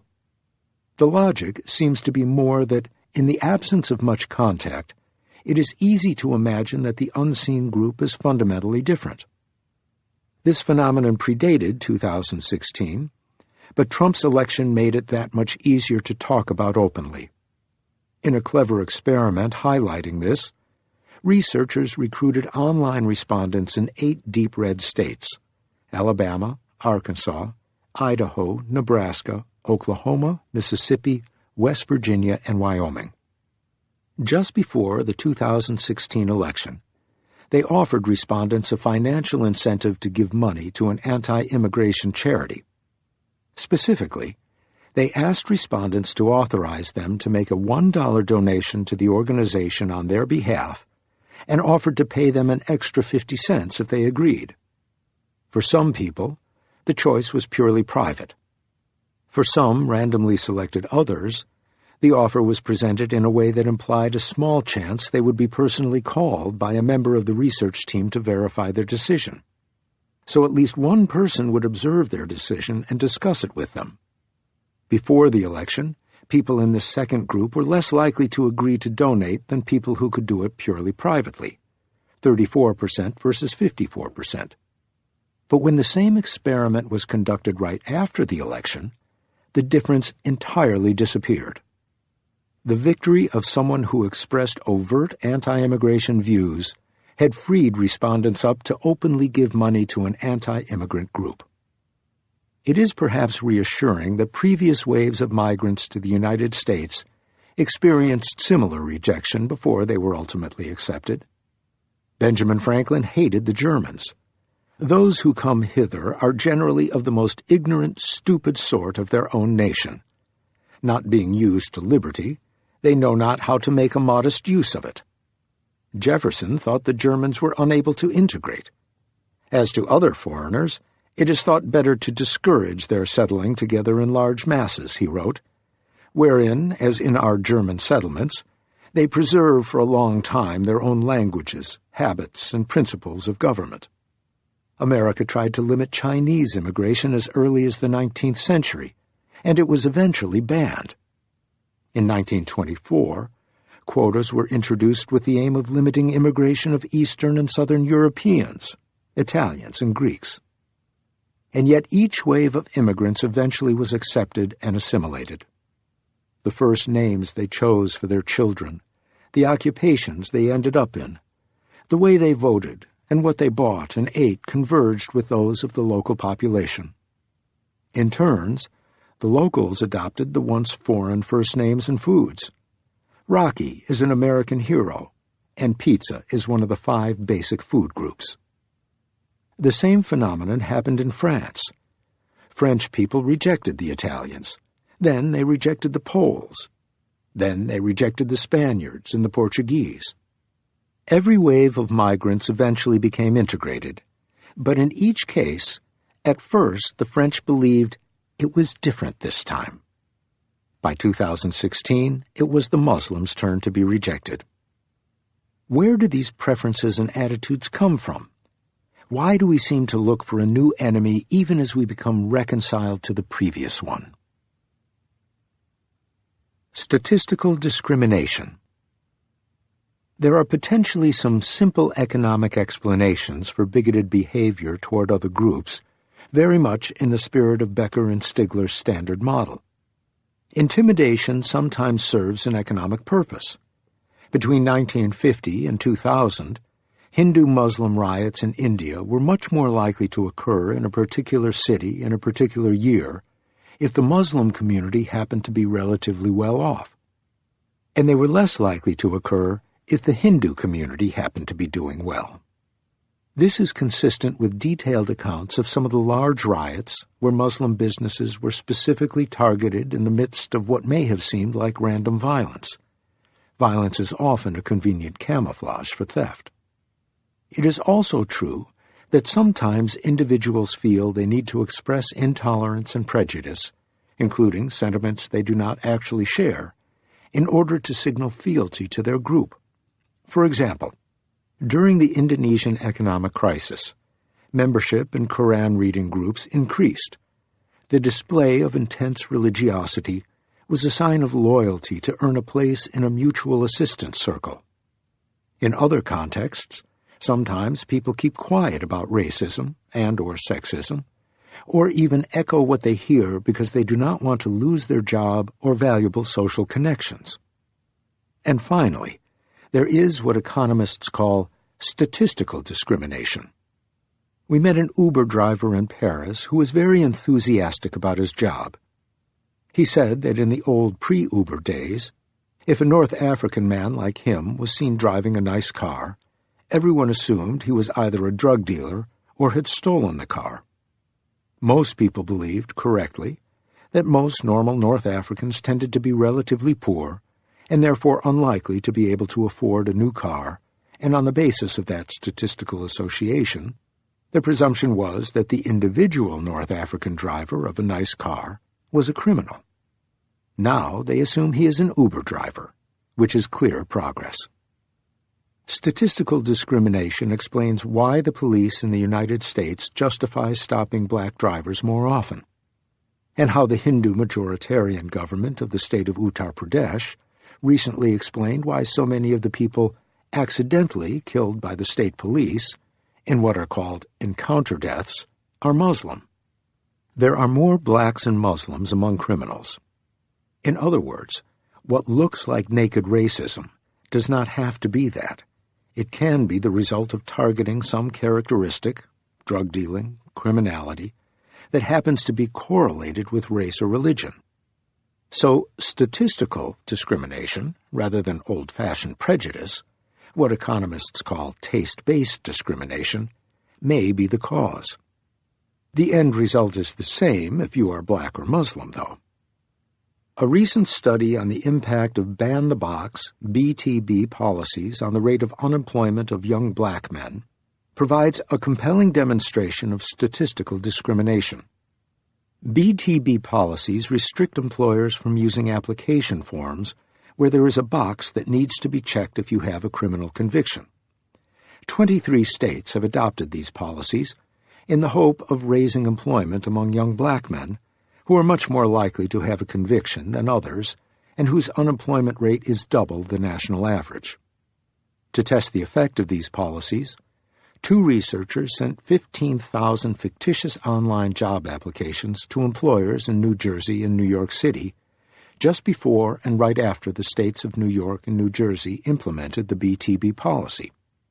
They manipulated the perception of race by using typically white or typically African American first names on the resumes. Whenever a job posting required indicating whether or not the applicant had a prior felony conviction, they also randomized whether he or she had one. They found, as many others before them, clear discrimination against blacks in general. White applicants received about 23% more callbacks than black applicants with the same resume.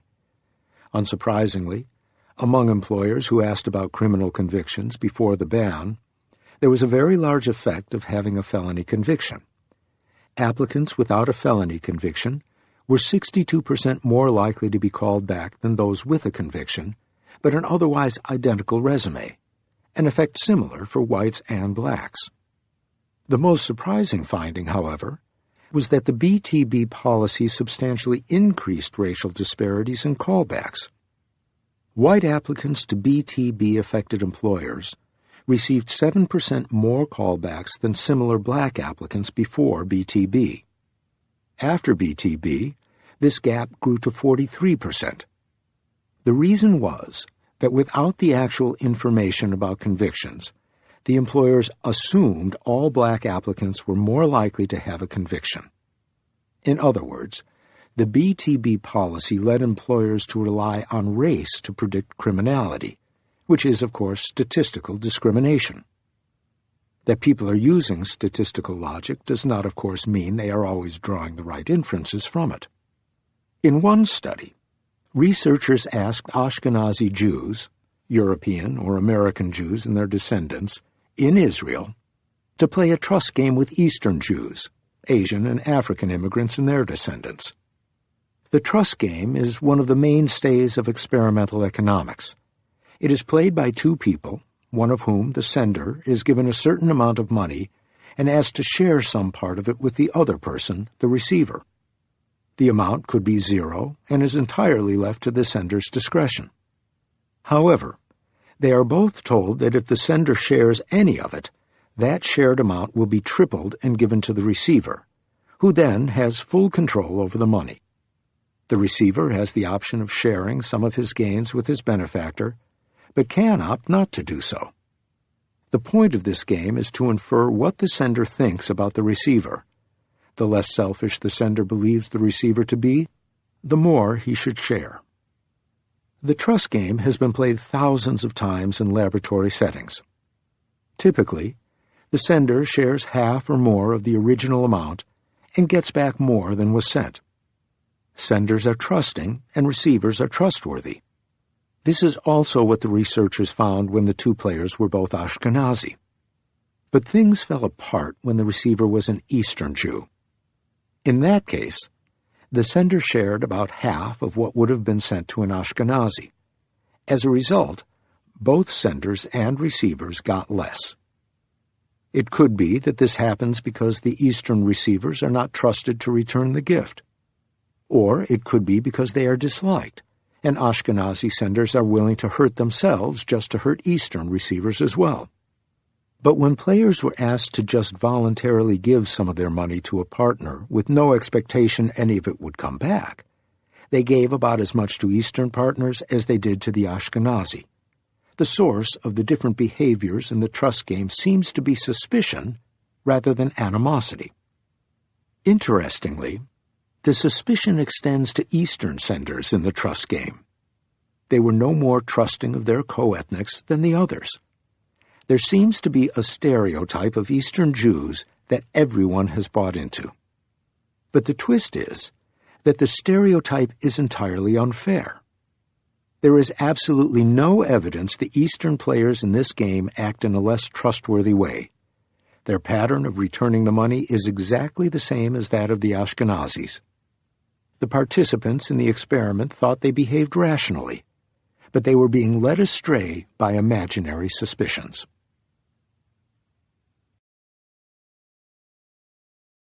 Self-reinforcing discrimination. The ubiquity of self-discrimination, or discrimination against one's own group, was powerfully brought to light by a well-known experiment by the American psychologist Claude Steele, which demonstrated the power of what he called a stereotype threat. In his original experiment, he found that black students performed comparably with white students when told a test they were taking was a laboratory problem-solving task. However, black students scored much lower than whites when test takers were told the test was meant to measure their intellectual ability. Minorities aren't the only ones vulnerable to stereotype threat. Female college students performed better on a hard mathematics test when it included at the beginning the statement, "You may have heard that women typically do less well at math tests than men, but this is not true for this particular test." Conversely, white male math and engineering majors who received high scores on the math portion of the SAT, a group of people quite confident about their mathematical abilities, did worse on a math test when told the experiment was intended to investigate why Asians appear to outperform other students on tests of math ability. These types of experiments have been repeated many times in different contexts to test different types of self-discriminatory prejudice. Self-discrimination is often self-reinforcing. People perform differently when they are reminded of their group identity, which makes them doubt themselves even more. The same goes for discrimination against other groups. In a now infamous, once famous experiment in psychology from the 1960s, teachers were tricked into believing one group of their students, a fifth of the class, was gifted, and therefore expected to develop much faster than the rest in terms of IQ. In reality, this group was randomly selected and roughly identical to the rest. The students for whom teachers had higher expectations gained 12 IQ points over the course of the year, while the rest gained only 8. The original experiment was criticized for a variety of reasons, including the morality of such interventions, but numerous other experiments have shown the power of self-fulfilling prophecies. In France, a study of young cashiers in a French grocery store chain, a sizable share of whom were minorities of North African and Sub-Saharan African origin, showed that biased supervisors invested less in the workers they managed. The cashiers worked with different supervisors on different days and had virtually no control over their schedule. The study showed that assignment to a supervisor more or less biased against a minority affected the performance of minority and non-minority workers differently. On days when they were scheduled to work with biased supervisors, minority cashiers were more likely to be absent. When they did come to work, they spent less time working. They also scanned items more slowly and took longer to serve the next customer. Such effects were completely absent for non-minority workers. The reason for the lower performance of minority workers when assigned to a biased manager seemed to be not so much overt hostility — minority workers did not report disliking working with biased supervisors more, or that biased supervisors disliked them — as less effective management. Minority workers reported, for example, that biased supervisors were less likely to come over to their cashier stations and encourage them to perform better. Discrimination against women in leadership positions often carries the same flavor of self-fulfilling prophecy. In villages in Malawi, male or female farmers were randomly selected to learn a new technology and teach it to other farmers. Women retained more information from the training, and those who were trained by them and listened to them did, in fact, learn more. But most farmers did not listen. They assumed women were less able, and therefore paid less attention to them. Along the same lines, when women in Bangladesh were trained to become line managers, they were just as good as men based on an objective assessment of their leadership and technical qualities, but they were perceived as less good by their line workers, and, presumably as a result, the performance of their lines also suffered, perversely confirming the prejudice that they were worse managers. What started as an unjustified preference against women resulted in women actually doing worse through no fault of their own, and this reinforced their inferior status. Can African Americans play golf? What is strange about these self-fulfilling prophecies is just how predictable they are. It is always a traditionally disadvantaged person who ends up as the victim of a biased but self-fulfilling prediction. You never hear about white males being systematically underestimated in anything except sports. The bias stems from a stereotype rooted in the social context. A study of African American and white Princeton undergraduates shows how deep this runs. The students, who had no prior experience of golf, were asked to perform a series of golf exercises of increasing difficulty. In a first experiment, half of them were asked to indicate their race in a questionnaire before they played, the standard way to prime race, that is, to bring group identity to the top of the mind, and half were not. All students were then presented the golf exercises as a test of general sports performance. When race was not primed, white and black students performed very similarly. But once race was made salient, the fact that golf is a white sport — this was before Tiger Woods — made the African Americans worsen their performance and the white students improve theirs, creating a large gap between the two. In a second experiment, researchers did not prime race, but instead the students were randomly assigned to one of two treatments. In both groups, the instructions said the exercises would become increasingly challenging. In one group, the instructions said the test was designed to measure personal factors correlated with natural athletic ability. Natural athletic ability was defined as one's natural ability to perform complex tasks that require hand-eye coordination, such as shooting, throwing, or hitting a ball or other moving objects. In the other, the same test was presented as measuring sports intelligence, or personal factors correlated with the ability to think strategically during an athletic performance. In the natural ability condition, the African Americans did much better than the whites. In the sports intelligence condition, the whites did much better than the African Americans. Everyone, including the blacks themselves, had bought into the stereotype of the African American natural athlete and the white natural strategic player. And this was at Princeton. It is hard to square this evidence with the Becker-Stigler construct of coherent and stable preferences. It seems clear that the way the groups thought about themselves and others was a product of these largely ephemeral social constructs of sports intelligence and natural ability and their supposed connection to race. Acting white. Becker and Stigler want us to stay away from the social context behind preferences, but the social context keeps creeping back in. We have preferences not only about what to eat or where to live, but also about who we should spend time with. We avoid people we are suspicious of, move to neighborhoods where there are more of us. In turn, this segregation affects life chances and breeds inequality. When a neighborhood is mostly poor and black, it also gets fewer resources, and all of this has lasting influences on the lives of the children who grow up there. When black people moved to white towns in the North between 1915 and 1970, during what is known as the Great Migration, whites moved away, often leaving behind worse schools, declining infrastructure, and fewer job opportunities. These neighborhoods became poorer and more derelict, more crime-prone, and less conducive to economic success.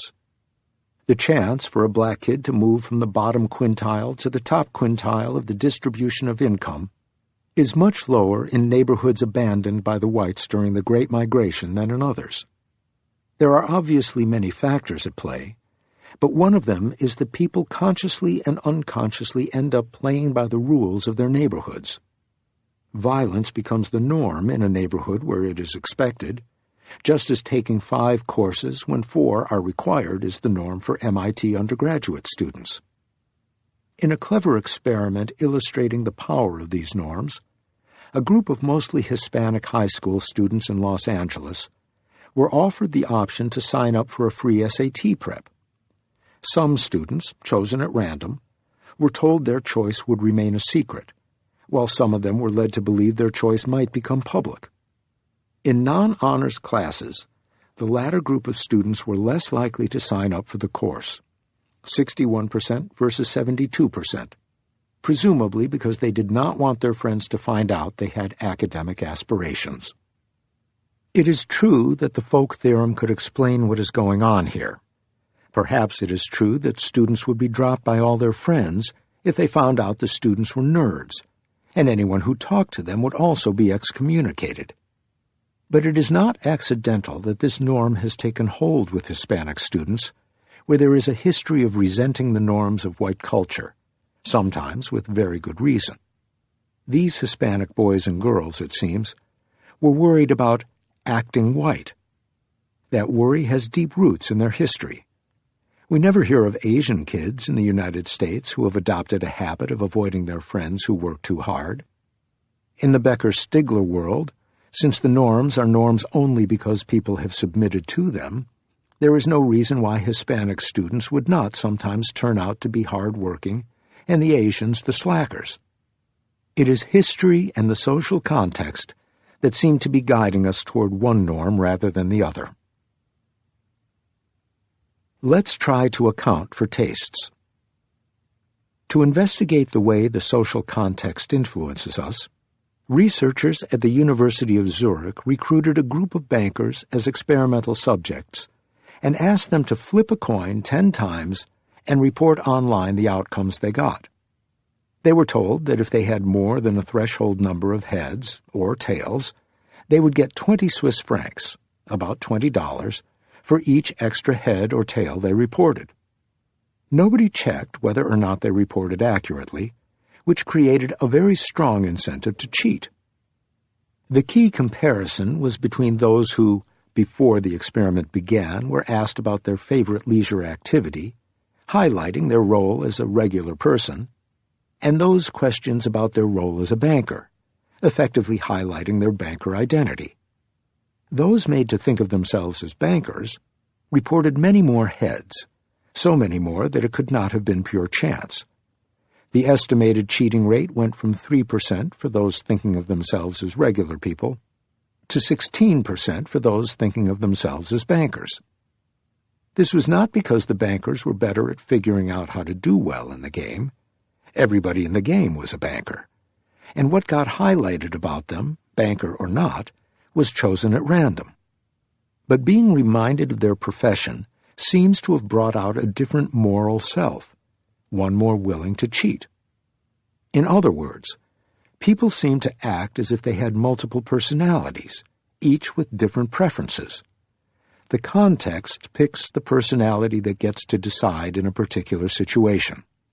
In the Swiss experiment, the context was whether or not the person saw himself as a banker. But in life, it is often the people we are with, the schools we went to, what we do for work or for play, the clubs we belong to and the clubs we would like to belong to, that form us and shape our preferences. We economists, in our fealty to standard preferences, have tried very hard to keep all of that out, but it is increasingly obvious this is a hopeless quest. Motivated beliefs. Once we begin to acknowledge that our beliefs, and even what we take to be our deep preferences, are determined by context, many things fall into place. One important insight comes from the Nobel Prize winner Jean Tirol's work with Roland Benabou on motivated beliefs. They argue that a big step toward understanding beliefs is not taking them too literally. Our beliefs about ourselves are shaped in part by our emotional needs. We feel terrible when we disappoint ourselves. The emotional value we put on beliefs about ourselves also leads us to distort our beliefs about others. For example, since we want to shield ourselves from our own prejudices, we couch them in the language of objective truth. I have nothing against North African cashiers, but they would not respond to my encouragement anyway, so I don't bother. We don't like changing our minds because we don't like to admit we were wrong to begin with. This is why Abhijit insists it is always the software's fault. We avoid information that would force us to confront our moral ambiguities. We skip over news about the treatment of migrant children in detention centers to avoid thinking about the fact we have supported a government that treats children in this way. It is easy to see how we may get trapped by these strategies. We don't like to think of ourselves as racists. Hence, if we have negative thoughts about others, it is tempting to rationalize our behavior by blaming them. The more we can persuade ourselves migrants are to blame for bringing their children with them, the less we worry about the children in their little cages. Instead, we look for evidence that we are right. We overweight every piece of news, however thin, that supports our original position, ignoring the rest. Over time, the instinctive defensive reaction we started from is replaced by a carefully constructed set of seemingly robust arguments. At that point, we start feeling that any disagreement with our views, given how solid the arguments are, has to be either an insinuation of moral failure on our part or a questioning of our intelligence. That's when it can get violent. Recognizing these patterns has a number of important implications. First, obviously, accusing people of racism or calling them the deplorables, as Hillary Clinton famously did, is a terrible idea. It assaults people's moral sense of themselves and puts their backs up. They immediately stop listening. Conversely, one can see why calling egregious racists fine people and emphasizing there are bad people on both sides, as President Trump did, is clearly an effective strategy, however morally reprehensible, to gain popularity, since it makes those who make these remarks feel better about themselves. It also explains why facts or fact-checking don't seem to make much of a dent on people's views, at least in the short run, as we observed in Chapter 2 in the context of migration. It remains possible that in the longer run, when the initial "how dare you challenge my beliefs" reaction fades, people will adjust their views. We should not stop telling the truth, but it is more useful to express it in a non-judgmental way. Since most of us like to think we are decent people, forcing someone to affirm their own values before exercising a judgment involving the others might reduce prejudice. Psychologists these days encourage parents to tell their children not that they should be nice, but that they are nice, and all they have to do is to behave in conformity with their natural kindness. That applies to all of us. This strategy is more likely to work when self-esteem is not already battered. Part of the problem low-income whites face in areas where anti-immigrant and anti-black sentiments are the strongest is that in some observable ways their lives come very close to their own caricature of how those despised others live. In 1997, William Julius Wilson wrote in the context of what was happening in the black community that the consequences of high neighborhood joblessness are more devastating than those of high neighborhood poverty. Many of today's problems in the inner-city ghettos, crime, family dissolution, welfare, low levels of social organization, and so on, are fundamentally a consequence of the disappearance of work. 20 years later, J.D. Vance wrote in Hillbilly Elegy, "Wilson's book spoke to me. I wanted to write him a letter and tell him that he had described my home perfectly. That it resonated so personally is odd, however, because he wasn't writing about the hillbilly transplants from Appalachia. He was writing about black people in the inner cities." That Wilson's description of the social problems in black neighborhoods applies so well to white communities in the Rust Belt now literally adds insult to injury. Since the perception of their own worth is tied to a sense of superiority with respect to blacks and migrants, the convergence in social circumstances exacerbates the poor white American sense of crisis. There are two ways to proceed to restore the sense of self. One is denial. For instance, we can afford to be resolutely anti-abortion, since none of the girls in our community ever get pregnant. The other is increasing the distance between us and them by turning the other into a caricature. For a white person who has to be on disability because it is the only way to get welfare, it is not sufficient anymore to say a black or Latino single mother must be a welfare queen. That was a Reagan-era insult. Now that white people have to be on welfare as well, the insult has to be ratcheted up. She must be a gang member. This underscores why we need social policies to reach beyond economic survival and try to restore the dignity of those whose occupations are threatened by technological progress, trade, and other disruptions. The policies must effectively counterbalance the loss of self-confidence. Old-fashioned government handouts are not going to work by themselves. What is needed is a wholesale rethinking of the social policy apparatus, the subject of Chapter 9. Coherent arbitrariness.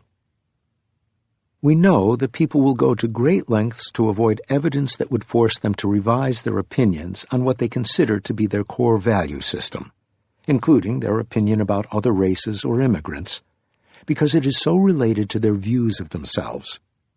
Unfortunately, it does not follow that people are particularly thoughtful about forming those initial opinions. In one of the most famous experiments in the field of behavioral economics, Daniel Kahneman and Richard Thaler chose college students randomly to receive a mug or a pen. Immediately following the gifts, they offered to buy them back from the newly endowed mug and pen owners. At the same time, they also offered those who did not get a mug or a pen the opportunity to buy what they did not get. Strikingly, the price at which the newly endowed sellers were willing to part with their mugs or pens was often 2 or 3 times greater than what those who did not have the pen or mug wanted to pay for them. Since who ended up with a mug or a pen was entirely random, there was absolutely no reason why the arbitrary act of being chosen to get one of them would create such a divergence in valuations. The difference in the bids must have been because those who ended up with a mug started liking their mug more, while those who got a pen did the same with the pen, suggesting there is relatively little intrinsic or deep about how people value things like mugs and pens. An even more dramatic form of arbitrariness was revealed by another experiment. Students were asked to bid on trackballs, wine bottles, and books. Before bidding, they were asked to write down the last 2 digits of their Social Security number with a $sign in front of it and imagine it was a possible price for the product they had. They obviously knew their Social Security number had nothing to do with the price of a wine bottle, but nevertheless they were influenced by the price they had written down. Students with Social Security numbers ending in the number 80 or larger bid between 200% and 350% more for the same good than those whose Social Security numbers ended in a number less than 20. In most other ways, they still behaved according to the standard model. For example, they were less willing to buy as the price went up, and were most likely to buy cheaper items. But they seemed to have no idea how much these products were worth to them in absolute terms. But of course, mugs and pens are not immigrants and Muslims. Are we really seriously implying this arbitrariness applies to preferences on these much more serious issues as well? We are indeed. Robber's Cave. Something similar shows up in social preferences, what economists call preferences that concern other human beings. In 1954, Muzaffar Sharif and Carolyn Wood Sharif carried out an experiment in which 22 11- and 12-year-old boys were invited to a summer camp in Robber's Cave, Oklahoma. The boys were randomly divided into 2 groups. Each group spent some time living in a different location of Robber's Cave, so that the groups were initially unaware of each other's existence. Then, at some point, the 2 groups were introduced to each other and made to compete, for example, a tug-of-war. This created animosity between the groups, leading to name-calling and attempts to vandalize the other group's possessions. In the final days, the researchers artificially induced a water shortage, making it useful for the 2 groups to work together. After some initial hesitation, they did so and mostly forgot their animus. Some version of this experiment has been repeated many times, and the basic insight has proven very robust. Interestingly, the fact that arbitrary labels heavily influence our loyalties is true even without the bonding experience the initial isolation provided.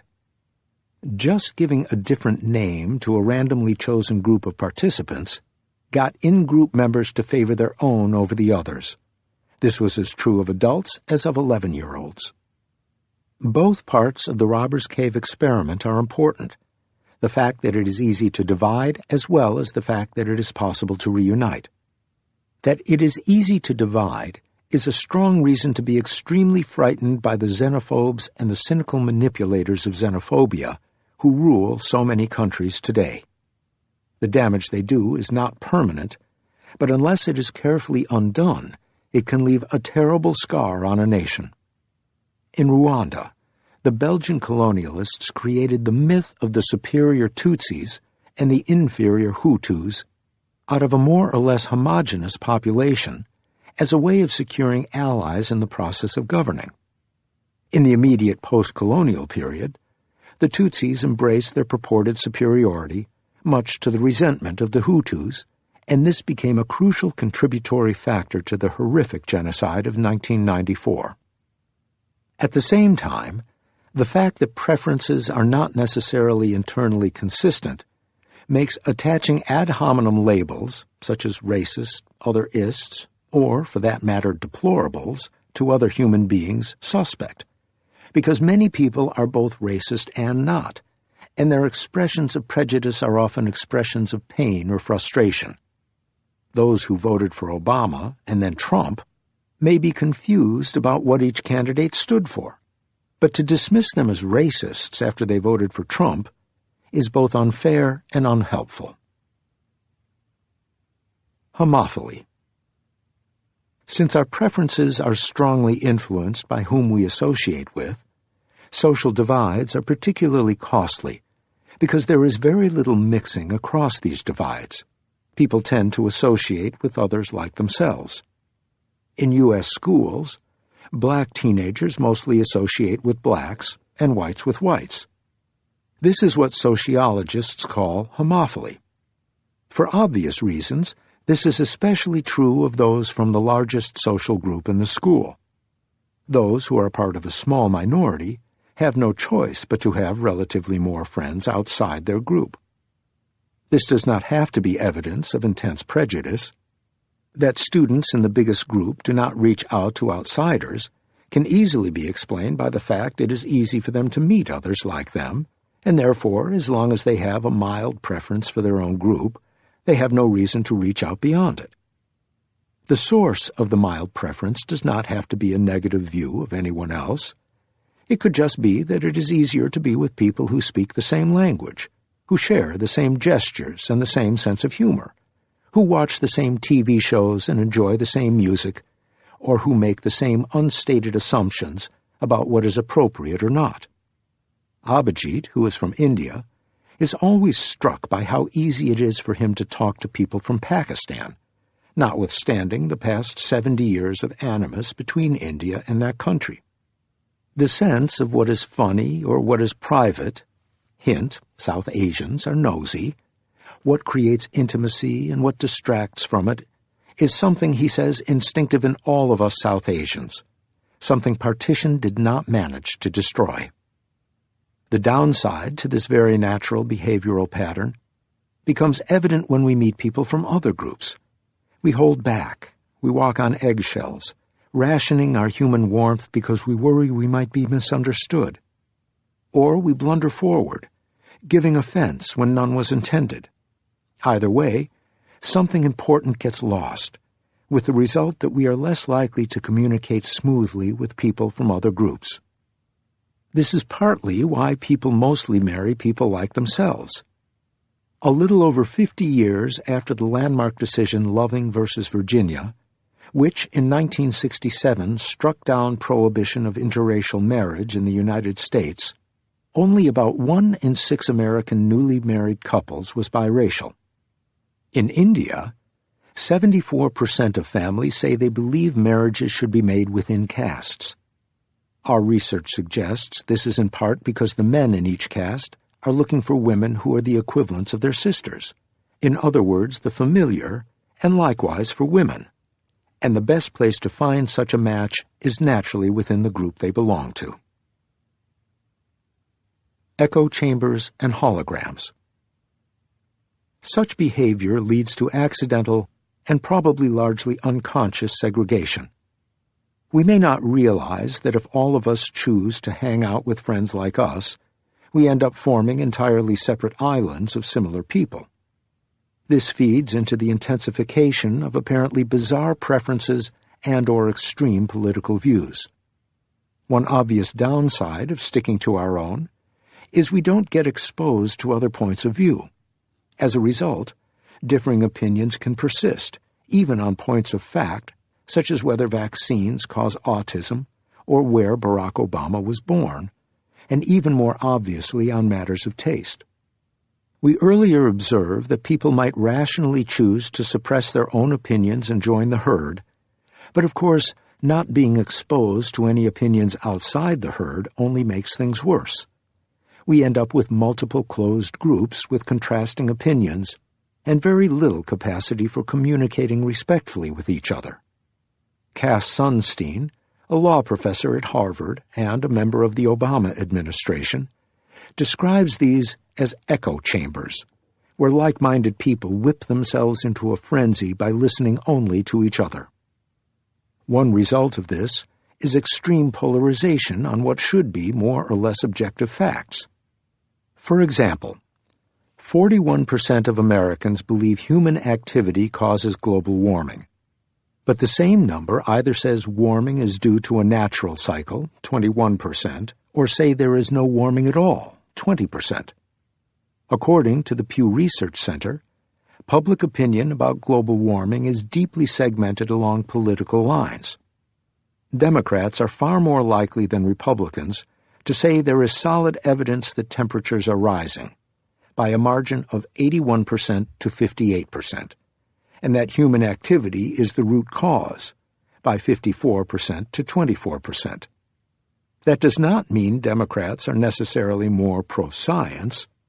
The scientific consensus, for example, is that GMO foods are not harmful to health, but a strong majority of Democrats think they are, and are in favor of labeling them. Another result of constantly talking to the same people is that the members of a group tend to have shared opinions on most issues.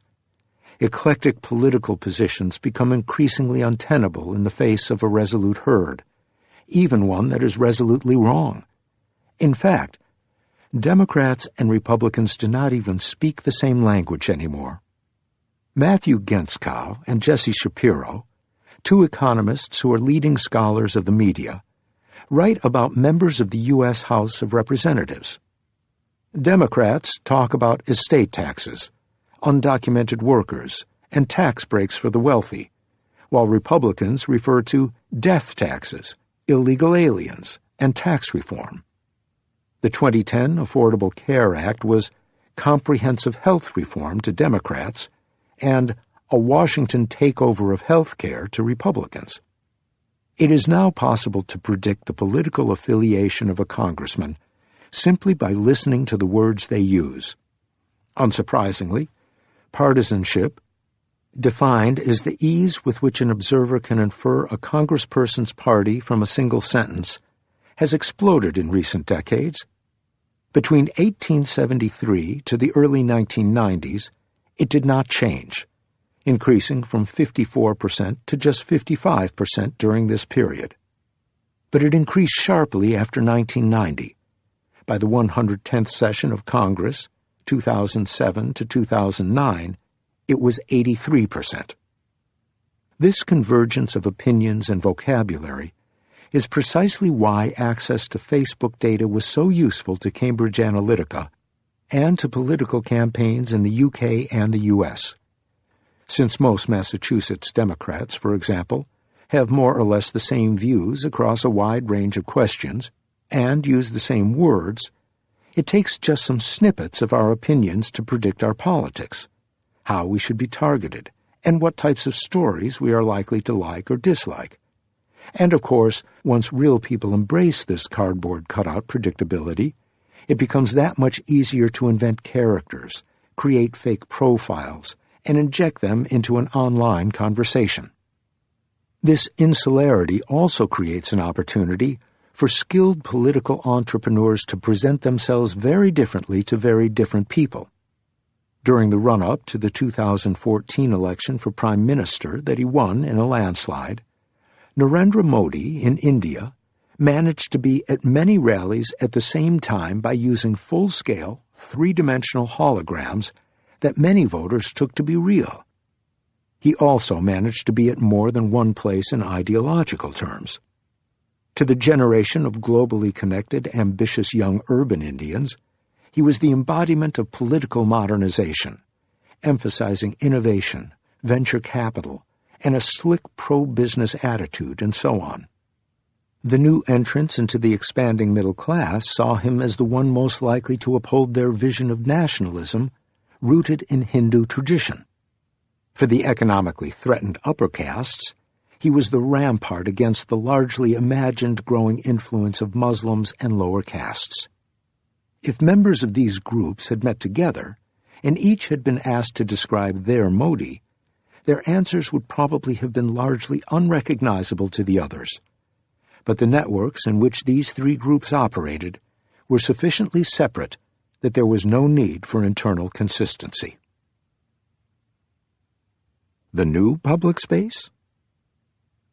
The sharp segmentation of the electorate goes much deeper than just policy disagreements. Americans of different political hues have started to positively hate each other. In 1960, roughly 5% of Republicans and Democrats reported they would feel displeased if their son or daughter married outside their political party. By 2010, nearly 50% of Republicans and over 30% of Democrats felt somewhat or very unhappy at the prospect of inter-party marriage. In 1960, 33% of Democrats and Republicans thought an average member from their own party was intelligent, compared to 27% who had the same view about someone from the other side.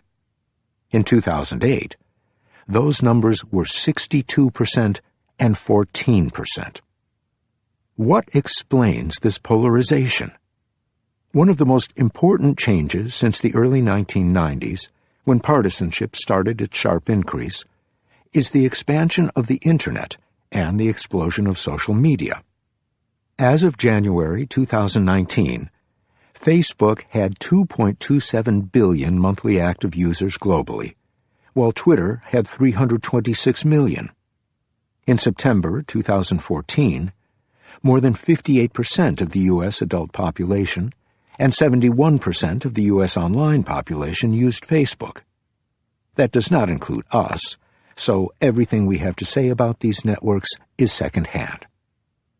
Originally, virtual social networks were billed as the new public space, the new way to connect, and hence something that should have reduced homophily.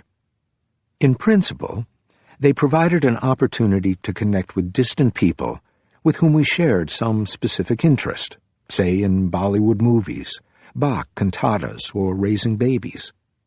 These people might not have been like us in other ways, offering us a more eclectic choice of friends than what would result from mere physical proximity. They would have had almost nothing to do with each other, so to the extent we would get to exchange views about things other than the precise topic that brought us together, we would all be exposed to a variety of opinions.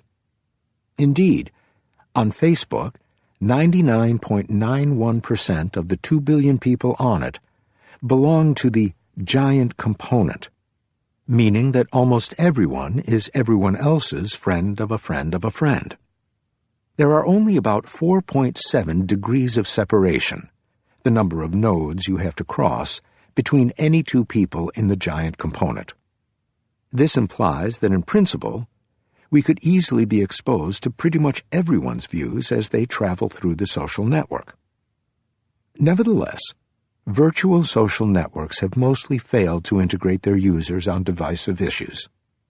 A study of 2.2 million politically engaged users on Twitter in the United States, defined as those who followed at least one account associated with a candidate for the U.S. House during the 2012 election period, finds that while there are roughly 90 million network links among these users, 84% of the followers of conservative users are other conservatives, and 69% of the followers of liberal users are liberal. Facebook and Twitter function as echo chambers. Democrats pass on information produced by Democratic candidates, and Republicans do the same for Republicans.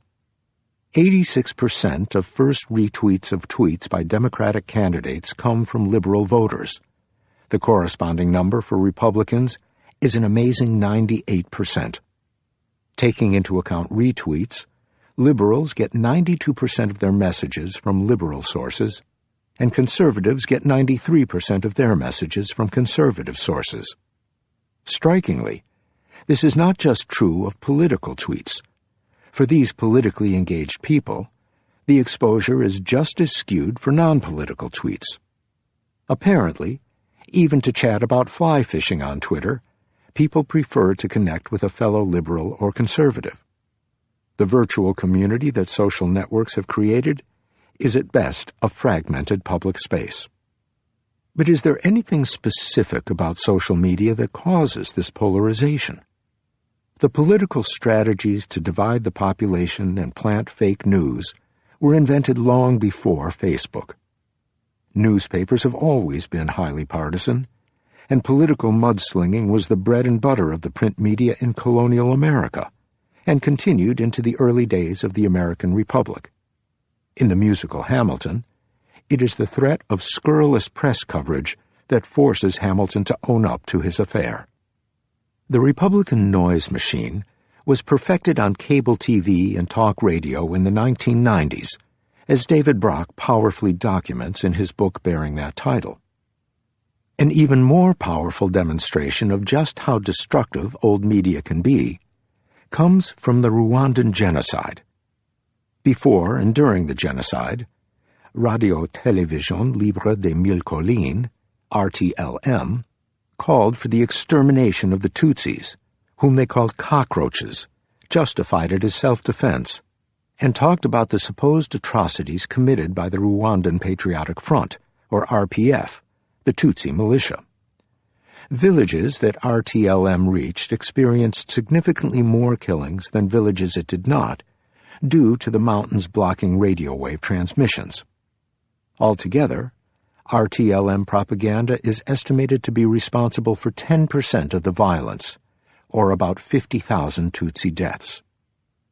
Gentzkow and Shapiro computed an isolation index for the year 2009, which in some ways feels like a lifetime ago, but the Internet was already quite vibrant, both for online and offline news. This was defined as the difference in the share of news items with a conservative slant a conservative was exposed to, and the share of news items with a conservative slant a liberal was exposed to. What they found seemed to suggest polarization was happening offline just as much as it was online. The average conservative's exposure to conservative views online was 60.6% of their total news consumption, the equivalent of a person who gets all their news from usatoday.com. The average liberal's exposure to conservative positions was 53.1%, at the same level as CNN.com. The isolation index for the Internet, the difference between the two, was therefore just 7.5 percentage points, a little bit higher than the isolation index for broadcast news and cable television news, but lower than that for national newspapers. And it was much lower than the segregation of in-person contact. It was already true in 2009 that conservatives had mostly conservative friends, and the opposite for liberals. The isolation index is low because, in their data, both conservative and liberal users visited mostly centrist sites, and those most likely to visit extremist sites, like Breitbart, also visited many others, including those with opposite perspectives.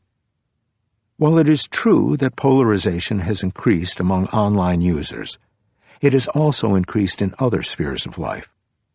Indeed, while polarization has increased in all demographic groups since 1996, it increased the most among those 65 or older, who are the least likely to be on the Internet, and increased the least among the youngest people, those aged 18 to 39.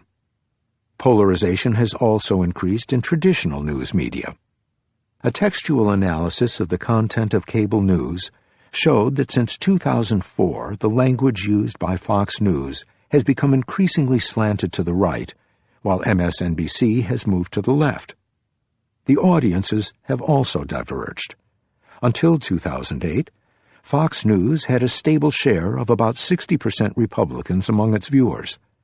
This share increased to 70% between 2008 and 2012.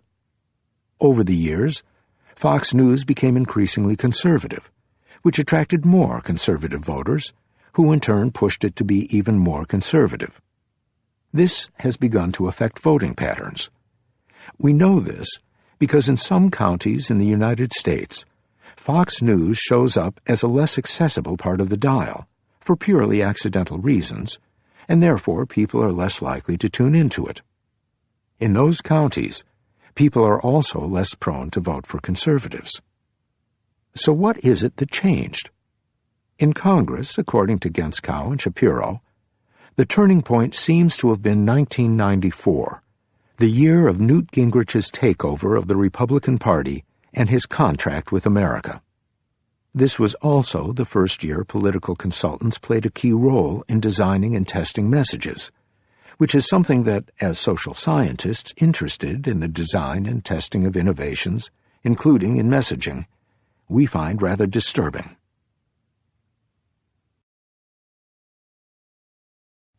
Networking, not working.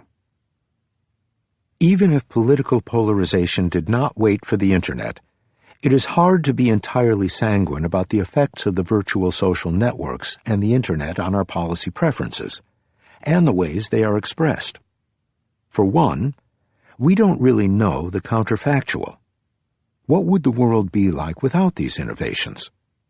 Comparing those with and without access to the Internet, like the young and the old, does not answer this question for many obvious and less obvious reasons. In particular, the Internet is often the place where rumors get manufactured and circulated before they make their way to Fox News, where older people get to hear them. Perhaps younger people are less moved by these rumors because they know the Internet is full of errors and exaggerations and can correct for them, whereas older people, used to trusting the booming authority of television anchors, are more gullible. There are other concerns as well. The first is that the circulation of news on social media is killing the production of reliable news and analysis.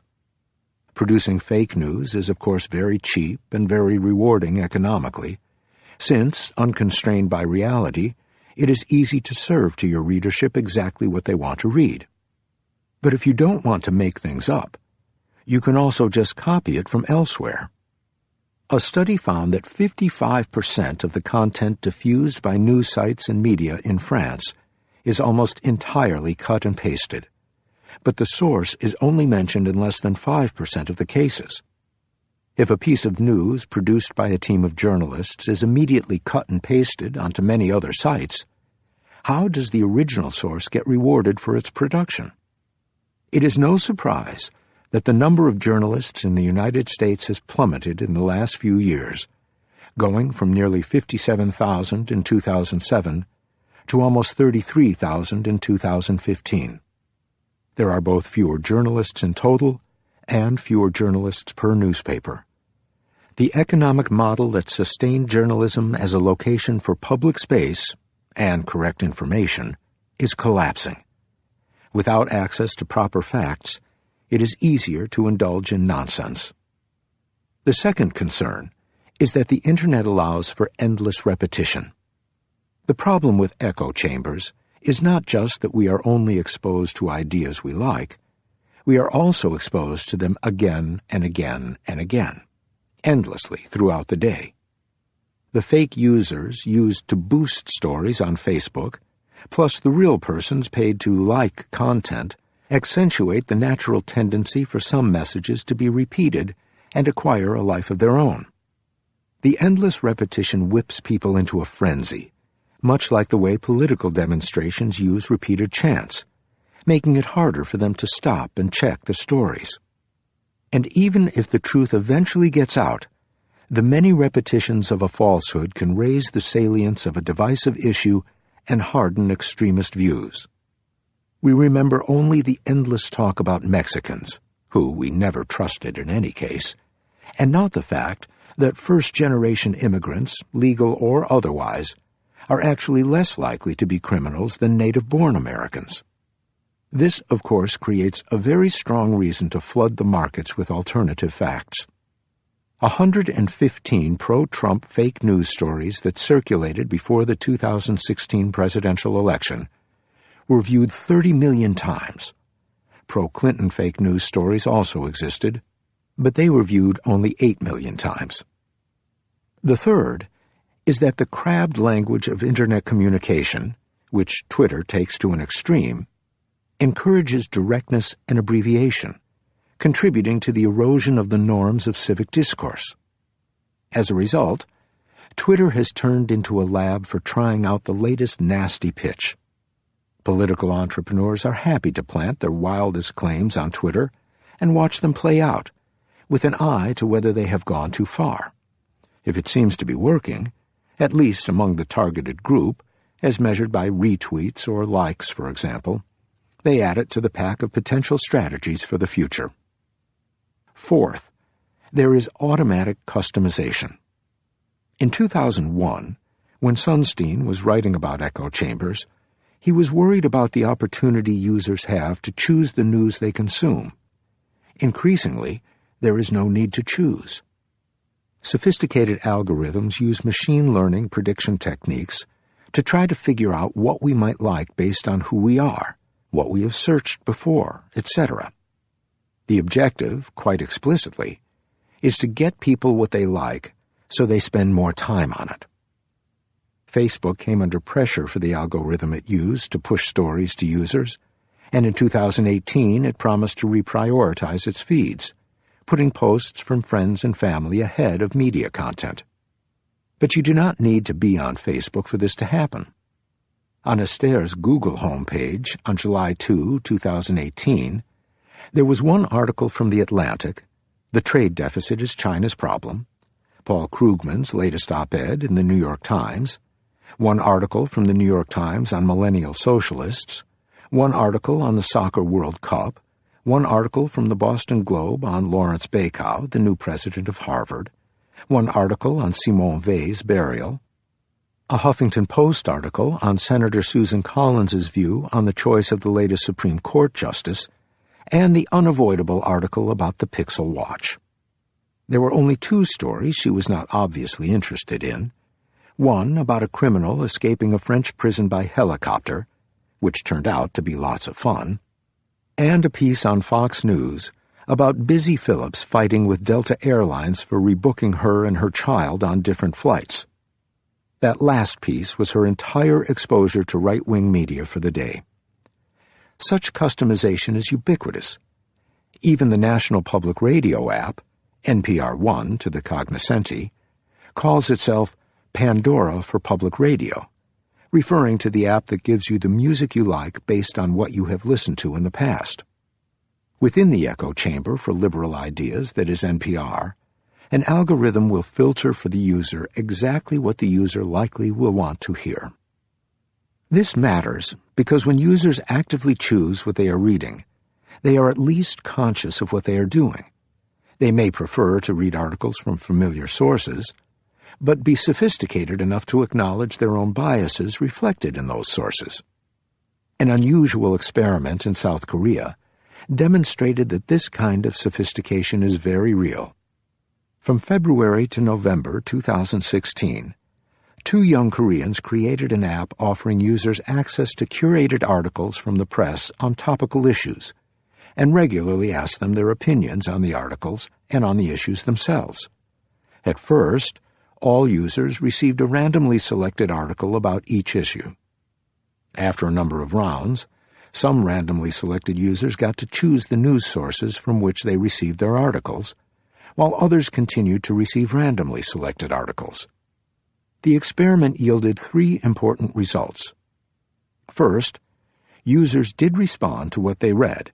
They updated their views in the direction of what was being presented to them. Second, as expected, those given the option chose articles generally aligned with their partisan preferences.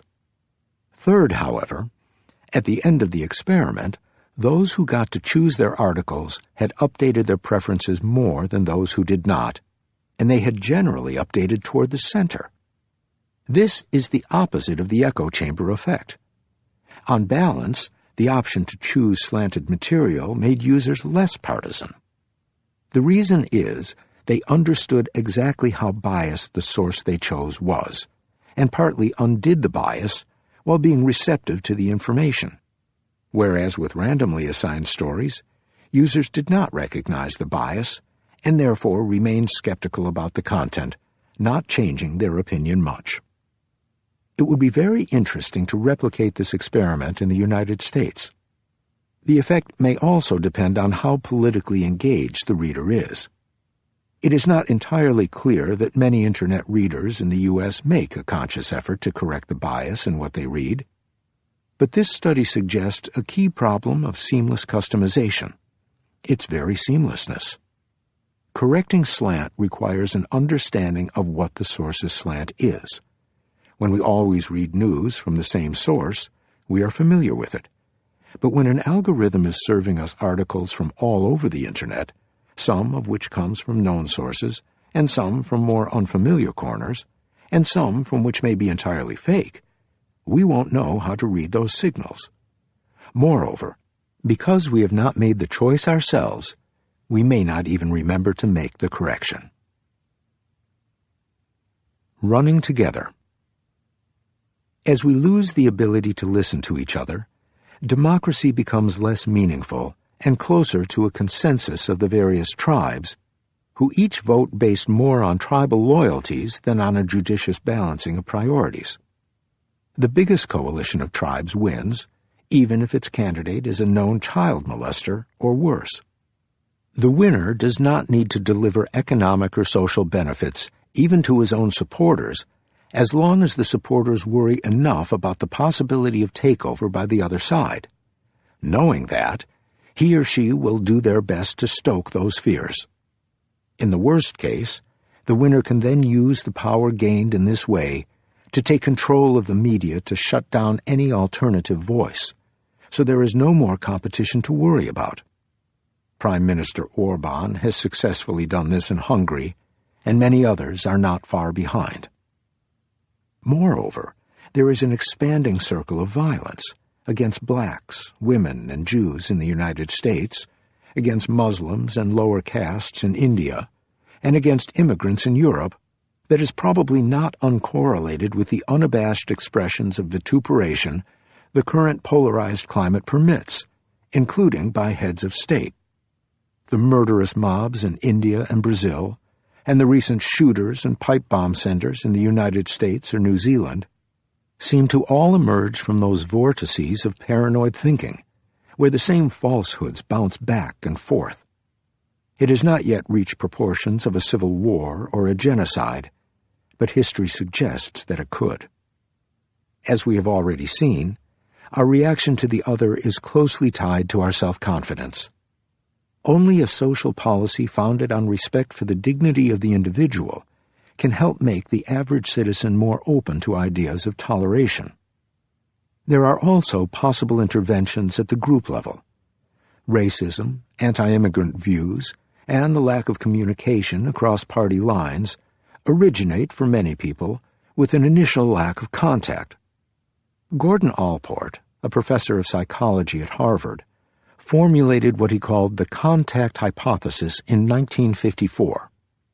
This is the idea that under appropriate conditions, interpersonal contact is one of the most effective ways to reduce prejudice. By spending time with others, we learn to understand and appreciate them, and as a result of this new appreciation and understanding, prejudice should diminish. The contact hypothesis has been intensively studied. A recent review identifies 27 randomized controlled trials, RCTs, investigating Allport's idea. Overall, these studies find that contact reduces prejudice, although the review calls attention to the importance of the nature of the contact. If this is right, schools and universities are obviously key. They bring together young people from different backgrounds in a single location, at an age when everyone is more or less plastic. In one large U.S. university, where roommates were assigned at random, a study found that white students who happened to end up with African American roommates were significantly more likely to endorse affirmative action, and that white students assigned roommates from any minority group were more likely to continue to interact socially with members of other ethnic groups after their first year, when they had full freedom in choosing whom to associate with. This process of socialization could start even earlier. A policy change in Delhi demonstrated the power of bringing together young children from very different backgrounds. Starting in 2007, elite private schools in Delhi were required to offer places to poor students. In an ingenious study on the impact of this policy change, randomly chosen children were given the responsibility to select teammates for a relay race. Some of them attended schools that had already admitted poor children, and some attended schools that had not done so yet. And within schools, some children were in study groups with poorer children, based on the first letter of their first name, and some were not. To help them decide who they wanted to partner with in the race, they were all given a chance to observe everyone else run a test race. There was, however, a catch. They had to agree to have a play date with whomever they picked for their team.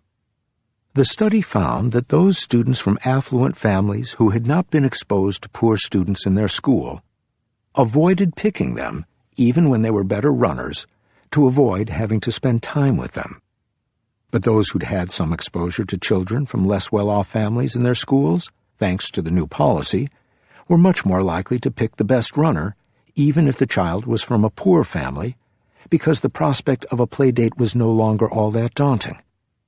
And those who were in a study group with poor children were even more likely to invite poor children to run and play with them. Familiarity performed its magic. Students for fair admission versus Harvard. One implication of this evidence is that diversity in the student body of educational institutions is valuable in and of itself, because it durably affects preferences. Affirmative action was originally envisioned in the United States partly as compensation for historical injustice, and partly as a way to level the playing field between the whites, who had the advantage of many generations of advanced education, and the rest. But it goes much beyond that. What the 27 RCTs on the effect of contact on tolerance imply is that this mixing is one of the most powerful instruments we have for making society more tolerant and more inclusive. The problem is that affirmative action itself is now a polarizing idea.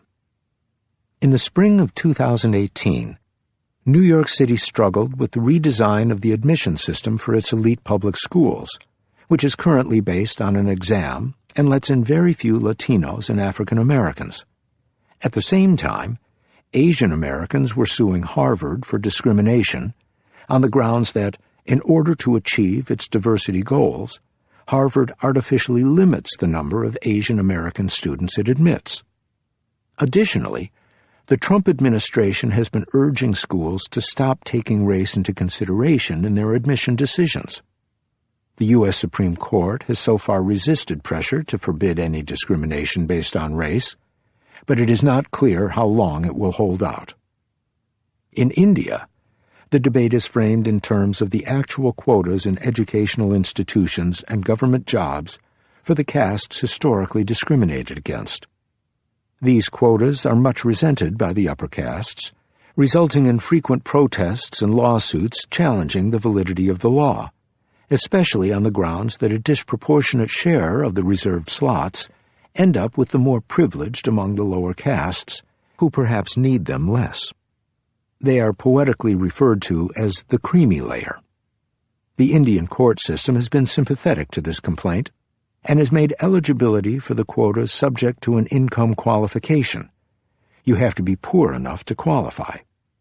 At the same time, other social groups have been lobbying to be included in the quotas, which would serve to dilute them. As a result, the system of reservations is almost incessantly being fought over somewhere or other in the country, with not infrequent outbreaks of violence. The idea of merit plays a key role in this debate. At the heart of the argument is the idea that test scores provide an objective measure of merit, a measure of how suitable the candidate is for the job or a place in the university, and therefore affirmative action discriminates against meritorious candidates, as they are called in India. Given everything we have seen in this chapter, that seems like a very unlikely proposition. Self-discrimination undermines confidence in test performance. A history of being underestimated, patronized, ignored, or despised by teachers and supervisors because you happen to be from a particular group will make it harder to achieve. Moreover, as we both know, growing up in a household where books are everywhere and dinner-table conversation often centers around fine points of mathematics or philosophy, whether or not you always enjoy it, becomes a distinct advantage when you are writing your college essays. A lower caste candidate who performed as well as Abhijit in the high school leaving exam had to jump through more hoops to get there, and is for that reason likely to be more talented. The fuzziness of the notion of merit was the bone of contention between two first-rate empirical economists, David Card and Peter Arcidiacono, who were retained by the two sides in the Students for Fair Admission versus Harvard trial. On the plaintiff's side, Arcidiacono argued that Asians must be discriminated against because admitted Asians have higher grades and higher test scores than any other group. In other words, given the same test scores, an Asian student is less likely to be admitted to Harvard than a white student or an African American. On the Harvard side, Card had a number of objections to Arcidiacono's analysis, including the point that the objective of diversity in parental background and intended major was legitimate. But the most striking difference came from their interpretations of the personality rating, meant to capture the candidate's leadership qualities and integrity. Asian students systematically have higher academic and extracurricular ratings, but lower personality ratings, and once we account for that, we are no less likely to be admitted than white students. For Card, this proves there is no discrimination. Arcidiacono contends that the personality rating is exactly the way Harvard discriminates against Asians. In the debate, a rather ironic parallel with history did not go unnoticed. In the 1920s, then Harvard President Abbott Lawrence Lowell attempted to introduce quotas to limit the admission of Jews to the university. This failed, but he put in place the system of holistic admission, meaning a system that values personal characteristics beyond grades, which was used to limit the number of Jews. Students for Fair Admission wants to make the case this is happening again. The debate illustrates the essential treacherousness of the idea of merit and the very notion of what constitutes quality. On the one hand, personal qualities may reflect, perhaps unwittingly, a form of belonging to a club, with secret handshakes not taught to the average public school. The personality rating may indeed be a not-so-subtle way to keep a certain type of student out, whether or not they are Asian, and ensure the smooth intergenerational transmission of elite status. On the other hand, the fact that among applicants African Americans systematically have higher personality ratings than whites or Asians may well reflect what we mentioned earlier. Since admissions at Harvard require a sterling academic record, a child from a disadvantaged background must have quite unusual personal skills to be even considered, especially since the child might have had to survive worse schools and perhaps a more challenging home environment. There is no evident solution to this problem. As a flagship producer of the next generation of leaders, Harvard clearly needs to find a place for students from all social groups, and a massive overrepresentation of any particular social group relative to its weight in the population is both perhaps undesirable in a democracy and likely to lead to political problems. But we need a more transparent social conversation about the design of affirmative action. The current implementation of affirmative action policies, which dances around the concept of race instead of directly confronting it, is probably not anywhere close to ideal. The Harvard challenge is both inevitable and perhaps desirable in that it makes society confront its own inconsistencies. From the perspective of the narrow objective of affecting preferences by increasing contact between social groups, the growing resentment of affirmative action poses a problem. Allport's original hypothesis was that contact would reduce prejudice, but only if some conditions were satisfied. In particular, he held that reduced prejudice would result when the contact happened in a setting where there was equal status between the groups in the situation, common goals, intergroup cooperation, and the support of authorities, law, or custom. Extremely contentious integration is unlikely to produce these conditions. For example, if high school students feel they are competing for slots in college, and, worse, if they have the impression this competition might be tilted against them, they may come to resent the other group even more. Cricket lessons. That this is a very real concern is demonstrated by a clever recent study. In the state of Uttar Pradesh in India, a researcher ran an 8-month-long cricket league involving 800 players, all young men, chosen randomly out of 1,261. In the league, about a third of the players were assigned to homogeneous caste teams, the others were in mixed caste teams. Like others, the study found many positive effects of collaborative contact. Compared to those who played on single caste teams, the young men who played on mixed teams were more likely to be friends with people from other castes after the experiment, and not just those from their teams. When they had a chance to select their teams, they selected better teams for future matches, since they made their choices based on talent, not caste. But who they played against mattered. Those in teams randomly assigned to play against other caste teams were less likely to make friends with people from other castes than those who played only against their own caste, or even those who never got to play anyone. Competition undermined contact. These somewhat less optimistic results make the important point that contact may not be enough to produce tolerance. It may be necessary to have shared goals. Both in 1998 and in 2018, the victory of France's team at the Soccer World Cup had exactly this effect on the nation as a whole. In particular, the fact that some of the team's champions grew up and learned their skills in the suburbs of Paris, notorious for their dilapidated housing projects and their car-burning riots, did create a sense of goodwill and shared purpose. In that moment, everyone could see that the kids from the 93, as one disadvantaged district in the north of Paris is known, were not all lazy bums who skipped school and committed petty crimes. Behind France's winning Black Blanc Bear, black-white Arab team, was the effort and the discipline of tens of thousands of young kids working hard to make it. Zoning for peace. Since there are obvious limits on integration through universities, mixed neighborhoods offer a useful alternative. The problem is that mixed neighborhoods have a proclivity toward the unstable, as Thomas Schelling, who won the Nobel Prize in Economics, demonstrated. Suppose homeowners are happy to live in mixed neighborhoods, but not in neighborhoods mostly dominated by another group.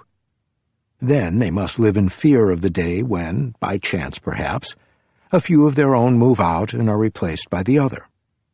The neighborhood becomes a little less attractive to people like them, and now they all start worrying that if a few more leave, let's say because they are also having the same thoughts, or because they are less tolerant, they will be forced to leave as well. The tension of whether and when that may happen can become unbearable, so anyone who can get out leaves. This is what Schelling called the tipping point. David Card studied the increase in segregation that happened in the United States in the 1970s, 1980s, and 1990s, and it does indeed look like there is this tipping point property. If the fraction of blacks in the neighborhood was less than some number, it remained stable. If it became higher, there was a large outflow of the white population in subsequent years. Chicago, for example, had a particularly low tipping point. If the black population in a neighborhood was less than 5% in 1970, it remained at that level afterward. But if it was any more than that, the fraction of whites soon plummeted. On average, across U.S. cities, Card and his colleagues found tipping points ranging between 12% and 15%. The way to prevent the segregation implied by the tipping point logic is to build public housing targeting low-income residents and disperse that housing throughout the city, so there are no pure neighborhoods available. In a fancy neighborhood in Paris, where we spent a year, the building next to us was a housing project. The children all attended the same neighborhood school and played in the same park. At that age, they clearly inhabited the same universe. It may not be possible to be as bold as Singapore, where strict quotas ensure some amount of mixing between ethnic groups in every block of residential housing, but it seems possible to reserve a certain fraction of public housing in every neighborhood. The challenge of implementing such a policy is mostly political. It seems easy enough to imagine how to do it well if the political will is there. Spread the public housing around, give everyone a lottery number, have a public lottery every time new housing becomes available, and make it easy to check that the winners get the housing. The difficulty is that public housing in fancy neighborhoods is very tempting for local politicians to use as patronage, but with enough political will it can probably be overcome. Nevertheless, in the near future, while most poor people still live in low-income neighborhoods, shared schools are another way to integrate the population. For this to happen, children will need to be moved. Busing a large number of children to foster school diversity, as it was done in Boston at some point, is, however, unpopular, in part for the very good reason that young children do not enjoy being bused. The best idea may be to allow children from designated low-income neighborhoods to attend schools outside their neighborhoods. The METCO program in the United States, which organized the busing of minority children to majority schools, was shown to be beneficial to the minority children without any harm to the test scores of majority children. The latter, who would have mostly spent their lives in largely white enclaves, ended up being exposed to a much more diverse population, which, as we have seen, durably affects worldviews and preferences. Rearranging the deck chairs? The sum total of all our proposals might seem modest in the face of what feels like a tsunami of prejudice. But that would be to miss the main point of this chapter, which is that such preferences are as much part of the symptoms of the malaise as its cause, perhaps more. Prejudice is often a defensive reaction to the many things we feel are going wrong in the world, our economic travails, and a sense that we are no longer respected or valued. This has 4 important implications. First, and most obviously, the expression of contempt for those who express racist sentiments, fraternize with racists, or vote for them, deplorables, serves only to reinforce those sentiments, founded in the suspicion the world no longer respects us. Second, prejudice is not an absolute preference. Even so-called racist voters care about other things. North India in the 1990s and early 2000s saw a period of mostly caste-based polarization. However, by 2005, this had run its course. The lower castes, who had aligned themselves with explicitly caste-based parties, as against the less transparently caste-based BJP, Prime Minister Modi's party, had begun to question whether they were getting enough from their parties. Mayawati, the leader of one of those parties, decided to rebrand herself as the leader of all poor people, including poor upper castes, and won the 2007 Uttar Pradesh state elections on that basis. She went for broad inclusivity, not narrow sectarianism. More recently, in the United States, we are struck by the curious history of the once much-hated Affordable Care Act, or Obamacare.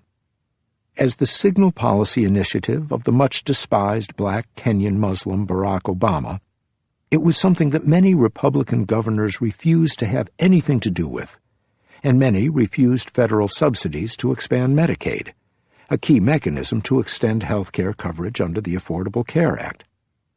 Yet by the 2018 midterm election, initiatives to expand Medicaid were on the ballot in the deep red states of Utah, Nebraska, and Idaho. They were approved in all 3. Kansas and Wisconsin also elected new Democratic governors who vowed to expand Medicaid, where their Republican predecessors had not. This is not because people in these places became Democrats. They still voted for Republican congressmen and senators, often with very conservative views. But on this issue, many seem to have decided to ignore the warnings of the Republican establishment and go with their own understanding of what was going to be good for them. Economics trumped Trump. This is related to our third point. The fact that voters put a premium on race or ethnicity or religion, or even the articulation of racist views, does not have to mean they feel very passionately about them. Voters do realize political leaders choose to play the ethnic or race card when convenient. Part of the reason they still vote for those politicians is they are deeply cynical about the political system, having convinced themselves all politicians are more or less alike. Given that, they might as well vote for the guy who looks or sounds like them. In other words, ethnic or bigoted voting is often just an expression of indifference. But that means it is surprisingly easy to make them change their minds by highlighting what is at stake in an election. In 2007, in Uttar Pradesh, an Indian state famous for its caste-based politics, Abhijit and his colleagues managed to make 10% of voters move their vote away from their own caste party using only a combination of songs, a puppet show, and some street theater, all carrying the simple message, vote on development issues, not on caste. Which leads us to our final and perhaps most important point.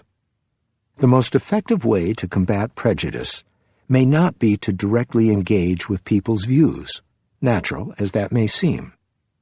Instead, it may be to convince citizens it is worth their while to engage with other policy issues, that leaders who promise them a great deal and even make grand gestures toward it may not actually deliver much more than those gestures, in part because doing anything more is not easy.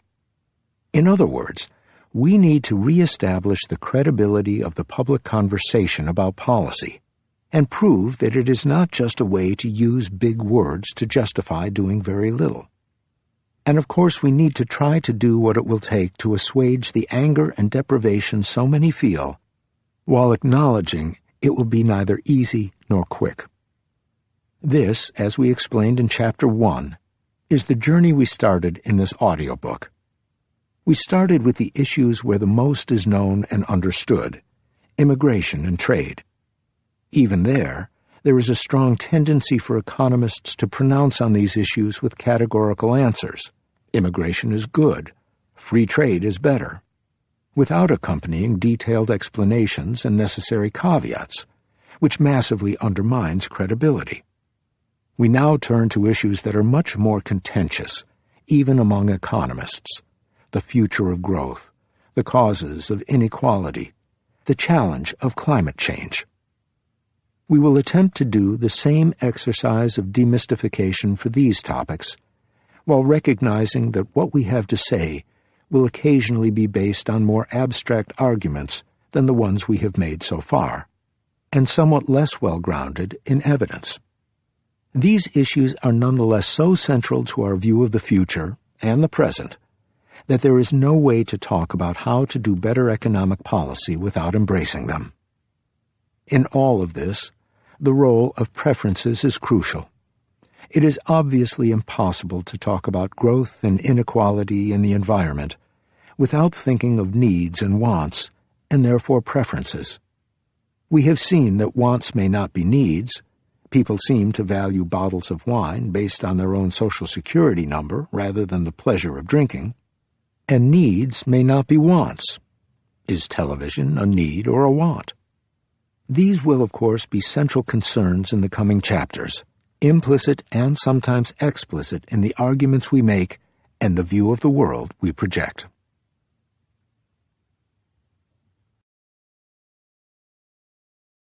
Chapter 5. The End of Growth? Growth ended on October 16, 1973, or thereabouts, and is never to return, according to a wonderfully opinionated book by Robert Gordon. On that day, the member countries of OPEC announced an embargo on oil. By the time the embargo was lifted in March 1974, the price of oil had quadrupled. The world economy at this time had become increasingly reliant on oil and was generally facing raw material shortages that were pushing up prices. What followed in the rich countries of the West was a lackluster decade of stagflation, economic stagnation accompanied by inflation. Slow growth was supposed to go away, but has been with us ever since. This happened in a world where most citizens of these rich countries had grown up expecting endless and ever-expanding prosperity, where political leaders had grown accustomed to measuring their success in terms of a single yardstick, the rate of growth of the country's gross domestic product, or GDP. And to a large extent, this is still the world we live in, and in some sense, we are still talking about that pivotal moment in the 1970s. What went wrong? Was there a policy mistake? Can we coax growth to return and stay? What magic button do we need to press? Is China immune to this slowdown? Economists have been busy answering these questions. Countless books and papers have been written about them. Many Nobel Prizes have been awarded. After all that, what is it that can be said with confidence about how to make rich economies grow faster? Or does the fact so much has been written signal that we really have no idea? And should we even be concerned? The Glorious 30. For the 30-odd years that separated the end of the Second World War from the OPEC crisis, economic growth in Western Europe, the United States, and Canada was faster than it had ever been in history. Between 1870 and 1829, GDP per person in the United States grew at a then unheard-of rate of 1.76% per year. In the 4 years after 1929, GDP per person went down by a catastrophic 20%. It is not called the Great Depression for nothing. But it recovered fast enough. The average yearly growth rate from 1929 until 1950 was actually slightly higher than in the previous period. But between 1950 and 1973, the yearly growth rate went up to 2.5%. There is more difference than there might appear to be between 1.76% and 2.5%. It would take 40 years for GDP per head to double with a growth rate of 1.76%, but only 28 years at 2.5%. Europe had a more checkered history before 1945, partly because of its wars, but after 1945 things really exploded. When Esther was born, late in 1972, France had about 4 times the GDP per capita than when her mother, Violaine, was born in 1942. This was typical of the Western European experience. GDP per capita in Europe increased by 3.8% every year between 1950 and 1973. It's not for nothing that the French call the 30 years after the war Les 30 Glorieuses, the Glorious 30. Economic growth was driven by a rapid expansion in the productivity of labor, or the output produced per hour worked. In the United States, worker productivity grew at 2.82% per year, which meant it would double every 25 years. This rise in labor productivity was large enough to more than offset a decline in hours worked per head that was going on at the same time. During the second half of the century, the work week went down by 20 hours in the U.S. and in Europe, and the post-war baby boom lowered the share of working-age adults in the population, since the baby boomers were then, well, babies. What made workers more productive? In part, they were becoming more educated. The average person born in the 1880s studied only up to the 7th grade, whereas the average person born in the 1980s had on average 2 years of college education. And they had more and better machines to work with. This was the age in which electricity and the internal combustion engine came to assume their central role. Making somewhat heroic assumptions, it is possible to guesstimate the contribution of these 2 factors. Robert Gordon reckons that rising education explains about 14% of the increase in labor productivity over the period, and the capital investment that gave workers more and better machines to work with explains a further 19% of the increase. The rest of the observed productivity improvement cannot be explained by changes in things economists can measure. To make ourselves feel better, economists have given it its own name, total factor productivity, or TFP.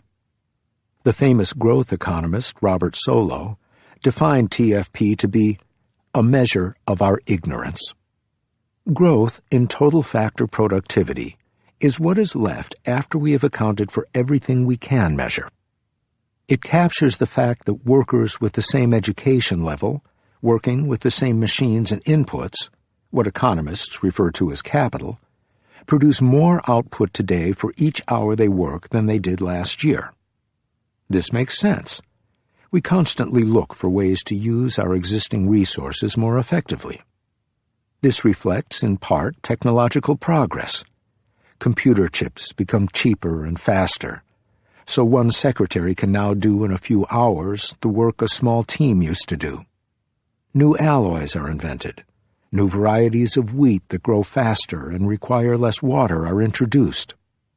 But total factor productivity also increases when we discover new ways to reduce waste or shrink the time either raw materials or workers are forced to stay idle. Innovations in production methods like chain production or lean manufacturing do that, as does, say, the creation of a good rental market for tractors.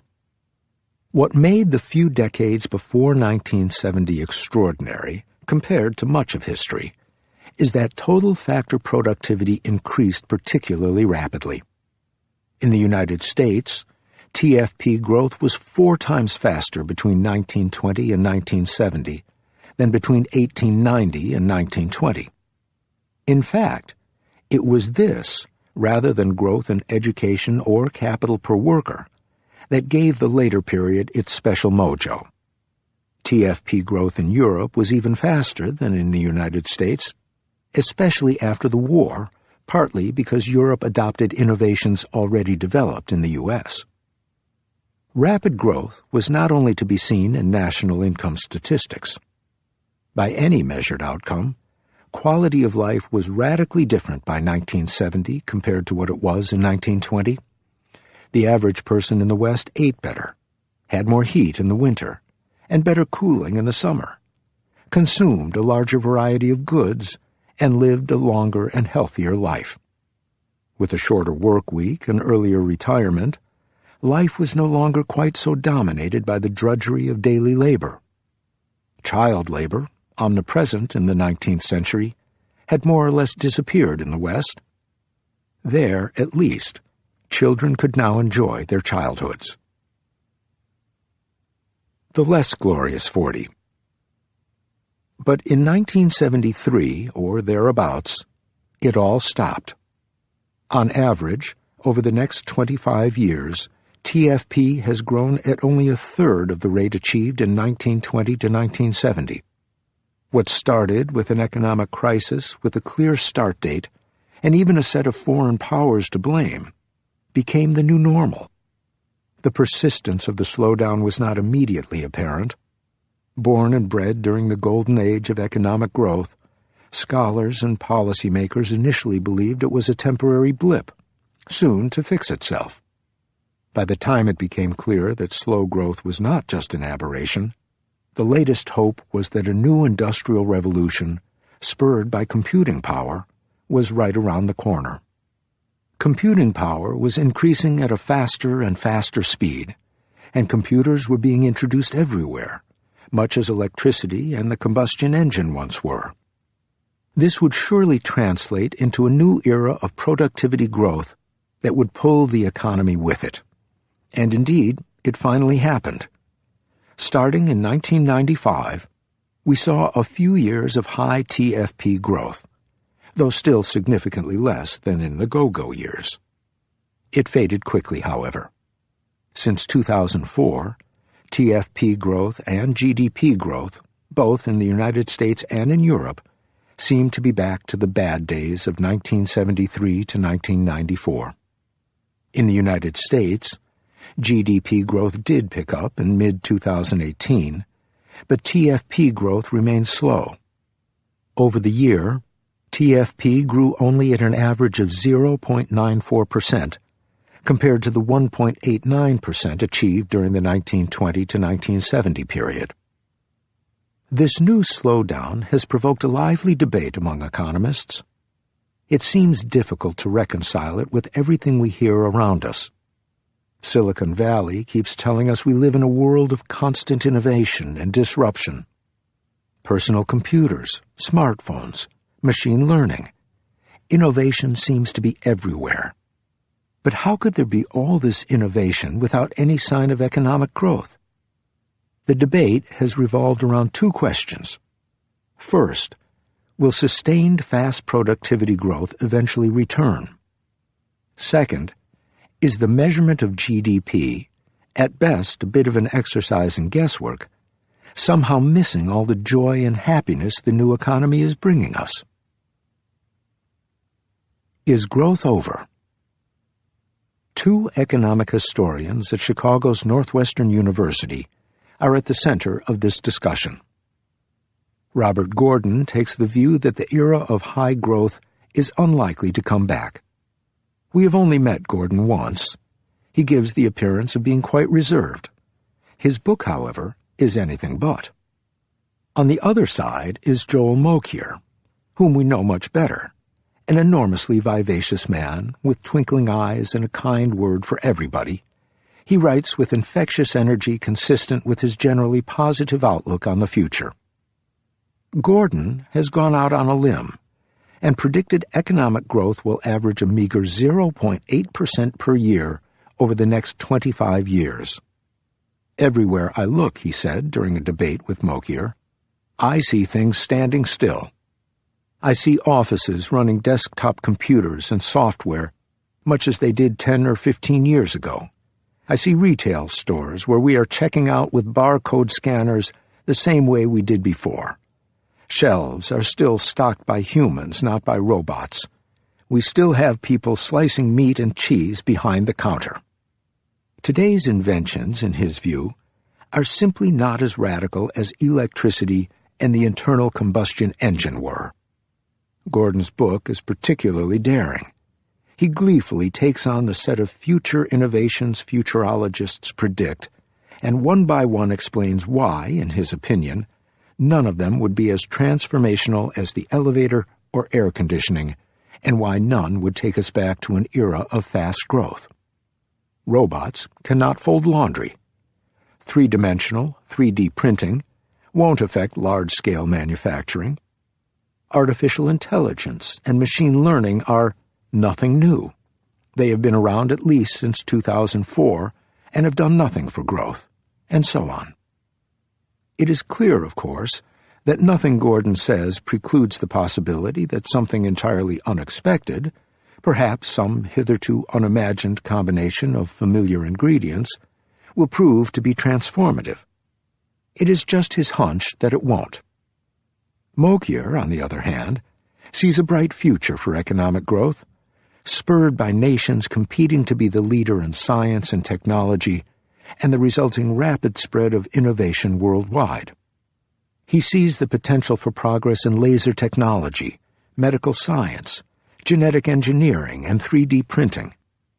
To Gordon's claim that nothing much changed in fundamental ways in how we produced in the last few decades, he counters, "The tools we have today make anything that we had even in 1950 look like clumsy toys by comparison." But mostly, Mokyr thinks that the way the world economy has changed and globalized produces the right environment for innovations to bloom and change the world in ways we cannot even begin to envision. He predicts one factor that will accelerate growth. We will be able to slow down the aging of the brain, which of course would give us more time to have better ideas. Mokyr, engaging and creative as ever at 72, is a good example for his thesis. The fact that two brilliant minds come to such radically different conclusions about growth highlights what a vexing topic it has been.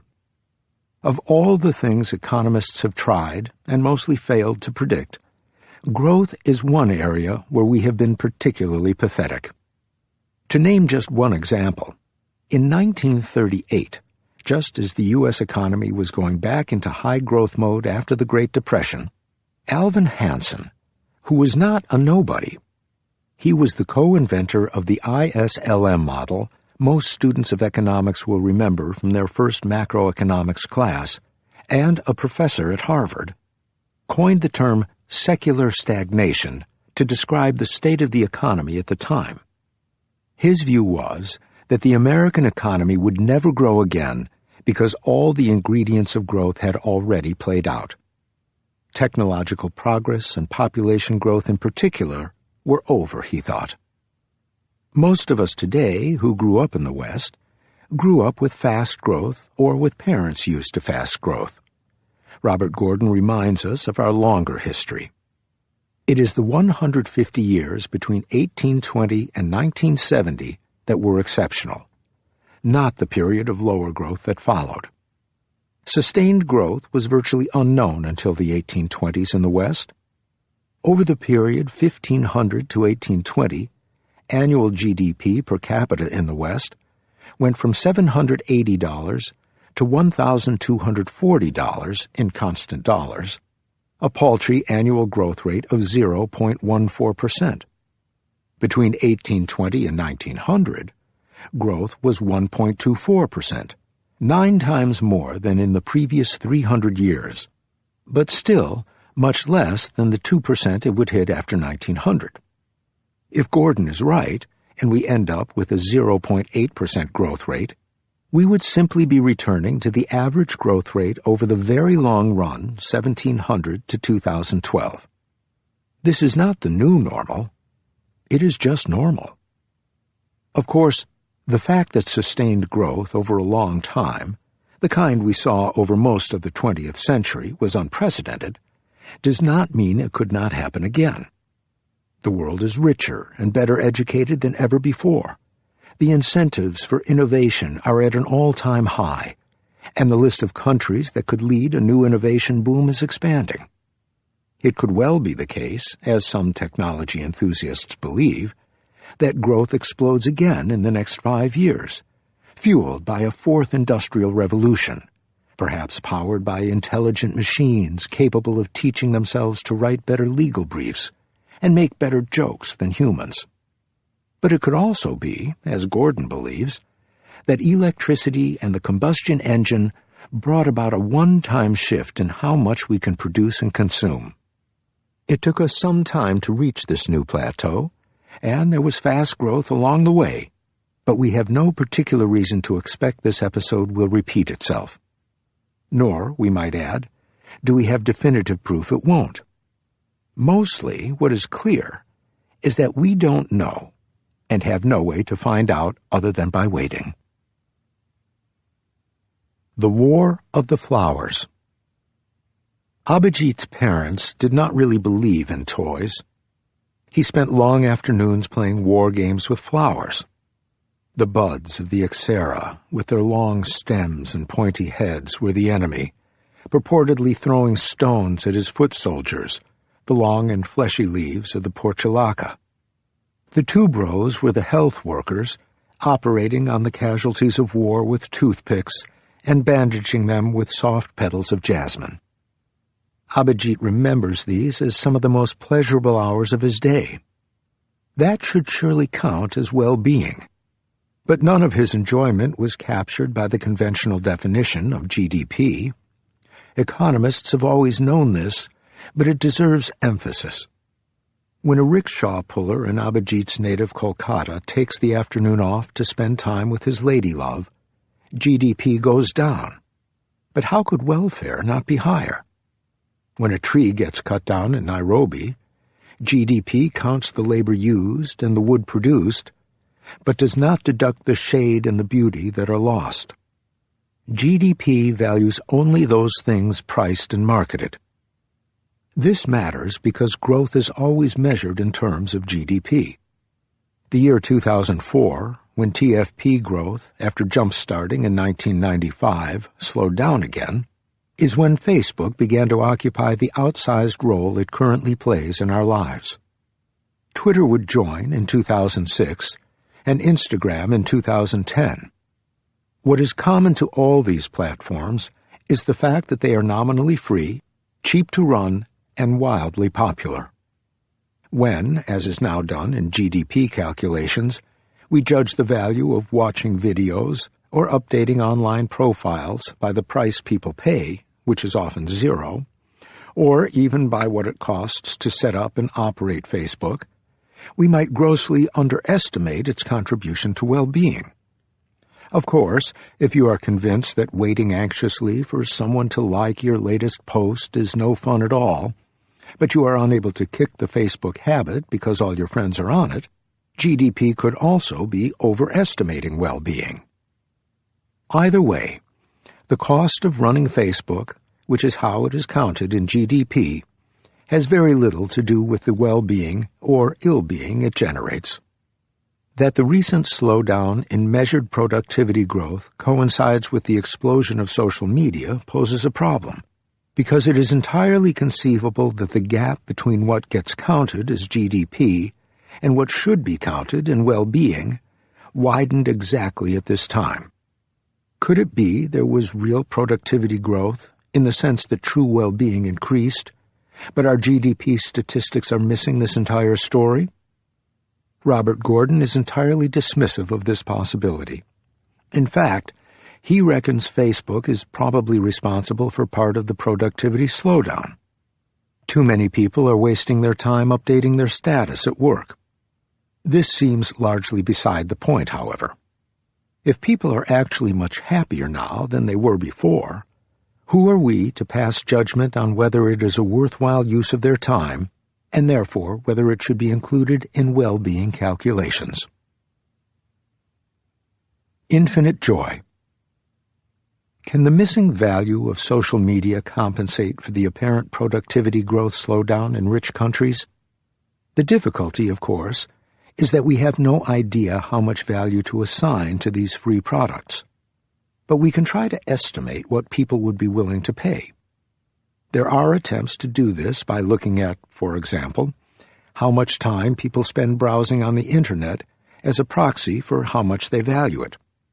The idea is that people could be working and earning money instead. If we follow this approach, the average annual value of the Internet for an American went from $3,000 in 2004 to $3,900 in 2015. If we were to add this missing bit to the 2015 GDP, one could explain about 1/3 of the $3 trillion of lost output in that year, compared to what the GDP would have been if the post-2004 slowdown had not happened. One problem with this way of getting at the consequences of the Internet is that it assumes people have the option of working longer hours for more money instead of spending time on the Internet. But this is not true for most people with 9-to-5 jobs. Instead, they need to find ways to keep themselves amused, or at least out of trouble, for another 8 hours or so every day. If they spend time on the Internet, all this means is that they like it more than reading a book or hanging out with friends or family. If they are not particularly sociable and don't like books, this is hardly a ringing endorsement. It may be worth much less than $3,900. However, there is also the opposite problem. Take someone who cannot imagine life without the Internet, who needs an hour of Twitter fix every morning. That first hour brings almost infinite joy. But by the end of that hour, all the enemies have been nailed, and every clever twist of phrase has been processed and passed on. What is left for the second hour is much more ho-hum, so much so that there is never a third hour. Compare that person with someone who also spends 2 hours desultorily responding to Facebook posts by or about friends half forgotten and friends they would like to forget. In the data, both will show up at the same place, valuing the Internet at the price of 2 hours of time. But obviously they are different, and treating them the same may lead us to vastly underestimate the value of the Internet. Faced with the possibility that we could be either massively overvaluing the Internet or the other way around, scholars looked for other ways to measure its value to consumers. In particular, there were several randomized control trials of what happened when the experimenter, with the permission of the participant, blocked access to Facebook, or social media more generally, for a random group of individuals for some relatively short period of time.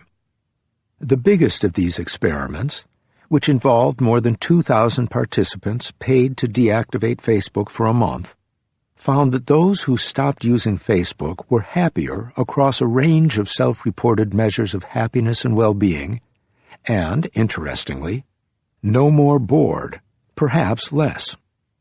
They seem to have found other ways to keep themselves amused, including spending more time with friends and family.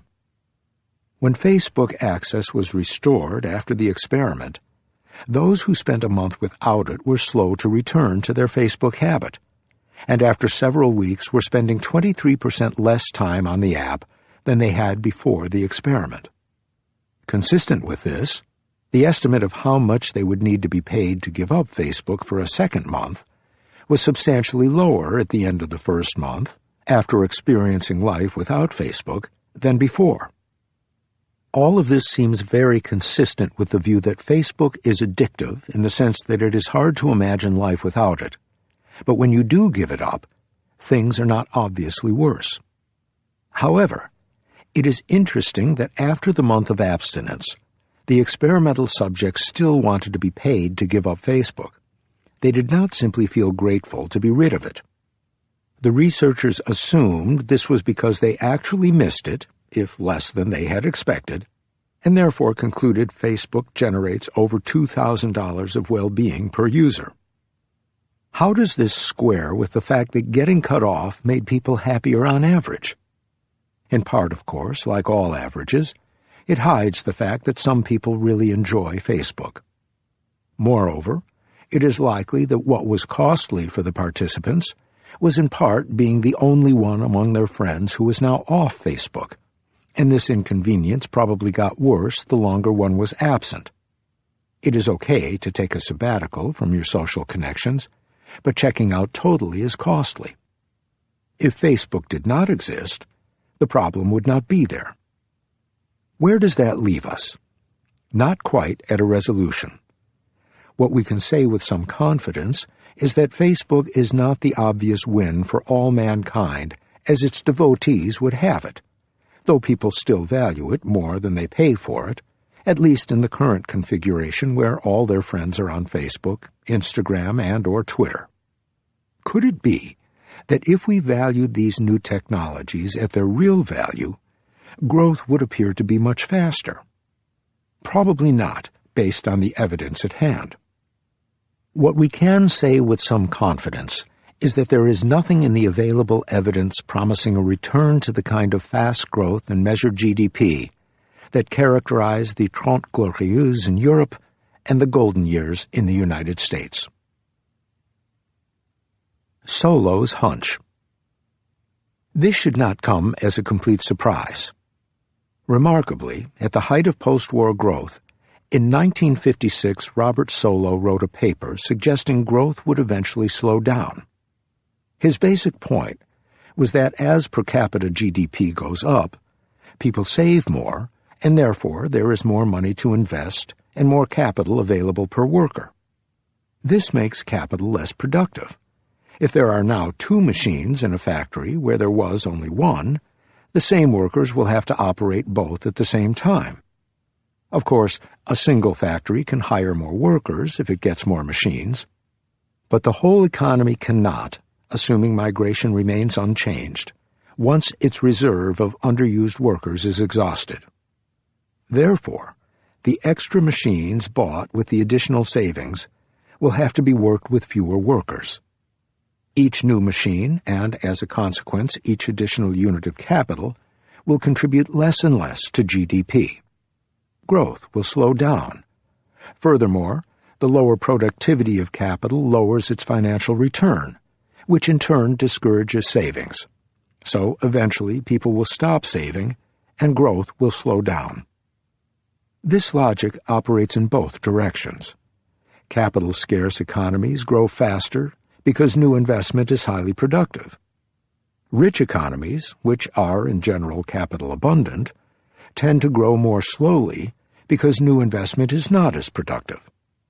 One implication of this is that any large imbalance between labor and capital should get corrected, economies overabundant in labor grow faster, and since incomes grow faster, savings do as well. So these economies accumulate capital faster and become more capital abundant. By the reverse argument, economies with too much capital relative to labor accumulate capital more slowly. As a result, a sharp divergence between the rates of growth of capital and the labor force is not sustainable over the long haul, because if, say, capital grows faster than the labor force, then the economy will have too much capital relative to labor, which will slow down growth. There can be imbalances in the short run, as we are witnessing today in the United States, where the share of the GDP paid to the labor force is falling.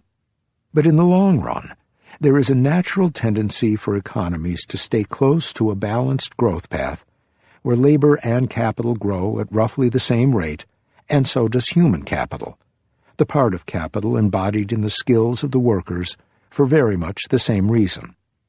Solow argued that GDP, which is, after all, the product of labor, skills, and capital, would also grow at the same rate as well.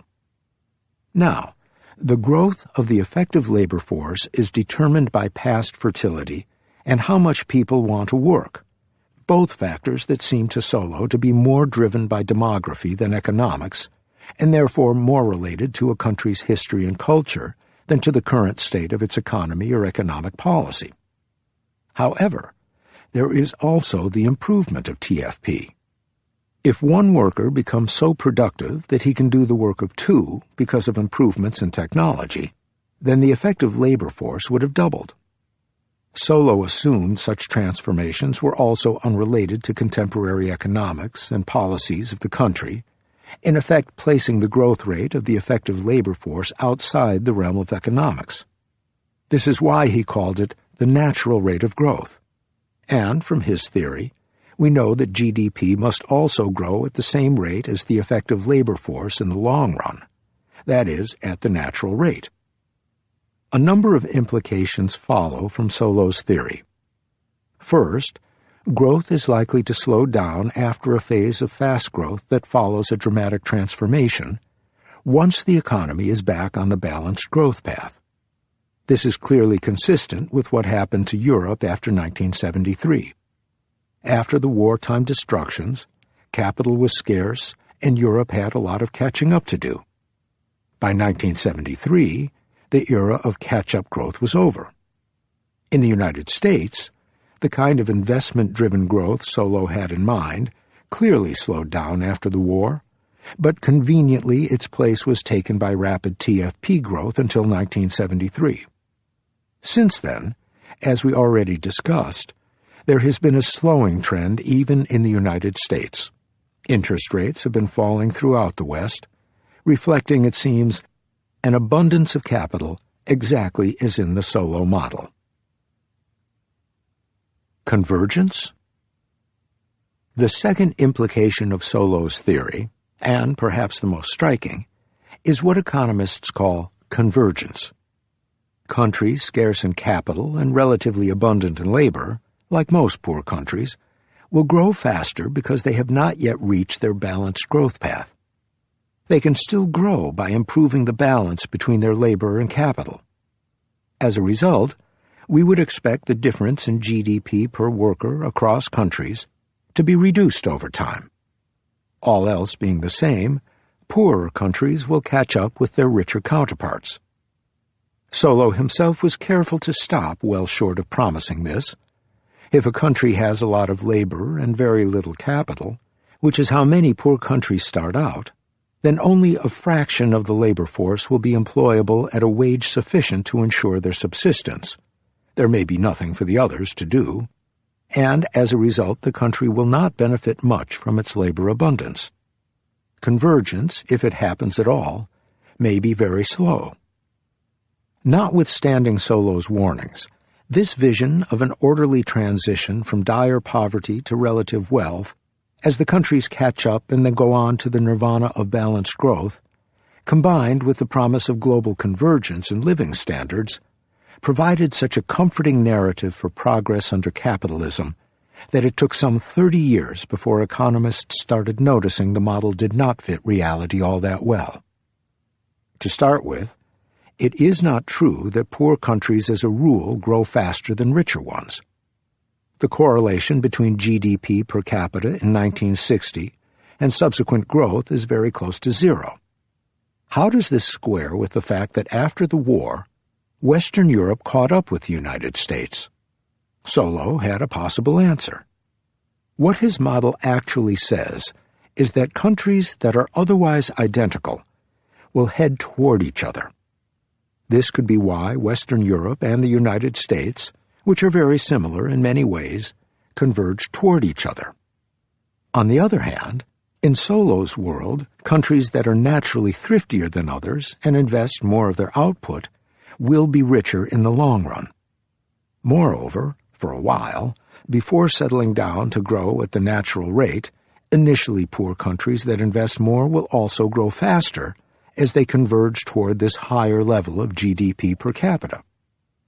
Could the lack of investment be the one reason the developing world differs from Western Europe and the United States? As we will see, the answer seems to be no. Growth happens. The third and most radical prediction from Solow's model is that the growth rate of GDP per head among the relatively rich countries, once the economy reaches balanced growth, may not be very different. Essentially, in Solow's world, these differences must come from differences in TFP growth, and Solow believed that, at least for these rich countries, TFP growth should be more or less the same. In Solow's view, as mentioned above, TFP growth just happens. Policymakers don't have very much control over it. This was something many economists were not entirely happy about. Given that growth rates are the language in which the league tables of international competition are written, there was something rather off-putting about Solow's refusal to offer some assurances that TFP would be higher for countries that pursue good economic policies. Was he just being deliberately quixotic? After all, don't we see many more of the latest technologies being deployed in the richer countries? This resistance to the idea that a country's balanced growth rate is not easily influenced by policy is perhaps to be expected. But it misses the subtlety of Solow's thinking in multiple ways. First, Solow is asking what drives technological upgrading in countries already at the cutting edge. Presumably, the flow of new ideas is a big part of growth for these countries, and it is not clear why ideas should stop at the border. A new product invented in Germany could be simultaneously developed for production in several other countries, possibly by local subsidiaries of the mother company. Productivity would then go up more or less equally in all these countries, even though the invention came from only one of them. Second, he is talking about growth after countries get to their balanced growth path, and while this might have already happened for some of the richer countries, it is probably a long way away for the ones where capital is still scarce. By the time Kenya or India gets to Solow's balanced growth path, they necessarily would be much richer and be using many or all of the latest technologies. Their current technological backwardness could just be a symptom of their lack of capital. Finally, and this might be the hardest piece to wrap one's head around, countries on the way to the balanced growth path could actually be upgrading their technologies faster than those already there. Of course, the most showy breakthroughs, the self-driving cars and 3D printers of the day, will always be in the more advanced countries, but most technology upgrading is just moving from day before yesterday's technology to yesterday's. This is typically easier than pushing the frontier, precisely because it has already been done and we know exactly how to do it. It's a matter of pulling things off the shelf faster than coming up with something new. For all these good reasons, Solow deliberately opted to punt on what drives differences between the balanced growth rates of different countries. He simply assumed the rate of improvement in TFP was a product of mysterious forces that had nothing to do with the countries, their culture, the nature of the policy regime, and so on. This meant he had very little to say about what we can do about long-run growth once the process of accumulation of capital has run its writ and the return on capital is low enough. Solo's was what economists call an exogenous growth model, where the word exogenous, meaning driven by outside effects or forces, acknowledges our inability to do anything about the long-run growth rate. Growth, in short, is beyond our control. Give me a lever. It was a combination of the evidence that many poor countries were not growing and the Solo model's inability to say something useful about how to affect long-term growth that eventually made economists look elsewhere. They desperately wanted to be able to say something about what could help countries grow. As Robert Lucas, one of the doyens of the Chicago School of Anti-Keynesian Macroeconomics, and one of the most influential economists of our time, confessed in his much-quoted Marshall Lecture in 1985, he would like to know if there is some action a government of India could take that would lead the Indian economy to grow like Indonesia's or Egypt's. If so, what exactly? If not, what is it about the nature of India that makes it so? The consequences for human welfare involved in questions like these are simply staggering. Once one starts to think about them, it is hard to think about anything else. But Lucas had more than just an aspiration to offer. He was also arguing that we are missing something important, and that the reason why India was poor could not all be because of a shortage of skills and capital. He recognized that India had less capital and skills than the United States, maybe because of its colonial history or the caste system. But to explain the enormous difference in GDP per capita between two countries based solely on lack of resources, those resources would have to be extraordinarily scarce. And if they were so scarce, they should be very valuable. For example, the one tractor available would be used very intensely on hundreds of fields prepared by thousands of workers. The rental rate on this tractor would be extremely high. Based on this logic, Lucas computed that if the difference in GDP between the United States and India was to be explained by the scarcity of capital in India and nothing else, capital would have to be so scarce that its price, what is paid to the owner of the resources that finance the machines in the economy, would have to be 58 times higher in India than it was in the United States. But in that case, why wouldn't all the capital in the United States move to India, he wondered. Since it evidently did not, he concluded the price could not in fact be that high. In other words, the intrinsic productivity of capital must be less in India than in the United States to explain why, despite its obvious scarcity, capital in India does not earn the kinds of astronomical returns that Lucas's computation would predict. Or, to put it in Solo's terms, TFP must be much lower in India. Lucas was, perhaps unsurprisingly, being too optimistic about the functioning of markets. We now know that we live in a sticky economy, where nothing moves very fast, and certainly not from the United States all the way to India. Nonetheless, some version of his basic insight has been rediscovered by many others who keep hitting up against the TFP puzzle. For one, if you simply try to explain the cross-country variation in GDP by the amount of resources in different countries, you will quickly realize that even though poor countries are indeed desperately short of skills and capital, their GDP per capita is even lower than this lack of resources would predict. In other words, poor countries are poor in substantial part because they make less good use of the resources they have. And even within poor countries, some do better than others with the same resources. The question is, why? Paul Romer, a PhD student of Lucas's, was one of the people inspired to respond to Lucas's passionate plea that we have to find a better way to explain growth. What made it a challenge was that Solow's answer rested on perhaps the two most basic ideas in economics. First, that capitalists invest in the pursuit of high returns. When and where returns go down, capital accumulations tend to go down as well. Second, that as capitalists as a class accumulate more and more capital, the productivity of capital becomes lower because there are not enough workers to work with it. In economics, this is known as diminishing returns. It has a long pedigree. French economist Anne Robert Jacques Turgot, who was briefly France's finance minister and one of the many experts who tried unsuccessfully to head off France's headlong descent into the economic chaos that eventually precipitated the French Revolution, wrote about it in 1767. Karl Marx took it as a premise. As he saw it, this was why capitalism was doomed.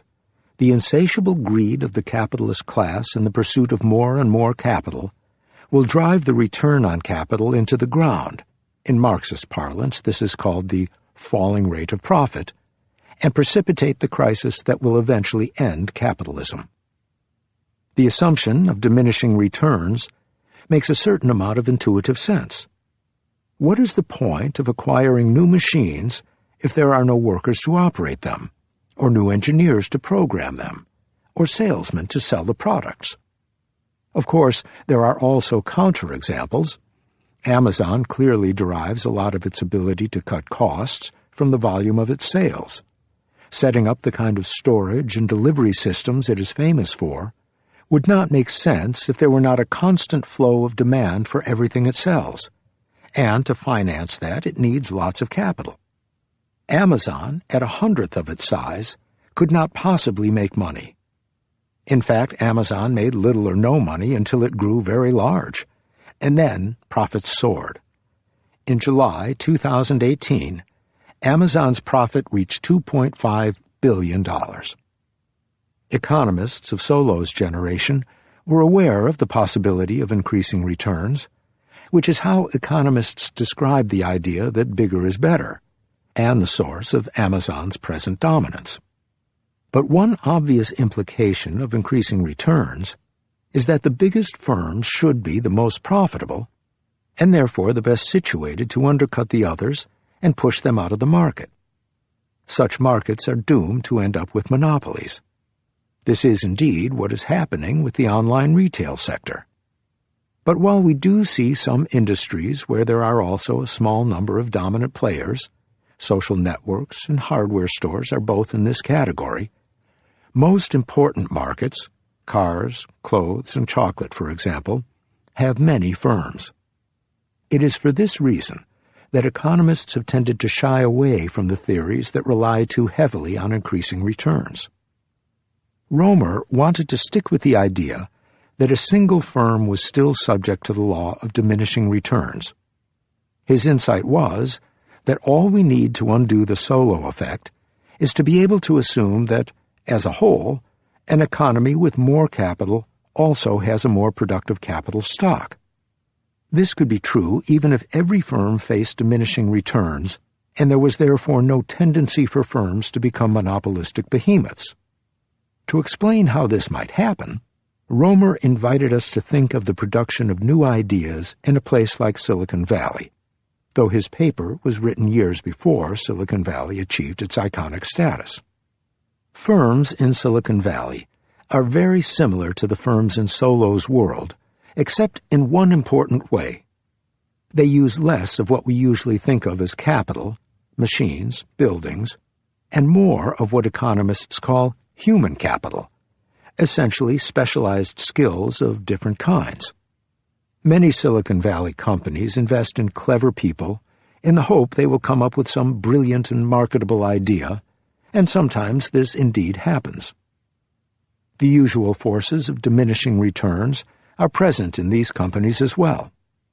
Too many temperamental geniuses, and not enough drudges to manage the cash and make sure the gaming during work hours remains in check, and you have a disaster on your hands. What is different, Romer argues, is the overall environment of the valley. Ideas can be heard and overheard everywhere, in the coffee shops and the wheatgrass bars, in parties and public transport. One stray thought expressed by someone you will never meet again might prompt another, and all of it cumulates into a set of ideas that have remade the world. What matters is not just how many smart people you work with, but also how many smart people you are competing with, or just happen to be around in the valley as a whole. Silicon Valley, in Romer's theory, is what it is because it brings together the best minds of the world in an environment where they can cross-pollinate each other. The increasing returns here are at the level of the industry, the city, or even the area. Even if every firm faces diminishing returns, doubling the number of high-skilled people in the valley makes all of them more productive. Romer argues that the same goes for all successful industrial cities. Manchester in the middle of the 18th century, New York and London during various periods of financial innovation, Shenzhen or the Bay Area today. In all of these places, he would claim, the force of diminishing returns that comes from the scarcity of land and labor becomes scarce in part because land is scarce, and therefore living in these places is so expensive, was defeated by the exuberant energy that comes out of learning from each other and coming up with new ideas. As a result, high growth can keep going forever as more and more high-skilled people come together, even without help from Solo's mysterious exogenous productivity growth. Getting rid of diminishing returns at the level of an entire national economy also helps us explain why capital does not flow to India. In Romer's world, capital earns roughly the same return in India and in the United States, even though there is much less capital in India, because the standard law of diminishing returns helping India in Solo's model is compensated for by the faster flow of ideas in richer economies. The question is whether this is just a clever intellectual maneuver, a comforting story we tell ourselves, or whether the force Romer emphasizes looms large in the world. Growth stories. Before we get to that, it is worth pointing out something the careful listener might have already noted. As soon as we started talking about the theory of economic growth, the conversation just got a whole lot more abstract. Both Solo and Romer are telling stories about what happens to entire economies over long periods of time. To do so, they are telescoping an incredible amount of real-world complexity into as few building blocks as possible. Solo, for example, gives a central role to the idea of economy-wide diminishing returns. Romer, for his part, puts his money on the flows of ideas between firms, but we never get to see the ideas themselves, just their supposed benefits at the level of the entire economy. Given the sheer diversity of occupations, enterprises, and skills that constitute an economy, it is very hard to get a feel, let alone an empirical counterpart, for any of these very broad concepts. Solo wants us to think of what happens in an economy when the total capital available to it goes up. But economies typically don't accumulate capital. Individuals do. Then they decide what to do with that capital, whether to lend it out, start a new bakery, buy a new house, and so on. Each such decision changes many things. House prices may go up. Bread prices may come down. Good pastry chefs may become harder to come by. Solo wants to reduce all that complexity to one change, the change in the availability of labor relative to capital. Likewise, when a city gets an influx of tech people, many things change. You get better espresso, for one, and many low-income residents get pushed out. But Romer highlights just one key thing, the exchange of ideas. Both Romer and Solo may well be right in their guesses about what really matters, but it is difficult to map their abstractions into the real world. To make matters worse, the data, which has been our main recourse so far, cannot help us very much here. Because the theories operate at the level of entire economies, our tests will need to compare different economies, countries, or at best cities, rather than individual firms or people.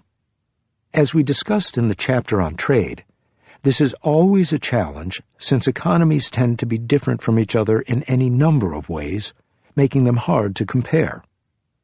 Moreover, even if we were willing to draw conclusions from the comparison of entire economies to each other, it is not clear what we would learn. Take the idea of diminishing returns at the level of the economy. We want to test whether capital is less productive in a country that ends up with some extra capital. The problem, once again, is that countries don't accumulate capital, individuals do. Those individuals may then invest that capital in firms. Those firms buy machines and buildings and so on, and then try to hire workers to make use of their newly installed capital. This increases competition in the labor market, forcing the firms to settle for fewer workers than they would want, which is what depresses productivity of capital. Now suppose we do observe that an inflow of capital made capital less productive. How can we be sure that the reason this happened is the one Solow has in mind? After all, it could be that the capital was invested in the wrong place, and that is what made it unproductive. Or that it was never invested at all. Perhaps if it were invested properly, the return on capital would actually go up, and not down as Solow would have it. Finally, a lot of the claims in growth economics are about what happens in the long run. In the long run, growth slows down in Solow's world. It does not in Romer's. But how long is long enough? Is it enough to observe a slowdown? Or could that just be a temporary blip, a piece of bad luck to be reversed soon enough? So, at the end of the day, although we will try to stitch together the best evidence for these theories, the result will be tentative. We have already seen that growth is hard to measure. It is even harder to know what drives it, and therefore to make policy to make it happen. Given that, we will argue it may be time to abandon our profession's obsession with growth. The most important question we can usefully answer in rich countries is not how to make them grow even richer, but how to improve the quality of life of their average citizen. It is in the developing world, where growth is sometimes held back by an egregious abuse of economic logic, that we may have something useful to say, though, as we will see, even that is very limited.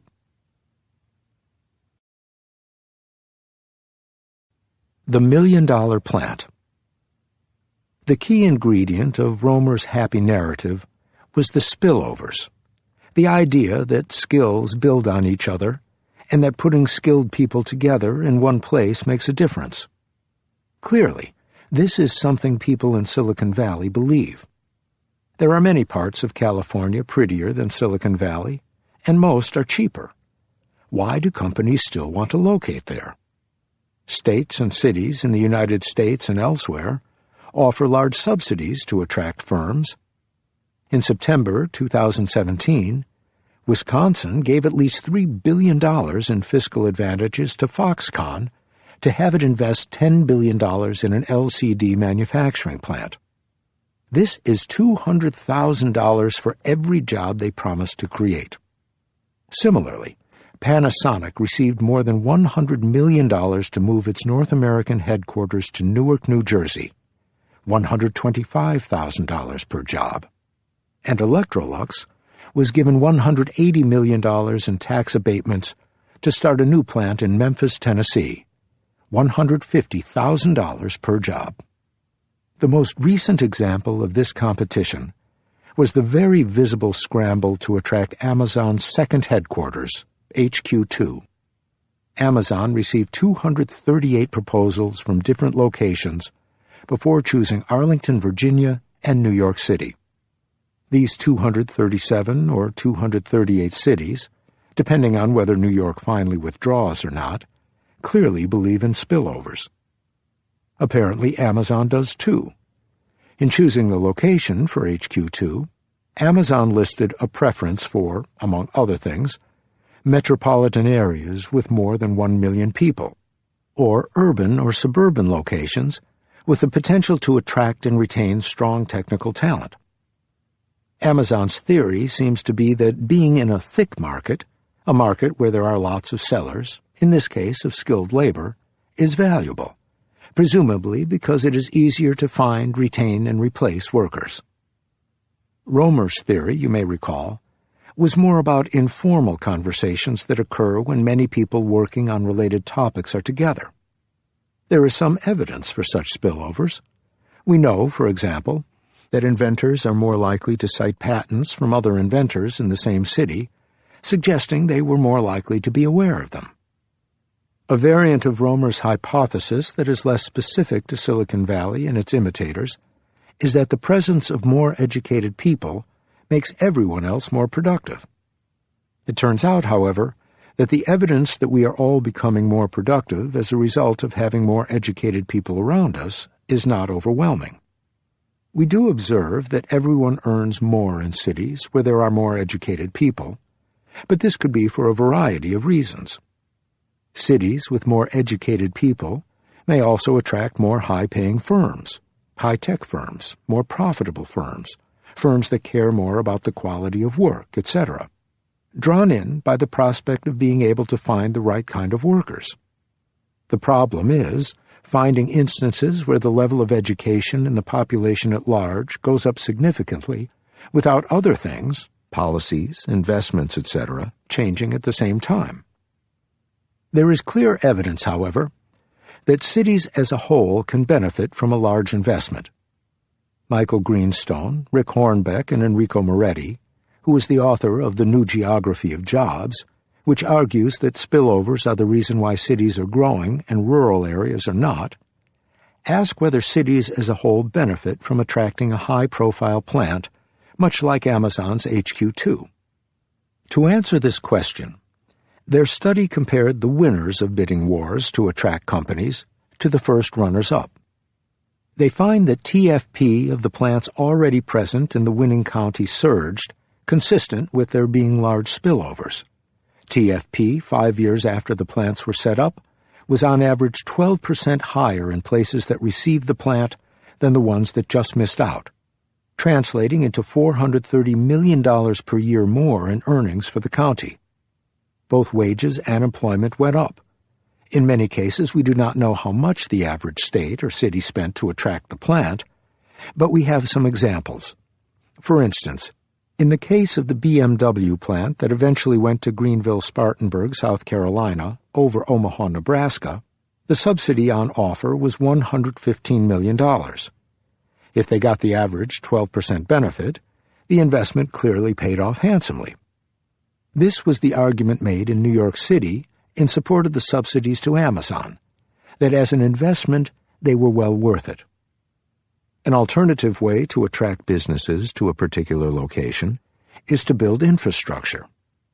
This is what the Tennessee Valley Authority, TVA, did for Tennessee and its neighboring states over the period 1930 to 1960, using public funds to build roads, dams, hydroelectric plants, etc. The idea was that infrastructure would attract firms, firms would attract other firms, and so on. Jane Jacobs, one of the most influential American urbanists of the 20th century, was skeptical. She wrote a piece about it in 1984 called, quite simply, Why TVA Failed. But it did not fail. Enrico Moretti and a colleague compared the TVA region with 6 other areas initially supposed to receive the same type of investment, but where, for various political reasons, nothing happened. They found that between 1930 and 1960, the TVA counties generated gains both in agricultural and manufacturing employment relative to this comparison group. It is true that once outside funding for the program stopped in 1960, the gains in agriculture vanished, but the gains in manufacturing persisted and actually continued to intensify all the way until 2000, consistent with a widely held view that spillovers are more important in manufacturing than in agriculture. The effects are substantial. The authors estimate that over the long run, the income gains as a result of TVA in the region will be $6.5 billion more than what it cost to set it up. Does this mean countries can create the conditions for permanently faster economic growth by promoting regional development, perhaps in multi-regions at the same time? There are two reasons why this does not follow. First, it is not enough that the firms gain from the initial investment. They have to gain enough to overcome the usual forces that slow down growth: shortages of land, labor, and skills. Moretti estimates that a 10% change in employment today will increase employment in the future by 2%, which is not big enough to generate sustained growth over the long term. Pretty rapidly, the original boost will peter out.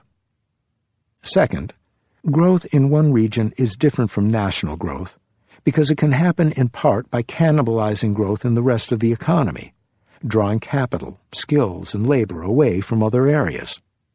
The cities where Amazon eventually locates will grow, but partly that will be at a cost to other American cities.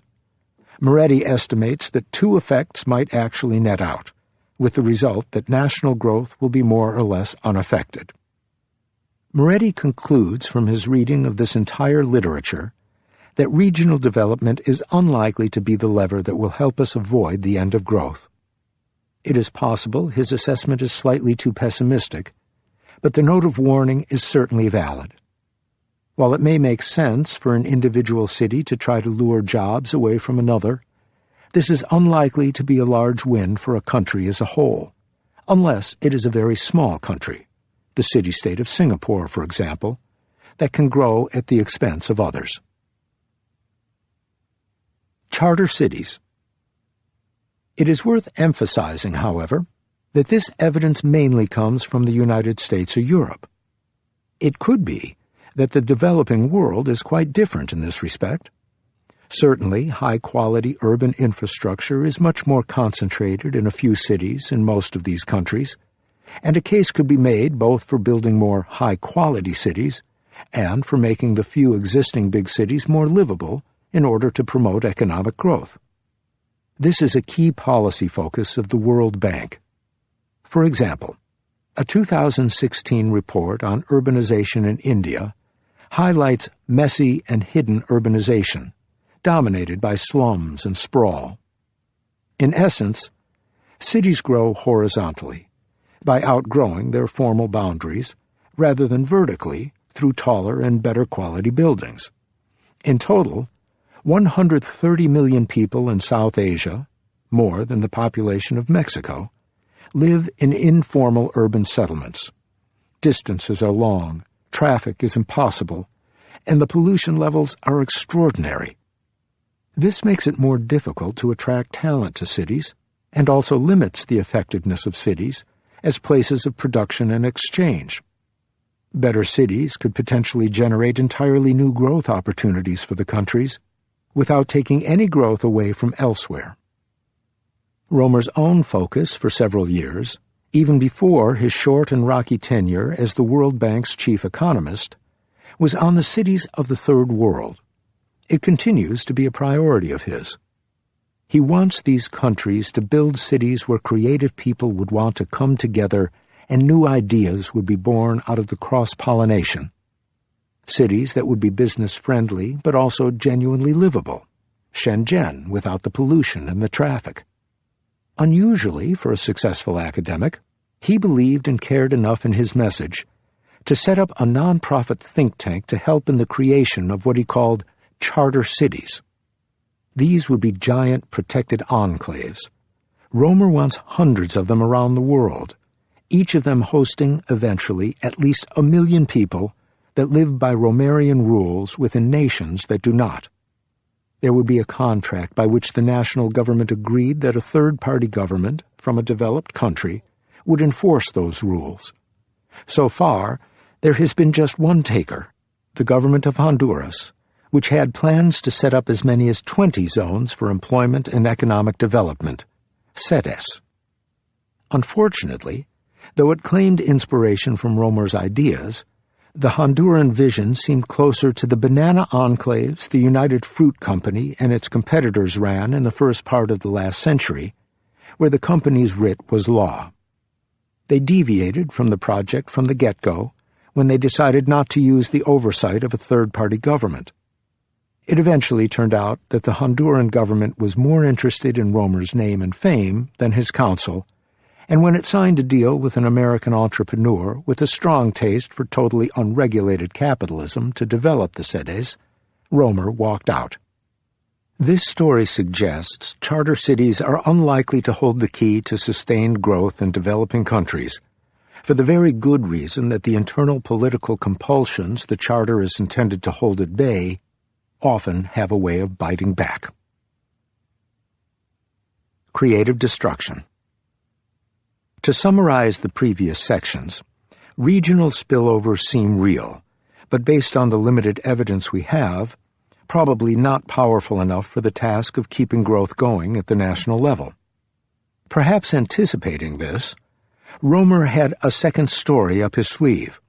In that story, growth is driven by firms developing new ideas, which turn into more productive technologies. Romer was describing a force that ensured technologies would constantly keep improving, and more so in countries pursuing pro-innovation policies.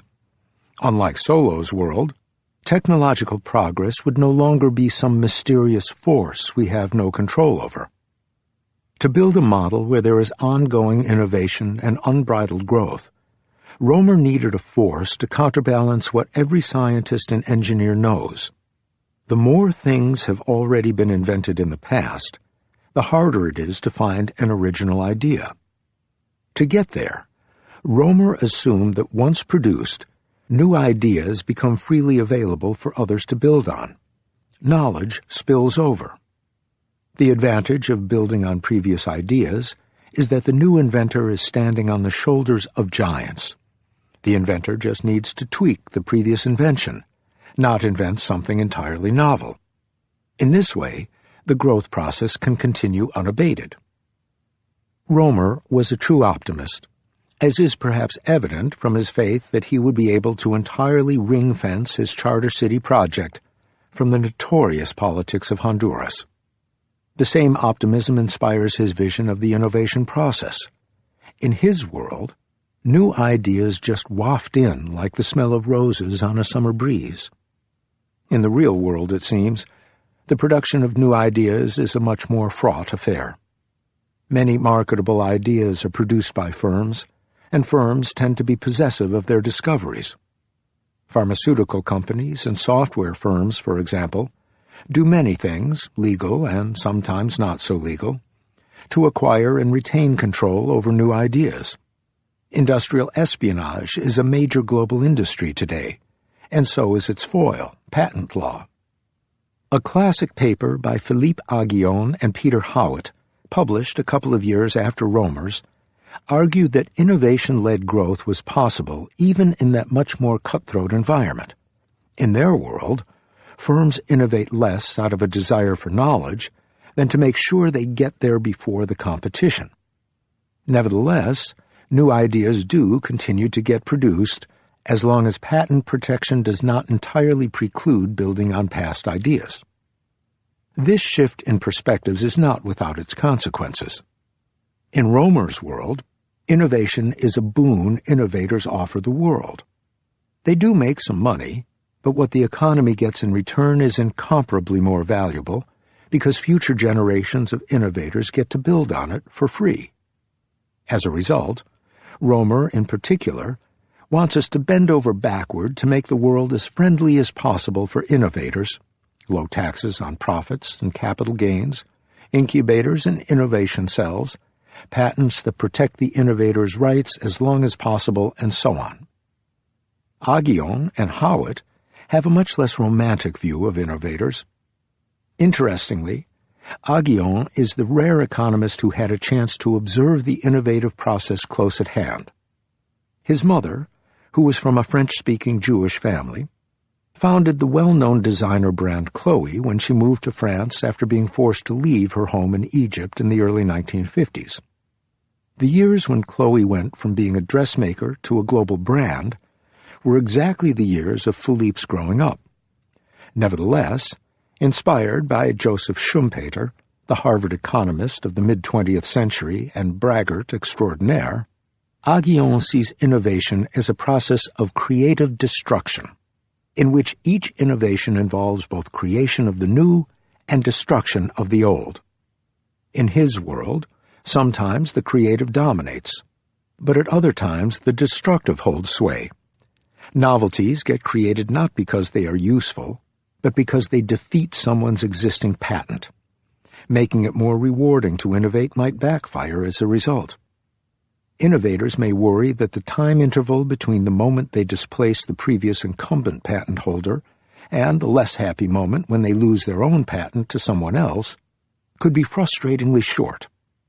Patent protection is important to get people to innovate, but it is easy to get too much of it, permitting the incumbents to rest on their laurels. Instead, there needs to be a balance between greenfield innovation and the possibility of adopting other people's ideas. Cut taxes. You'll recall that one of the reasons why economists like Lucas were dissatisfied with the Solow model is that it did not provide any direction to an eager policymaker. Romer's model does. Conveniently, the advice is not exactly revolutionary. In particular, for Romer, the government needs to get out of the way of stifling incentives to work hard and invent the new technologies that will make everyone more productive. In other words, cut taxes. Romer is a Democrat in the United States, or at least that's what the economics rumor mill tells us. His father was a Democrat who was the governor of Colorado. But the idea that low tax rates can affect long-term growth by encouraging innovation is one that U.S. Republicans have come to dearly love. From Reagan to Trump, Republican politicians have consistently promised to cut taxes, and the perennial justification is that they promote growth.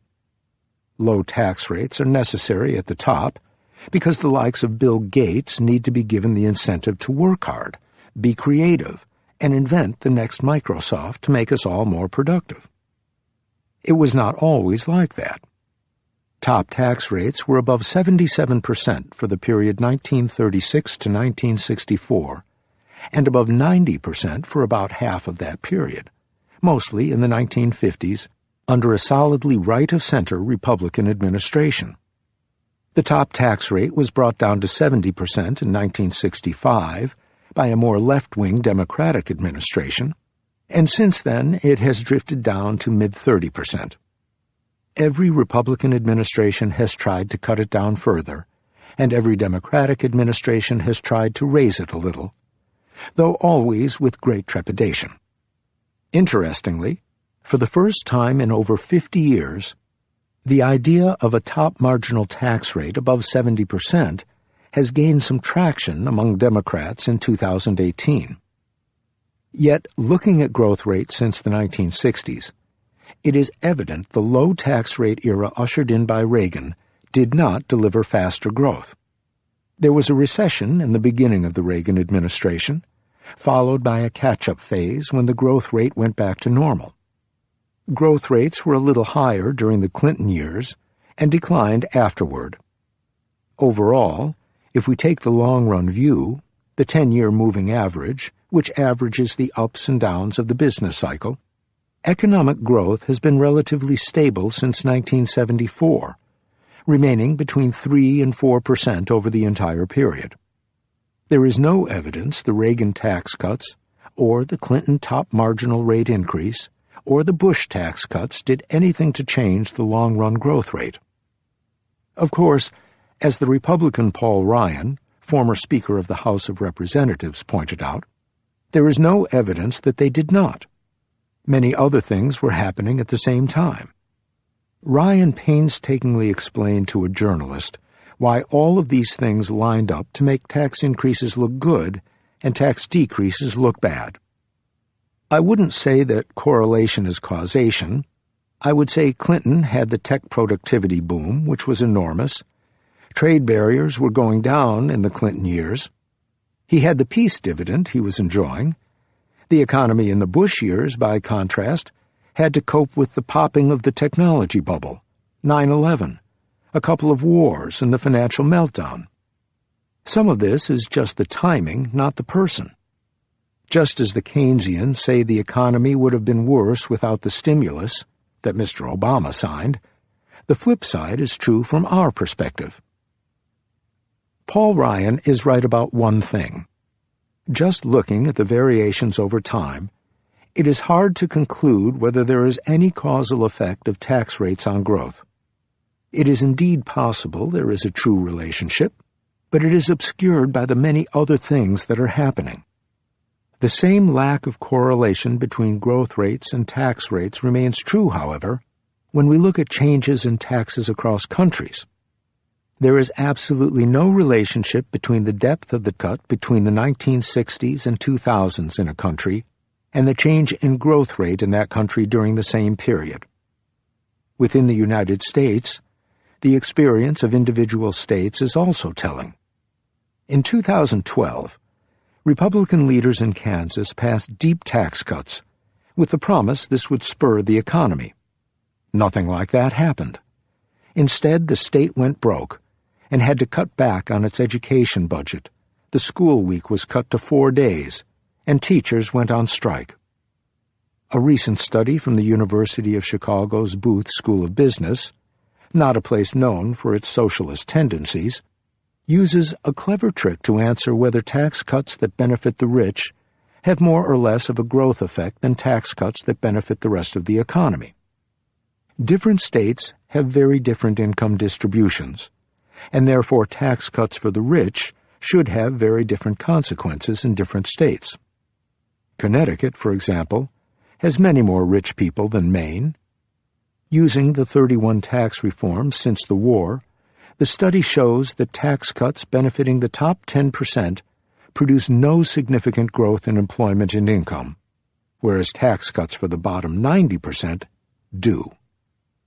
One can also directly look at the question of whether high-income earners slack off when taxes are higher. This question can be answered much more precisely than the effects on overall growth, because tax reforms affect different people differently. So it is possible to compare the changes in behavior for people who are more or less affected. The key conclusion from a very large literature, summarized by two of its most respected experts, Emmanuel Saez and Joel Slemrod, is that there is no compelling evidence to date of real economic responses to tax rates at the top of the income distribution. By now, there seems to be a consensus among a large majority of economists that low taxes on high earners are not guaranteed to, on their own, bring about economic growth. This was reflected in the response of the IGM Booth panel of top economists to the Trump tax cut of 2017. The tax cut provides deep and durable tax cuts for businesses, including a cut in the corporate tax rate from 35% to 21%. The bill also includes a new top tax rate of 37% for the wealthiest Americans, down from 39.6%, raises the threshold for top earners, and eliminates the estate tax. It has much smaller tax cuts for the rest of the population, and most of these are meant to be temporary. To the question, if the U.S. enacts a tax bill similar to those currently moving through the House and Senate, and assuming no other changes in tax or spending policy, U.S. GDP will be substantially higher a decade from now than under the status quo. Only one person agreed with the statement, and 52% either disagreed or strongly disagreed. The rest were uncertain or did not answer. Despite this consensus, a memo from the government's Treasury Department on the fiscal impact of the bill assumed, without any stated justification, an increase in 0.7% in annual growth rates from reducing taxation. How could they get away with a statement that had nothing to do with what anybody seriously believes? One answer, of course, is that it was not the only instance where the administration asserted a non-truth to support its decision.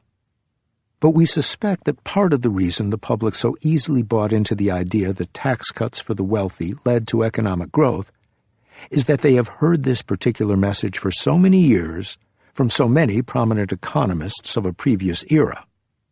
In those days, Evidence was scarce, and it was normal to argue from first principles based on intuition and no data. The repetition of this mantra by generations of serious economists has given it the soothing familiarity of a lullaby. We still hear it every day from a gaggle of business experts, who even today feel unconstrained by the data. It is now part of the common sense. When we asked respondents in our survey the question similar to the one asked by the IGM Booth panel, 42% of respondents agreed or strongly agreed with the proposition the tax cut would increase growth within 5 years. Only one economist did. 20% of our respondents disagreed or strongly disagreed. It did not help that 9 conservative academic economists, mostly with solid reputations, but also part of this older generation, wrote a supporting letter to the administration arguing that growth would go up and the gain in the long-run level of GDP would be just over 3%, or 0.3% per year for a decade. It was immediately pointed out that this letter was based, once again, on first principles and a very selective reading of the empirical literature. But it was so much in line with what the public and the press expect from economists that it sounded perfectly legitimate. Once again, this underscores the urgent need to set ideology aside and advocate for the things most economists agree on, based on the recent research. In a policy world that has mostly abandoned reason, if we do not intervene, we risk becoming irrelevant. So let's be clear. Tax cuts for the wealthy do not produce economic growth. Deform by stealth.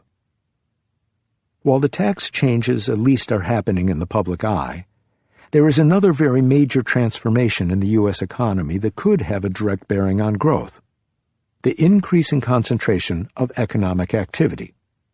The driver of long-run growth in the Solo and the Romer models is technological innovation. It is because people constantly invest in new products or new, better ways of doing things that TFP grows and the economy grows with it. But, as Aguillon and Howitt reminded us, innovation does not come out of nowhere. Someone needs to have a financial incentive to invent something new. Companies that innovate need access to markets to sell their products, and some evidence suggests this is becoming increasingly difficult for new entrants. At the national level, most sectors, including technology but not only, are increasingly dominated by a few companies. A 2016 report by the Council of Economic Advisors, for instance, finds that the share of the top 50 corporations in the national revenue of each of their sectors increased across most sectors between 1997 and 2012. This concentration is largely accounted for by a growing share of the superstars, partly the result of a fairly liberal attitude on mergers in the United States. For example, the share of the top 4 companies in a sector's revenues has increased in every sector. In manufacturing, the top 4 accounted for 38% of revenues in 1980 and 43% in 2012. In retail trade, the share more than doubled, moving from 14% to 30%. It is not entirely clear that this increased concentration has been bad for consumers. Depending on the data source and computation methods, some economists find huge increases in markups, the difference between what a firm charges and its costs, but others do not. One thing that has protected consumers is that in the retail sector there has been concentration at the national level, but not at the local level. When Walmart or other superstores come to town, they displace some mom-and-pop operations. But this does not make the market less competitive for the final customers, and superstores offer more varieties, often at cheaper prices. And Amazon has actually fostered intense competition among sellers on its platform. But the problem with the increased concentration at the national level is that to the extent it reflects a decline in the competition faced by these behemoths, it may actually lead to reduced innovation because it creates higher barriers for new entrants to disrupt an industry. In the logic of Aghion and Howitt, the promise of temporary monopoly power through a patent spurs innovation, and this innovation in turn results in the new technologies everyone will eventually be able to use. That is what causes growth. But if monopoly is guaranteed forever anyway, innovation and growth may slow down. A monopolist can sit on their hands and never invent anything new. Some evidence suggests something like this is happening now. In particular, a study found that when a large planned merger and acquisition in a sector narrowly fails to happen for some unpredictable reason, the judge was not lenient enough or the deal fell through, the sector remains more competitive for several years afterward. These sectors with near misses see the entry of more new firms, more investment, and more innovation. This result does suggest that the relatively low growth in TFP may in part be explained by the increase in concentration. Going global. Even if the increase in industry concentration is partly responsible for the slowdown of growth in the United States, it would be unreasonable to conclude that breaking up monopolies will single-handedly restore fast growth. After all, growth has also been sluggish in Europe, and European regulators have been much more aggressive against monopolies. This illustrates once again the only clear lesson of the last few decades. We don't understand very well what can deliver permanently faster growth. It just happens, or not. But if growth in rich countries is not about to explode, what will these countries, and soon enough middle-income countries like China or Chile, do with their increasingly abundant capital? The business community, which is sometimes smart enough not to buy into the ideological messaging it offers the rest of us, has been for some years focused on another way out for the abundant capital in its hands. We noticed this about 20 years ago, when, all of a sudden, business people, perhaps sensing they could not count on reliable economic growth in the West, started to quiz us about the countries we knew best, which are all in the developing world. We had become inured to the slightly uncomfortable expression that appeared on the faces of most business people as soon as they found out what we do, which is study poor countries. They clearly wanted to find someone else who knew something more useful to them, and were trying to figure out how quickly they could dump us without causing offense. But suddenly, a couple of decades ago, poor countries became interesting. They were interesting because some of them were growing fast, and any place growing fast needs investment, and that investment was a potential antidote to the specter of diminishing returns haunting the rich countries' financiers. One way to prevent growth from slowing down is to send capital to the countries where productivity is high. That won't help workers in rich countries, since the production won't take place in their country, but at least national income will keep growing because capital owners will be paid well for their investment abroad. Some good news. Of course, for most economists and many businessmen, growth in poor countries is also important because of its implication for human welfare. The last few decades have been rather good for the world's poor. Between 1980 and 2016, incomes for the bottom 50% of the world's population grew much faster than the next 49%, which includes almost everybody in Europe and the United States. The one group that did even better was the top 1%. The rich in the already rich countries, plus an increasing number of super-rich in the developing world, who collectively captured an amazing 27% of total growth in the world GDP. For comparison, the bottom 50% received only 13% of global growth.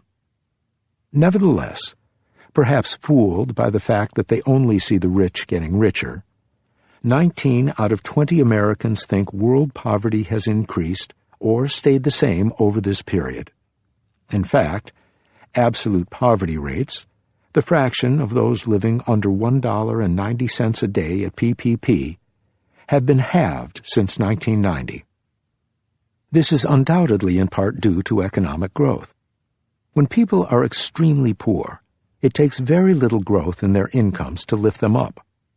Thus, even though they often got only the crumbs, those crumbs were enough to push them above $1.90 per person per day. This might be because the particular definition of extreme poverty we have been using sets too low a bar. But the story of the last 3 decades is not just one of poverty going down. We also see large and important improvements in the quality of life of the poor. Since 1990, the infant mortality rate and the maternal mortality rate were cut in half. As a result, more than 100 million child deaths have been averted since 1990. Today, barring major social disruption, nearly everyone, boys and girls, has access to primary education. 86% of adults are literate. Even deaths from HIV/AIDS have been declining since their peak in the early 2000s. The gains in income for the poor have not just been paper gains. The new Sustainable Development Goals propose to end extreme poverty, those living under $1.25 a day, by 2030, and it is quite conceivable this target will be met, or at least we will get close if the world continues to grow anywhere near the way it has been growing. In Search of Growth's Magic Potion. This shows how important economic growth remains for the very poor countries. For those who believe in either the Solow model or the Romer model, extreme poverty of the kind we still see in the world is a tragic waste, because there is an easy way out. In the Solow model, poor countries have the scope to accelerate their growth by saving and investing. And to the extent poor countries do not in fact grow faster than the richer ones, the Romer model tells us this has to be a consequence of their bad policies. As Romer wrote in 2008, the knowledge needed to provide citizens of the poorest countries with a vastly improved standard of living already exists in the advanced countries. He goes on to offer his growth masala. If a poor nation invests in education and does not destroy the incentives for its citizens to acquire ideas from the rest of the world, it can rapidly take advantage of the publicly available part of the worldwide stock of knowledge. If, in addition, it offers incentives for privately held ideas to be put to use within its borders, for example by protecting foreign patents, copyrights, and licenses, by permitting direct investment by foreign firms, by protecting property rights, and by avoiding heavy regulation and high marginal tax rates, its citizens can soon work in state-of-the-art productive activities. This sounds like the usual right-wing mantra: low taxes, less regulation, less government involvement in general, except perhaps in education and in protecting private property. And by 2008, when Romer wrote this passage, this was familiar ground and we already knew enough to be skeptical. During the 1980s and the 1990s, one of growth economists' favorite empirical exercises became cross-country growth regressions. The game is to use the data to predict growth based on everything from education and investment to corruption and inequality, culture and religion, the distance to the sea or to the equator. The idea was to find what in a country's policies could help predict and hopefully affect its economic growth. But that literature eventually hit a brick wall. There were 2 problems.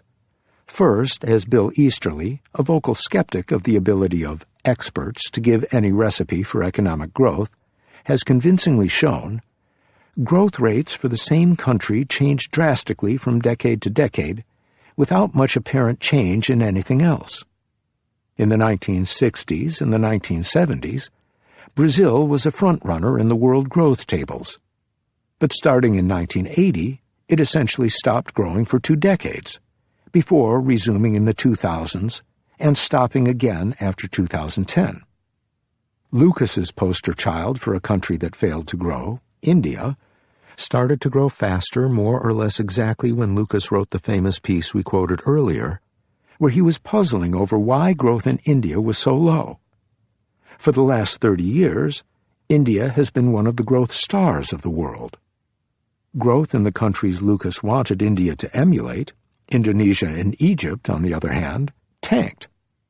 Bangladesh, famously described by Henry Kissinger as a basket case in the 1970s, has grown at a rate of 5% per year or more for most years in the 1990s and 2000s, and at above 7% in 2016 and 2017, which puts it among the 20 fastest growers in the world. Second, perhaps more fundamentally, these efforts to discover what predicts growth make very little sense. Almost everything at the country level is partly a product of something else. Take education, for example, one factor emphasized in the early cross-country growth literature. Clearly, education is in part a product of the effectiveness of the government in running schools and funding education. A government good at delivering education is probably good at other things as well. Maybe the roads are better in the same countries where teachers show up to work. If we find growth is faster where education is higher, it could be due to these other policies it tends to be bundled with. And of course it is likely that people feel more committed to educating their children when the economy is doing well. So perhaps growth causes education and not just the other way around. More generally, both countries and country policies differ in so many different ways that in effect we are trying to explain growth with more factors than the number of countries, including many we may not have thought of or cannot measure. Consequently, the value of these exercises depends very much on how much faith we have in our exact choice of what we put in them. Given that we have very little to justify any of these choices, we think the only reasonable position is to forget the entire project. That does not mean we have not learned anything. Some of the most surprising results came from efforts to cleanly separate cause and effect. A classic pair of papers by Darren Acemoglu, Simon Johnson, and Jim Robinson, affectionately known as AGR, contains the most striking of these. They showed the countries where, in the initial years of European colonization, mortality among early settlers was high, still tend to do badly today. AGR argue that is because Europeans preferred not to settle there. Instead, they set up exploitative colonies where the institutions were designed to allow a small number of Europeans to lord it over vast numbers of natives who labored to grow sugarcane or cotton or to mine diamonds that the Europeans would then sell. By contrast, the places that were relatively empty to start with, think of New Zealand and Australia, for example, and where settler mortality from malaria and other such diseases was low, were the places where Europeans settled in large numbers. As a result, these places got the institutions the Europeans were then developing, and that would eventually prove the basis of modern capitalism. AGR show that settler mortality several hundred years ago is an excellent predictor of, say, how business-friendly contemporary institutions are in a particular country. And the countries that had low settler mortality once upon a time and are business-friendly today tend to be substantially richer. While this does not prove being business-friendly causes growth, it could be the culture the Europeans brought, or the political traditions, for example, or something else entirely, it does imply that some very long-run factors have a lot to do with economic success. This broad insight has been confirmed by a number of other studies, and indeed it is in some ways what historians have always insisted on. But what does all this tell us about what countries can actually do here and now? We learn that if you want high growth in the modern era, it is useful to have been largely empty and have less malaria in the period between 1600 and 1900, and to have had large numbers of Europeans settle in your country, though that may have been cold comfort if you happen to be a native resident of the country at the time. Does it mean countries should try to attract European settlers in today's very different world? Almost certainly not. The brutal indifference to local custom and lives that allowed settlers to promulgate their institutions in the pre-modern period is not likely to be available today. Thank God for that. What this also does not tell us is whether it would help to set up a particular set of institutions today, because the evidence emphasizes institutional differences that have their roots in events that took place several hundreds of years ago. Does it mean institutions need to be developed over several hundred years for them to be effective? After all, the U.S. Constitution of today is a very different document than when it was written, enriched by 200 years of jurisprudence, public debate, and popular involvement. If so, must the citizens of Kenya or Venezuela just wait? Moreover, it turns out that among countries at roughly the same level of business friendliness, none of the conventional measures of good macroeconomic policy, such as openness to trade, low inflation, etc., the kinds of things Romer wanted countries to adhere to, seem to predict GDP per capita. Conversely, while it is true that countries with bad policies grow slower, they are also more likely to have worse institutions by the measures used in this literature, less business-friendly, for example. And therefore, it is not clear if they are doing poorly because of policies or because of some other side effects of their poor institutions. There is little evidence of policies having independent traction over and above the effects of institutional quality. What does that leave us with? It seems relatively clear there are things to avoid: hyperinflation, extremely overvalued fixed exchange rates, communism in its Soviet, Maoist, or North Korean varieties, or even the kind of total government chokehold on private enterprise India had in the 1970s, with state ownership of everything from ships to shoes. This does not help us with the kinds of questions most countries have today, given that no one, except perhaps the Venezuelan madmen, seem to be very keen on any of these extreme options.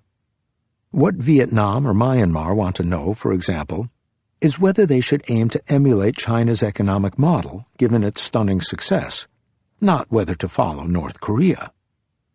The problem is that while China is very much a market economy, as are Vietnam and Myanmar, China's approach to capitalism is quite far from the classic Anglo-Saxon model, and even its European variant. 75 of the 95 Chinese firms on the 2014 Fortune Global 500 list were state-owned, though organized like private corporations. Most banks in China are owned by the state.